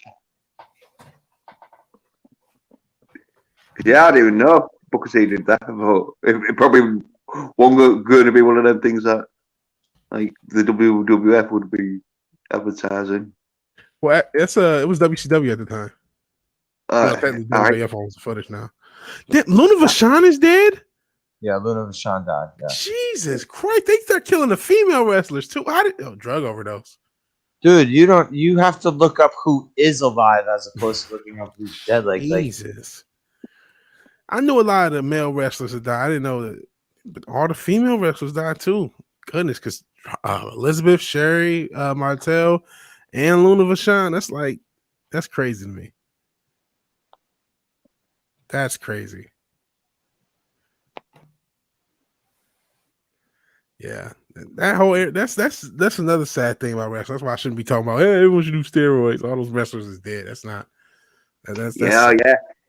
No, it sort of takes life off you when you do steroids because it thingies your heart. Like, yep. All right. So who is alive? It's amazing that the Iron Sheik and Jake the Snake are still alive.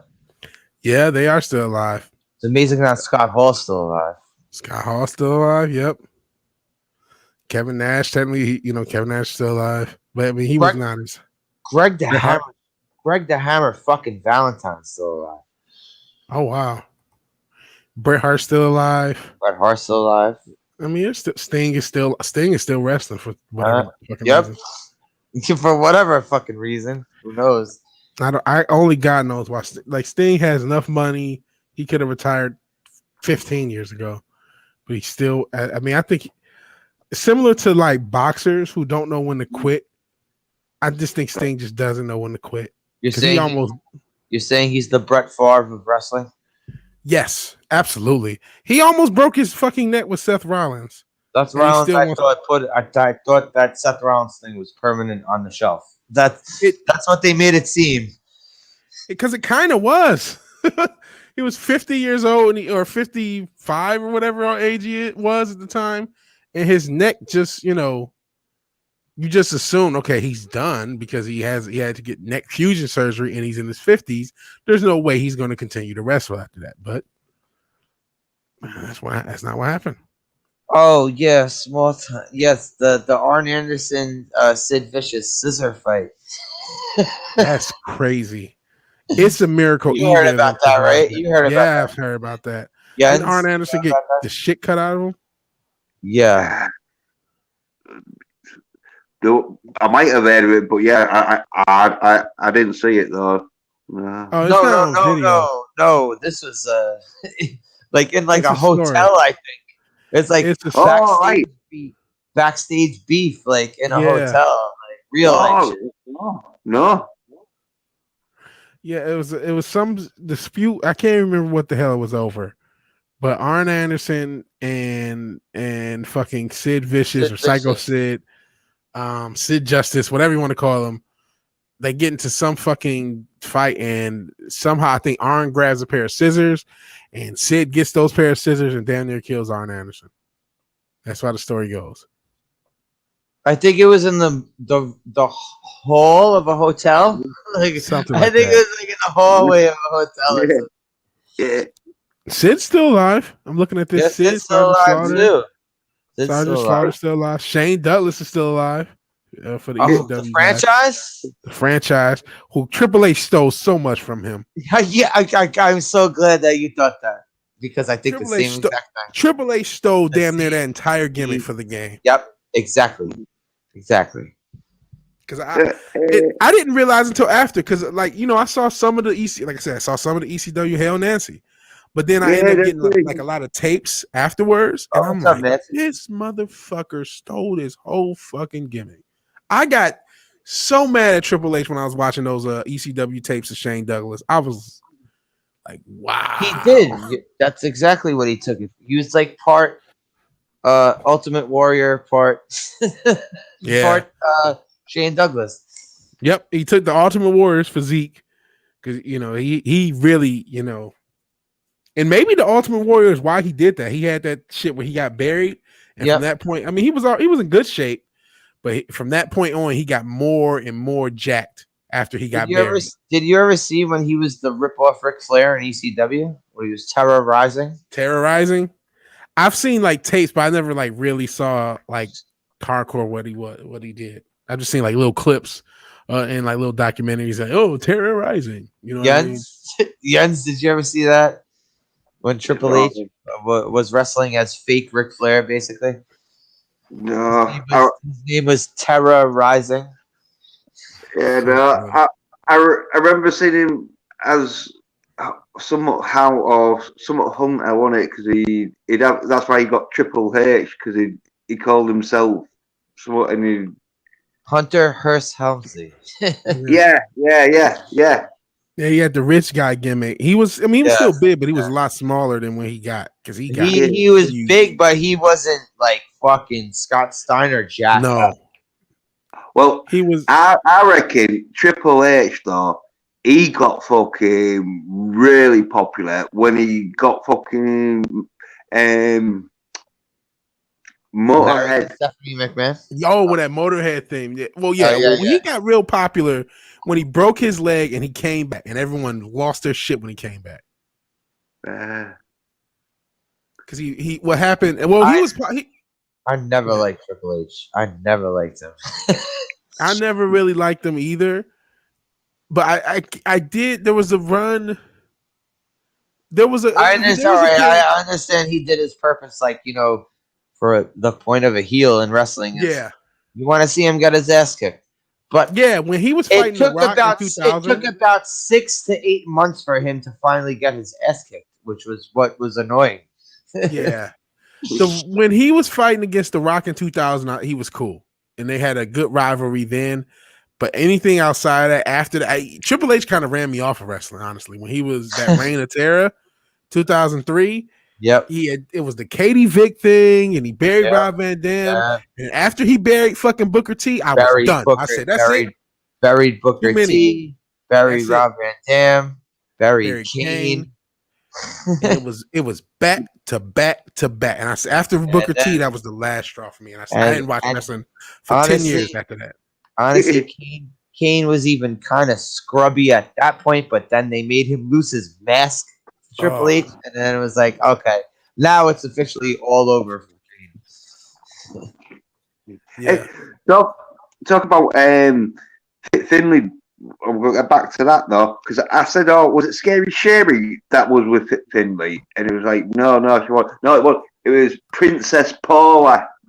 That's who was with in Finley. WCW? Was no, in British wrestling. It would have been. Oh. Because when Finley was in Britain wrestling, he'd have this like his wife or that it was made out to be, I think, called Princess Paula, and she just used to come in screaming like shit about the crowd being a bunch of cunts because Finley was a heel, and so the crowd hated him. So she started like giving shit to the crowd and that, and they should give shit to the other wrestlers and that. All right. Does anyone remember this guy? His name was Gorgeous Jimmy Garvin. I vaguely remember Jimmy Garvin. Didn't Jimmy Garvin beat Ric Flair in the 80s? Or am I thinking it's a different guy? He probably did at one point. Well, no, there was two Garvins. There was Jimmy Garvin and Ronnie Garvin. Okay, that's what I'm thinking of. And Ronnie Garvin, when he was in WWF, he was rugged Ronnie Garvin. But the guy Jimmy Garvin, Gorgeous Jimmy Garvin, he used to come out with this bitch called Precious, and Precious would have air freshener, and she'd lead him to the ring spraying air freshener all over the place, like like insulting the fans, like there's a thing. You can't insult fans nowadays. They go on Twitter anytime I know. does something. I know. I saw something where Kevin Owens. Also, it kind of seems to be the other way around. When you insult a wrestler, they go on Twitter and that too. Did you see that time when someone tried to steal the Iron Sheik's headdress, and so he just jumps in and starts battering them? I saw one where they tried to do that to Sabu, and Sabu. Sabu. Yeah. Sabu beat the fuck out of this dude. Yeah, wrestlers used to beat the shit out of fans. They got out of line. You can't do that shit now. It's a lawsuit. And I saw something when I was talking. Kevin Owens made a kid cry at a fucking house show, and then Twitter got mad at him. I was just so pissed. I was so pissed. I'm like, what the fuck are you supposed to do to get heat? Yeah, that's his job, being a heel. Yes. Yeah. If he can't be an asshole to a kid, why are we should need to turn this shit off. The whole point is for him to be an asshole to a kid, and then the baby face comes out to that same kid and gives him like a toy or something, and he's the good guy, and that's it. No, but now is also the day and age where wrestlers are all taking backstage pictures of themselves with each other, and Yep. they're like, "Hey, we're all good buddies." And, you know, they do that. we go. Yeah. I mean, listen, we all know wrestling is fake. We all know not fake, as in the consequences of what they're doing in the ring. We're talking about the results of the outcomes. You all know that pre-booked event. But when you have two people who have this, they have this really intense feud going on shows that nobody even watches these days compared to the fucking 90s or even the 80s. And then all of a sudden, 2000s. And then they're like, yeah. Then you see like a picture of them, like say at like the Burger King drive-through together. It's like, no, don't post this picture. Like if you're watching a movie, halfway through the movie, they don't say, "Hey guys, this is all fake." Like no, the movie continues. If you no, it's not. You know, it's not the past. You guys can go to Burger King together, but you don't post it on Twitter and Instagram. It's not that hard. It's not that hard. Just don't post shit. Don't fuck up your gimmick and don't fuck up your feud on social media just to be cool. But it also doesn't matter. It also doesn't matter because they don't want to build superstars anymore. They don't want household names. Yeah. That's true. And apparently WWE is about to sell. That's the rumor. Yep. They're either selling to either NBC or Disney. Probably NBC. Disney. I think it's going to be NBC, but I don't think Disney's involved. All right. So when I was saying this to my friend whose house I was trying to get him to come on here. Yeah. That motherfucker, by the way. Mike, you son of a bitch. Anyway.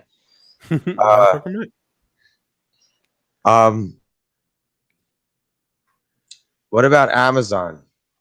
I thought about that too. Would Amazon maybe they might. Maybe they might. The only reason I said NBC Universal is because they already halfway. They gave their shit to Peacock, and I heard Universal Studios is that where the Hall of Fame is supposed to be? They're actually building a physical Hall of Fame finally, and I believe it's supposed to be in Universal. And so I said, okay, fucking Universal, NBC, whatever the hell that company's called now, Comcast, whatever the parent is. They might be just going to buy WWE outright because that's apparently they just got rid of a bunch of wrestlers like Braun Strowman and stuff, and the reason supposedly was they're trying to shore up their books because they're trying to. First of all, they had too many wrestlers already. Agreed. They might. I don't think that they ever had so many wrestlers on their full-time roster than they had. Since what? No, they have literally hundreds of wrestlers that we don't even know that are under contract. Because they got, they have the NXT thing, but there's a developmental under that where there's like hundreds of guys. NXT UK? And they have like, oh yeah, you're right. NXT UK, they have NXT, but they have a lower level than that we don't even see on NXT or NXT UK. I think the mate was on it. On NXT UK. But it's, that story go ahead. I was saying about my mate, and he was real good on the mic, but he couldn't wrestle for fuck. And then he got like power bombed off the top rope and that, and he wrestles for a company, but they're like I don't think they're connected to, but they will have sort of like people looking at it, and it's a spot in talent. They're like, oh yeah, we'll sign you up, sort of thing. So we'll have sort of like probably people who are like real shit, but just like, oh yeah, just in case you get bigger, maybe could be. Yeah, they do have that sort of thing where they just sign you and just like, okay, in case you ever get good, we'll use you. They have like a minor league system under NXT. I want to say it's called FCW or whatever. No, before it was NXT, it was FCW. Yeah, I know that, but before it was FCW, it was OVU, Ohio Valley, Ohio Valley Wrestling, or I said OVU, OVW, Ohio Valley, the one that Jim Cornette ran. It was Ohio Valley. Yep. Although that thing still exists. Does it? Yeah. But I think they resurrected FCU as a brand for local talent. Like I don't know. I know they didn't do it through the Cove, but I think they were doing like local house shows in Florida, and that was the guys that you didn't see on NXT. I also thought they own Evolve now. I think they might. They bought Evolve, and I think they got a deal with New Japan they're working on as well. That's another thing I heard. What the fuck are they going to possibly do with New Japan people? What the fuck are they going to possibly do with that? What they're going to do is fuck with the people who like New Japan, AEW. No, well, yeah, them too. Yeah, well, also the people who like AEW. Right? Yeah, they're gonna probably bring New Japan in as a part of NXT, and have those little dream matches. Have Okada show up to get a holy shit chant in NXT. Yeah, small time is right. That's who it was. Al Snow. Al Snow did it. Okay. Al Snow resurrected OVW. Hey, I've just had a look, and it's called NGW, New Generation Wrestling UK. That's what the company was wrestling for. And as I say, I won't say his name and that man just in case he's listening and he gets a bit arsey, but yeah, I don't want someone to put you in a Cobra Clutch, Jens. No, hey, I say something right. He was like he's same height as me, but he was a bit smaller in size as me. But when he started wrestling, he started doing them body shake things, protein shakes.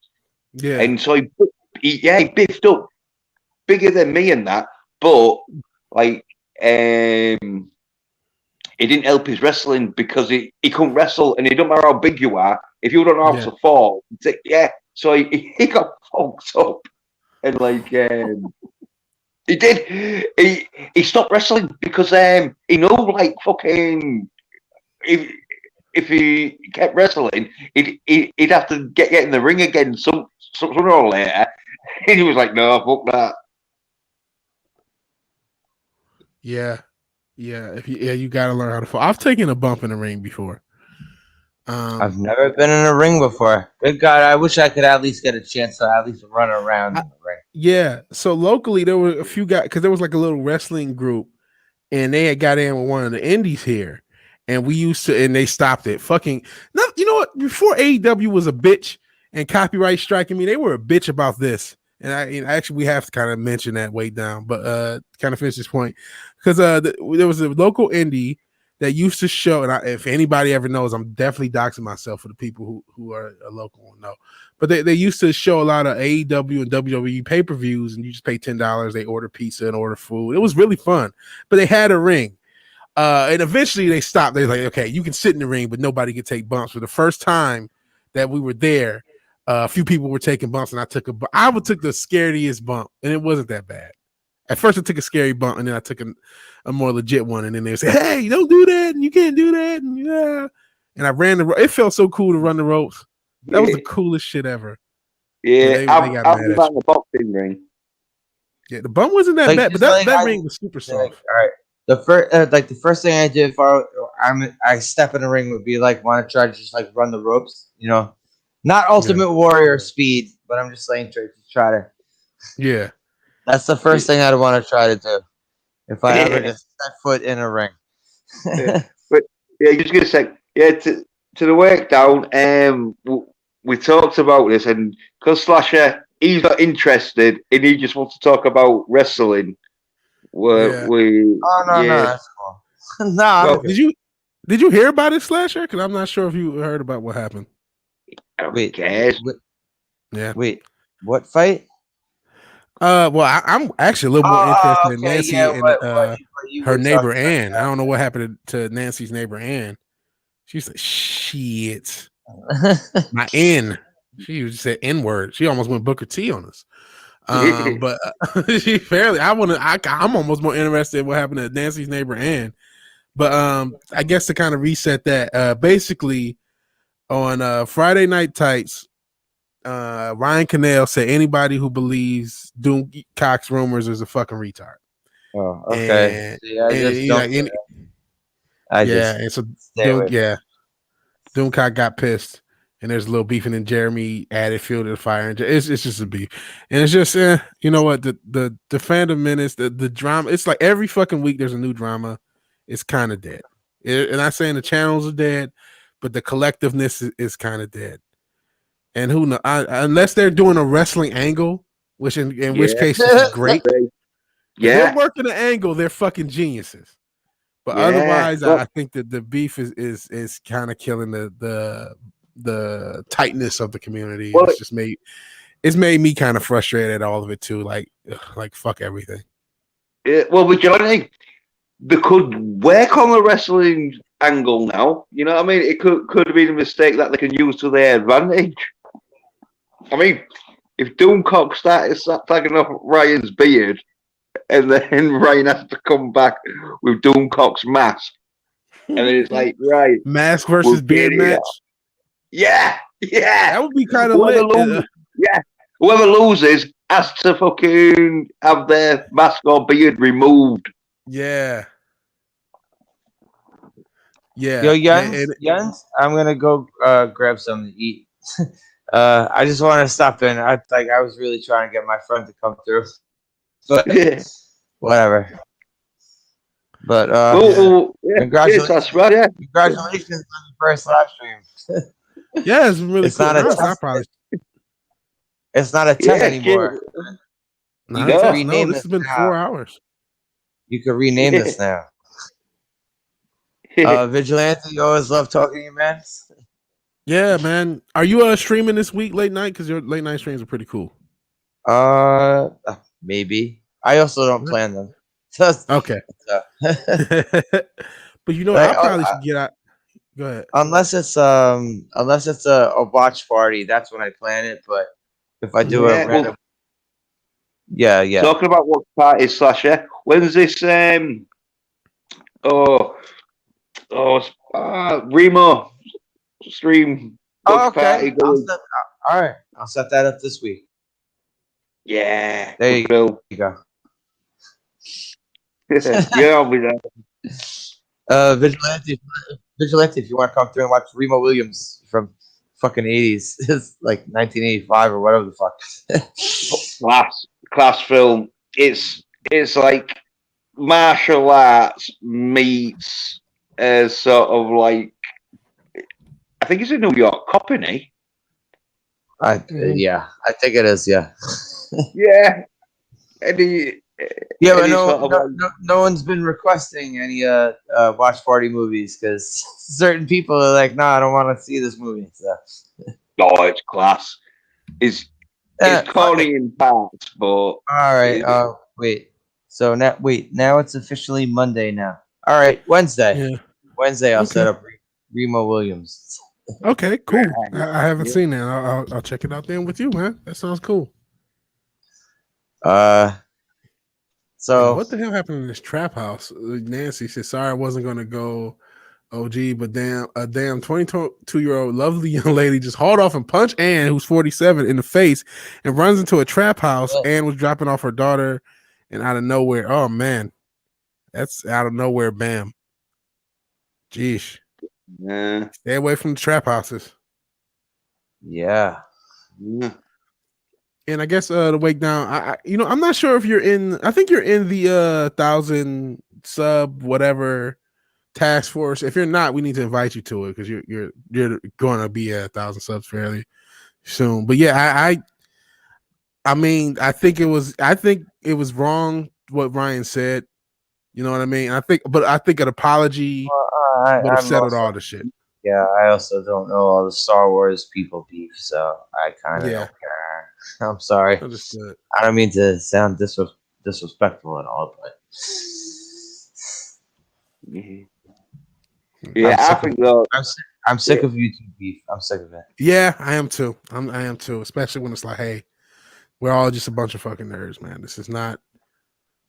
Something. So a lot of people missed the plot somewhere along the line. Somewhere. And maybe it's the money. And actually, Tommy said this perfectly. He said, you know, a lot of people have, I think they almost don't have anything to talk about, so they're starting to eat each other. And I'm like, you know what, Tommy, you're fucking right on that one.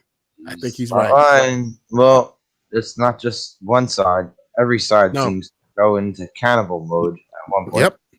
Yep. You also say, oh, the SJWs, the left eat their own one. They're not the only ones. No. Oh, you're not in the task force. What the fuck are we doing if you're not in the task force? We failed, Wade Dunn. We failed you. Jens, congratulations. Vigilante. Jens, I always love talking to you guys. I gotta go. Let me know earlier. Let me know earlier next time you're gonna do a stream, Jens. Yeah. Well, what it is restart. It was like spontaneous. Right? You were spontaneous about it. Well, yeah, because I needed to like check out this StreamYard on my phone to see if you could share stuff, but you can't. Because I was going to check for Nancy because on Tuesday on her channel doing like a ghost sort of like stories sort of stream, and so I was seeing if I could share stuff, but I can't on my phone, so it's going to be probably to share stuff. Get a laptop, a desktop. Yeah, laptop, yeah. Yeah. So congratulations, because like I said, you got fucking 12 likes. So yeah. All right, yeah. Vigilante. All right, man. I think though that them likes is because I've had some good guests on and that. So because you two and there was like Tommy and Citizen 33 in that. Yeah, good panel. All right, Remo Williams coming up Wednesday. Yeah. All right. I'll be there. Yeah. Later. Yeah. Later, Sasha. All right. Yeah. And I'm not, New Mom, you said that earlier. And I've heard that's also, but I've never really done the work because I haven't been on Reddit in a while. But yeah, I fucking Tommy said it earlier. He said a lot of people who had this battle against SJWs and stuff, but a lot of that starts to get kind of old and people don't know what to talk about, and it ends up people going at each other. And I think there's a lot of truth to that. And this made me really and it's not just this.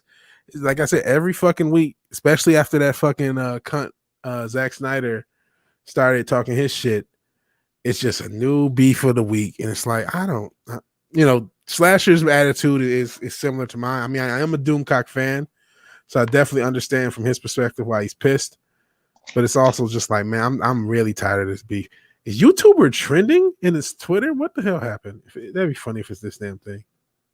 Oh no! because it's the Logan Paul shit. That fucking bullshit. I saw it. I didn't see that, but that was complete Logan Paul and fucking Floyd Mayweather had a fight, and of course it goes 8 rounds. Bullshit. There's no way you're going to convince me Floyd Mayweather couldn't have knocked out Logan Paul, but he didn't. Just like he didn't knock out the Conor McGregor, because that was a work, and this was definitely a work. Yeah, with the Conor McGregor one, he was about to knock him out, but the ref stepped in. The ref had strict orders. Once you see either fighter getting hit too many times, just stop it. There's no title. It's just a friendly. Oh, I was gutted.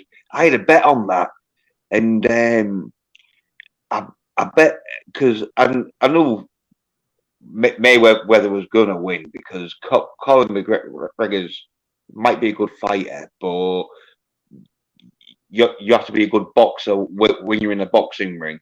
So I had it 11th round, Mayweather in the 11th, and I think I had a pound. I only had a pound on like the 25 to 1, but the ref stopped it in the 10th. I was like, thinking just one more round. And I was like, because he was going with McGregor because his arms had gone. He wasn't even punching for the last like 20 seconds of that match. He was just trying to move his head away. I'm sitting there watching the highlight, and you can tell Mayweather's not putting all into his punches. He half punches Logan Paul where he could have knocked the shit out of him in this one little highlight. But that fucking that poor guy in Asia, that was supposed to be the same thing. You guys remember that kickboxer? He beat the shit out of him. That was supposed to be a similar thing where they go 4 rounds and nobody gets hurt. But he didn't play with him. He fucked him up. He fucked that Asian guy right up. I don't know what the hell happened there. Yeah. Well, is there an eclipse tonight? Maybe. Maybe that is what's going on. It's a damn eclipse and it's fucking with everybody. Yeah, there was a real Cody Yates film where an eclipse happens and everyone who saw it turned into like zombies, and everyone else who didn't see it, they're perfectly fine. Well, I forget what film it was called, but it was a bit shit. But yeah, this fight with Paul, whatever his name is, he's probably paid like Mayweather not to fight, even though he's made it out like, oh yeah, we're gonna have a fight, but it's like, no, I paid you to knock me out. If you knock me out, you're not getting paid. Maybe that was it. Yeah, because there was this like dude where he's got loads of money and he's got like plastic surgery to make him look real muscly, and he does look muscly, but he looks weird muscly. It looks like one of them muscle suits that you put on, sort of thing. Well, he was fighting some dude that like there was like, no, the fighter who was fighting was clearly holding back because you could tell, like, that's. We talked about wrestling not being real. It ain't the only thing that ain't real. You know what I mean? Or not, being prepared. And I didn't respond to Wait Down's comments. Almost like WB analyzed the community and realized how easy it would be to knock everything slightly off his axis. Man, ever since that damn thing, it's been something every fucking week. And then you had the shit with Tom, and it's just every fucking week. And it's like, okay, well, fuck all of that. Bit arguments that happens or done it in groups. They should be making up out. I think sooner or later, because like I think you've got to have arguments in it to get where you sort of like places. It's one of them things where it don't matter how like friendly you are. There is going to be arguments. Very true. Very true. And I mean, New Bound Turk, the only thing is, everybody has gone under this respect the fans brand, respect the fans. And when you have a lot of there's a lot of crossover between a lot of these channels. There's only so many people watching on the channel, just like a lot of people who you guys watch, may watch my channel, may watch a bunch of other people's channels. You know what I mean? There's only so many fans. If I go and disrespect like Culture Casino, a lot of people who watch me watch Culture Casino. So it's like they're gonna look at me like, why the fuck are you being disrespectful to Culture Casino? That's just shitty. So I mean, that's where I felt like an apology could have handled it, but I'm washing my hands of kind of all of it. Kind of just always like, this is stupid. And the thing I'd say to Newborn is that if you like, I believe Dummcock has got good sources, and if someone's saying the shit and they don't even think that they're fucking worth anything, then you do have to stand up and say, look, I believe you're wrong. maybe you think Duncombe sources ain't credible as you think, but and like you and all we've had so many and seen so many of them come true, and that is like, yeah, I believe he's got good sources, and it's one of them things with rumors, or like the rumors, you can't like be precise with a rumor. They took them with a pinch of salt. Yeah, and it's what he says, and every time he presents a rumor, take this with a grain of salt. Yeah, you're right. Yeah, he always does definitely make sure that the people know it's a rumor, and you say, Vigilante, he tells you to take it with a pinch of salt because it could be true, it could be not. Obviously, don't. The CIA took Jens out, but another thing, it wasn't an isolated incident. There's been little. I've been kind of perplexed at people, getting so mad at Doomcock for the rumors. I'm like, they're just rumors. Sorry, Patterson's probably going to top himself because he won't be able to lift any weights. That's just a rumor that I'm making up. But if it happens, and people are going to be like, "Whoa, how did you know that?" But I'm just making it up because it's what I can see happening, and it's one of them where you rather think that like I'm on the right track, or you think I'm not. But time will tell. But it's like getting a sort of like clue of what's happening. It's where it's not going to be precise and tell you exactly what's happening. But it's like we'll give you a little clue, because there's definitely is trouble on the backside.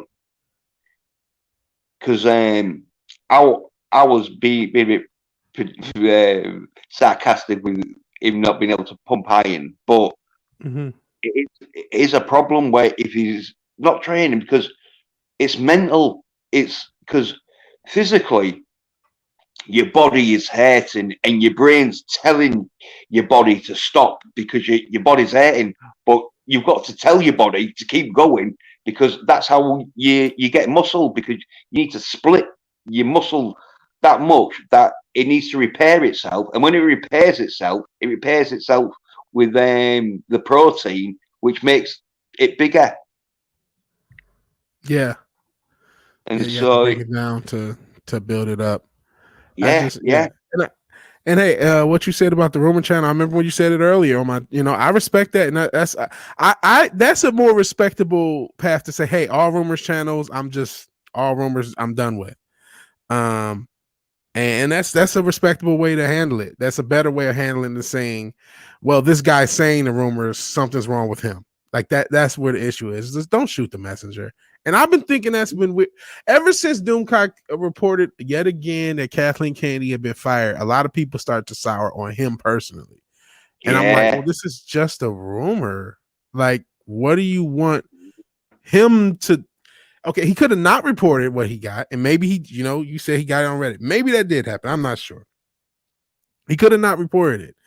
And maybe that, but it's like after he reports it, why is? And it's not like it's not like the rumors that Doomcock reports, they're only coming from him. Other people, a lot of them will correspond. You talked about the fucking Pattinson, that fucking rumor about Robert Pattinson and Catwoman on the top of the Batmobile. Doomcock reported that months and months ago, and then it took about 2 months, and then it got reported everywhere. So it wasn't like as soon as he reported, everyone knew about it. He had said something about it. It took 2 weeks, and then other people started 2 or 3 weeks. Other people start reporting it, so it had to come from somewhere. You know what I mean? As far as the beef, I've been called worse than what Ryan said as well. You know what I mean? I think all of us have, right? I just fucking retard. I mean, whatever. But I just think a lot of it's just the public nature of everything. Cameron Pasha says a lot of similar things. As Doomcock, and he's in the industry. He is absolutely in the industry. Yeah. well, like his sources though are in the industry because he Fuck, Cameron Dummcock, Posh might be one of his sources. yeah, He could be. Yeah, you know what I mean? Yeah. Well, as I said, like whatever the sources are, they're in there because Doomcock is not a fool. You wouldn't sort of like start telling Doomcock some bullshit idea, and it'd be like, all right then, yeah, that's all. He'd question you, and like if you didn't sort of like start giving the correct and answers and that, Dummcock will be like, no, well, I'm not using that, like, because he'd be asking like questions about who's running and that, and you know he'll sort of like know on that by other sources and that, and so if this source don't say, oh, so and so's running it, he'll know, oh, yeah, well, no, you're full of shit, you know, because like he'll have a few sources and that, because a lot of people in the industry saw Dummcock as a way to give their sort of fucking comment on how the business is going, to say that the sort of Dummcock as a what do you call it? Where it's concentrated, everyone like goes there. I mean, a lot of people in the industry use him as kind of an outlet. I've heard that. Yeah. I've heard rumors that he's been played. That I remember there was a rumor that there's fake rumors going around, that they're feeding Doomcock rumors. Well, and yeah. I've heard the Reddit rumors as well. That a lot of his stuff comes from Reddit. I don't believe all of it, because, like I said, some of the way that things get reported, there's mirror reporting. There's other people reporting, unless they're getting it from Reddit too. But if it is on Reddit though, there is things that have been put on Reddit that has come true, and so just because it's on Reddit don't mean like it isn't true. Yeah, and again, I think a lot of the issue is just whether or not you like a rumor channels at all. I mean, New Bomb Turk is just consistent. Hey, I don't really fuck with rumor channels, and that's fair. You don't have to. Nobody has to. And honestly, after this point, I'm kind of like ready to toss all of it out. Yeah, and I'm not gonna lose sleep on any of this shit. This is not my real life. This is just something I do. You know, this is fun, but like. It's unfortunate. It's unfortunate because I like a lot of these channels, and it's unfortunate the way everyone's kind of mishandling it, and it's like there's, you know, I when I hear these rumors, I go, they're not.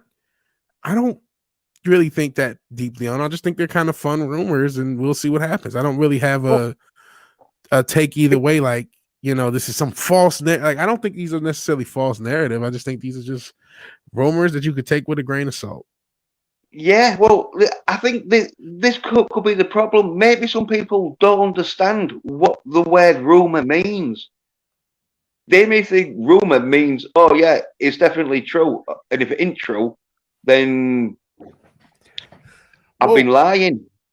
I think what people, it's not necessarily that. I think people just feel like, a lot of people have talked about, you know, in the chat, the sensationalism, not like sensational Sherry, but the sensational Doomcock kind of has, you know, his style.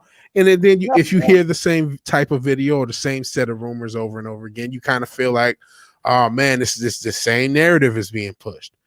So I do get on some level, but like, again, I don't think that necessarily the issue is Doomcock. If it wasn't Doomcock providing these rumors, and if it was a totally different person, you would have the same feeling. The issue is the whole concept of having rumors reported at all. I think that's really where the core is. That's where the core issue is. When you have someone who does rumor reporting, whether those rumors are coming from sources, Reddit, or a combination of both, I just think there's going to be some backlash at those rumors. We talked about wrestling. I remember seeing backlash at a lot of wrestling rumors when you used to follow that. You used to know, oh, this stuff is happening, and then if it didn't happen, people would get angry, and if it did happen, people would get angry because it got spoiled. So there was like a lot of hate for the wrestling rumor thing. And so it's just the rumor. When you have rumors, there are going to be people who get upset at you reporting those rumors, whether they're true, whether they come true or not. And yeah.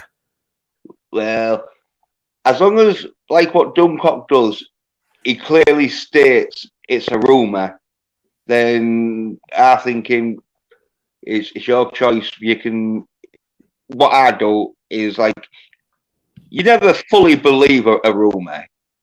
You just listen to it and then.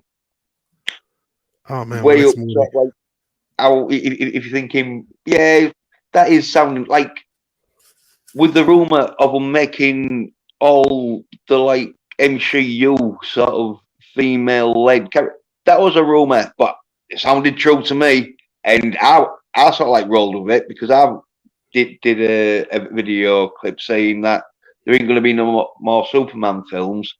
It's going to be Wonder Woman. You're going to have Wonder Woman 5, and that was because it was on Bound into Comics and that, and it was a rumor, but it was like, oh yeah, that sounds more than a rumor to me. That sounds like it's happening, and I've got one with it, and they're going to make that Black Superman, aren't they? But maybe they're talking about it, but I think because of the damn merger, I mean, it might end up happening, but because of the merger, there's nothing guaranteed with WB. That's just my opinion of it. It may happen, it may happen, may not. I don't know, but they definitely talking about it. But yeah, if it is a Superman film, or if they do make one, they'll make him a right soy boy. He'll be a sad, depressive, like they done in the comics, where probably Lois Lane's going to end up doing most of the shit. That's what they're doing with that cartoon they're coming out with, for sure. Yeah. Oh, it's like if you did a Batman comic and you had Robin showing Batman up, people were like, no, and that's Robin. At least he's got experience of like, you do it always. Oh, honestly. But they don't care though. They just know that they can sell their stuff because they sell their comics to libraries and schools. And so God. I just think that if everyone started watching 80s action films and started like going on multi-gyms and that, then DC and Marvel will be like, right, let's make a good Batman film where so we get these cunts off their multi-gyms and back into the cinema seats with the popcorn. Yeah, they're total gyms. Yeah. Oh, I'll tell you, the good. I suggest, like, obviously you need the space for them and that. But if you've got the space and you can get them sometimes quite cheap, second hand, because people will buy them and don't use them, and then because they're usually quite big and that, they'll sell them quite cheap just to get rid of them. And so you can get some good bargains. But the good, just because I can. The thing with muscles is once you build your muscle up and that, it's easier to get back.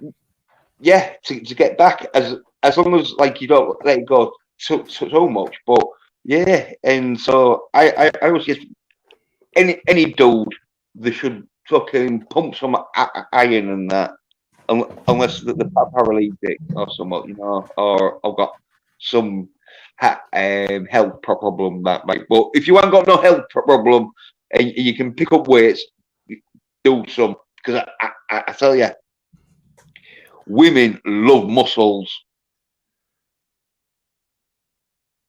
The muscles from Brussels. His acting wasn't all that good. And you want much of a martial artist, but he got real big though, because probably most women was buying his films. Yeah, you didn't need to have muscles back in the 80s. There was no soy because everybody had to be jacked. Yeah. And yeah, Newbound Turkish talk about the Normie Network. I want to be involved with that as well. I saw that in the little chat we have, and I want to do stuff with that. It's pretty fun. But one thing, what was I gonna say? I forgot. I'm sorry. I had a point and I lost it. I'm getting. Yeah. Talk about the 80s though, and that I think Pumping Iron came out, and like when that came out. Yeah, because I had Arnold and Lou Ferrigno, and fucking what was my man name? It was a bunch of bodybuilders from that era. Serge Olivia and all those like old school bodybuilders. Yeah. And so when that came out, bodybuilding got quite big in the 80s and that, and especially when like you see all the action 80s stars, you had to be pretty buffed out because it was like, right, you're fighting an army by yourself. You're gonna need some muscles. You're not running it in there with no training. You need to look like you train every day. Like Frank Zane. I'm thinking of Frank Zane. Go ahead. Yeah, and so like it was one of them things where everyone in the 80s would be like into the fitness or weights or something, because it was one of them things where it was like, well, you had to be, because all the stars and that was sort of like most of them was on like roids and that, but you still can get that big without doing roids. It's just harder and it takes longer. But yeah, there was all that, and like you sort of sports stars, they was all sort of like getting quite ripped in like the late 80s, sort of early 90s and that. So then you had like sports stars, but yeah, 80s action. I think though it pumps you up though, especially martial art films. I remember watching martial art films as a kid, and then just trying to do some kicks and punches in that, where there's real crap, nothing special. But I do remember what my point was, because V Star or Nancy said something about Lois having a baby and having Superman's baby. And you would have to think that she would either get superpowers or need superpowers to A, take Superman's seed, and 2, to even carry his baby to term. Like, you would have to think that she either got superpowers from his super sperm, or like, or she would need them in order to not like be destroyed by his child. Yeah, especially if the kid flies out of her stomach, man. Because their stomach wouldn't be super lining, would it? It'd be just normal. Yeah. I know it's a comic, it's not real, but you would have to think like there might be like, how the hell does she have a superhuman kid? Yeah, well, I can probably think of one way where in Superman 2, he uses that reverse machine to take away his superpowers. Does that before sex? Maybe. And then goes and reverses it. Yeah, maybe. Yeah, that power, that Superman 2. And yeah, you just use the machine. Like, all right, we're about to fuck. Let me use this machine, Lois, so I don't kill you. I'll bust it up. And then you do it, and then you start. And you all right, gotta do superhero shit. So I gotta get my powers back so we can, maybe. Yeah. And Nancy, the last message is I've been saying this the entire time I've been on YouTube. Got this awesome idea. Why does anyone create something new, some new shit that we haven't seen before, over and over again? Yeah, like why don't we get new shit? I have no idea. Well, I think it's because the writers haven't been in much of a situation where all these good stories, the writers, they've had a life, most of them, in like with like like action comics. There's all in world wars, and that's why the like Captain America was good because they'd been in a war. There was like knowing what Captain America would be facing in that situation. Where nowadays, that's why most of these comics, they just the heroes are sat at a table with a cup of coffee or whatever, talking about whatever. Yeah, they're talking about their feelings and they're sat at a table. Yeah, you know, there's something to that. That the writers from a different era, they either went through a war or saw the war directly, had they had a life to live. It was they went through the Depression, they went through something, and that's where you had all this stuff. I was doing a stream earlier, and I talked about how in 1984 we had more new created properties than we have had the past 25 years, in just 1 year. And it's, it was a lot of stuff going on in the 80s. You had the Cold War, or a lot of people can't, you talk about the 80s, you got to go back into the 70s when you had Vietnam. So a lot of these people either went through Vietnam or dealt with it in some way. I think there's something to that. Yeah, because like when you like being in like the army and that you sort of like sort of guns and like how they react and how would sort of missile bases get, and so you can throw that to the story and that because a lot of those creators in the 80s have been drafted in the 70s, you know what I mean, or had to deal with that in some way, shape, form, or fashion. Maybe some went to college and therefore got out of it, but a lot of people, I think you're really onto something when you say that they lived a life. Fucking Tolkien was a regular guy who wrote a book, you know what I mean? Same with even as much shit as you get George R.R. Martin, he was a regular guy writing a book. Where now you have all these Hollywood types who've only been Hollywood types. They've never been anything else than that. They never even had regular jobs at fucking Walmart. They're just pampered little kids that go to pampered little schools, and then they get into Hollywood and they have no life experience whatsoever. I really think you hit the nail on the head, Jens.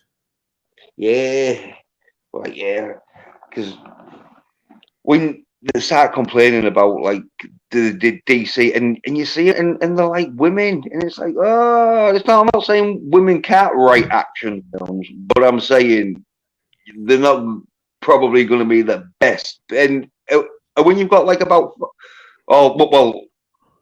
with the Star Wars and Kathleen Kennedy, she got practically the full writing team was women, and that's when it because I think the force is female. Women writers, they like to go more into the feelings and sentimental sort of stuff, where dude writers, it's like, I ain't got time for feelings, we need to blow up some shit. Yeah.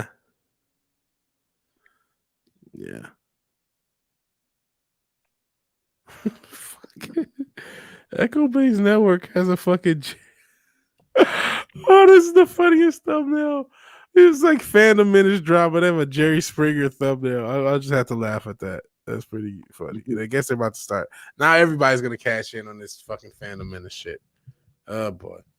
All you need is the Buster ass by Suzanne Summers.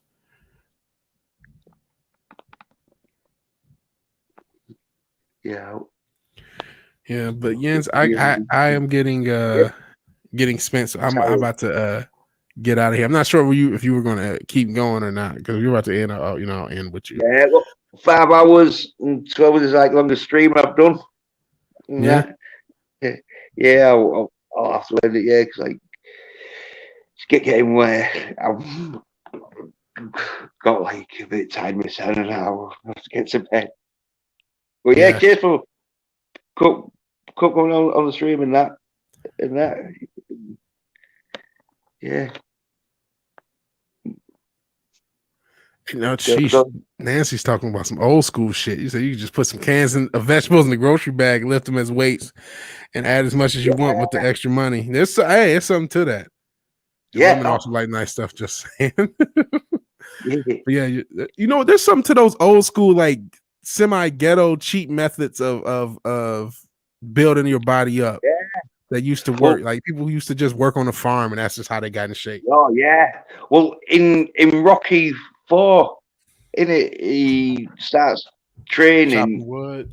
Yeah, because there is muscles that get used in certain sort of stuff where you can't do it with weight lifting. You need to do like, because you have to do the actual action. You can't simulate it with weightlifting. You have to actually do this movement, or else you won't be able to do it.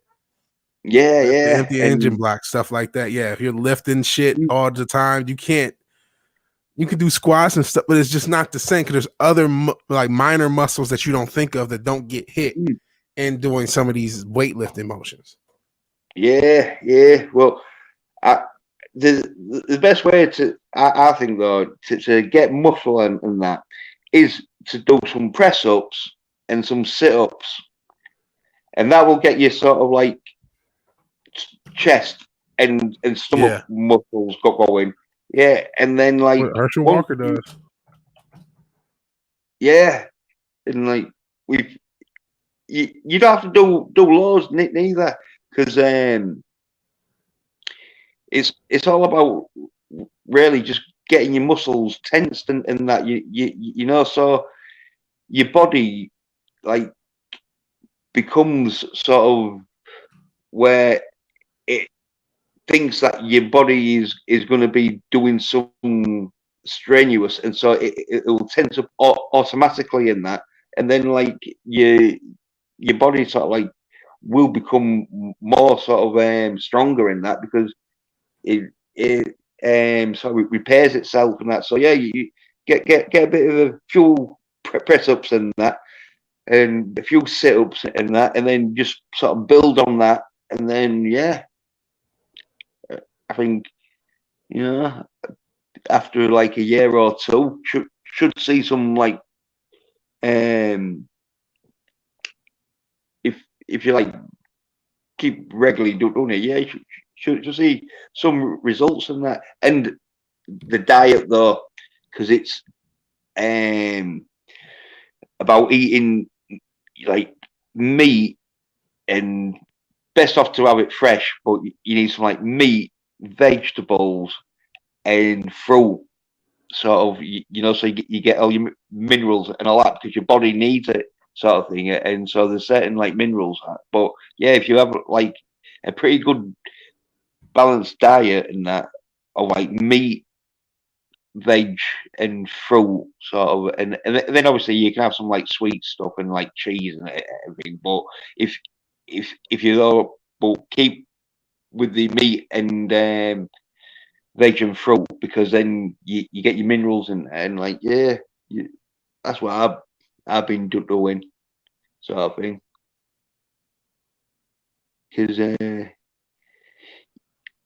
I think especially like this sort of time where it could just kick off into World War III, you need to get yourself like war ready, sort of thing.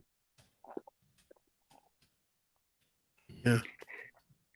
Because that's why I'm on my total gym fucking, because Sasha wants me to get like cooking trimmed up so we can try and fucking get Chuck Norris to hand down his throne, but yeah.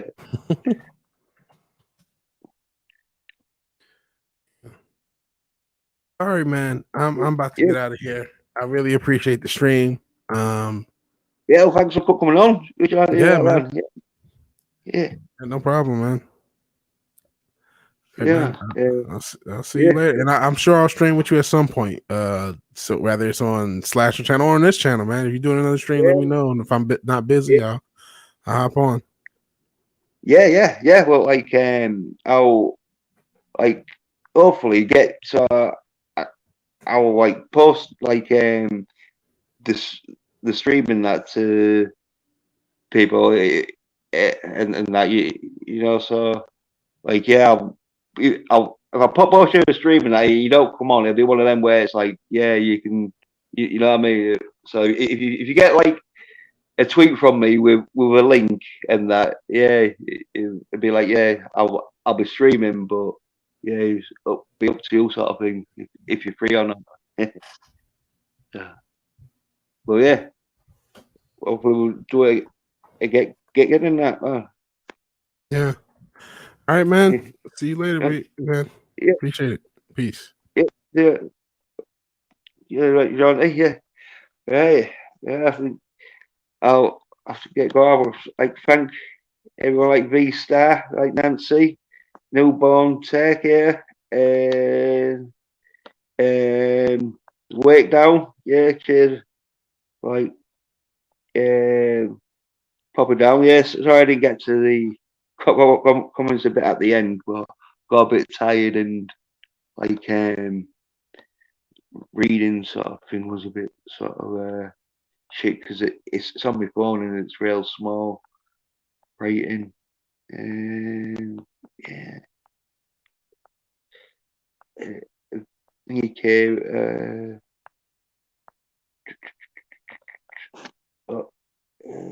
Yeah.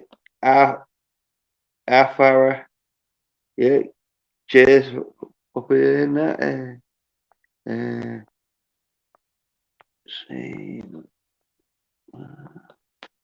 Yeah.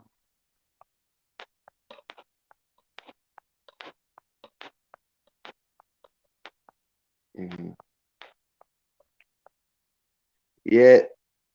Vigilant. He obviously like just cheers. Well, yeah. And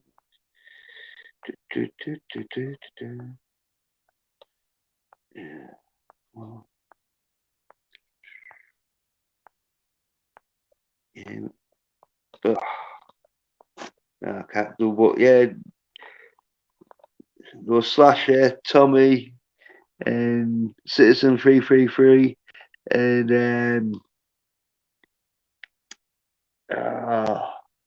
his changes his avatar. And that,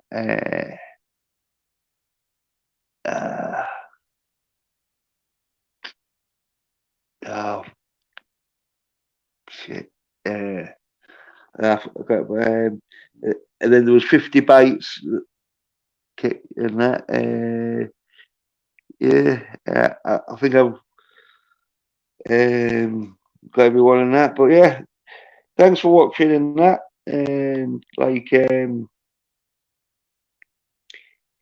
I'll hopefully like be doing some live streaming and that like again. So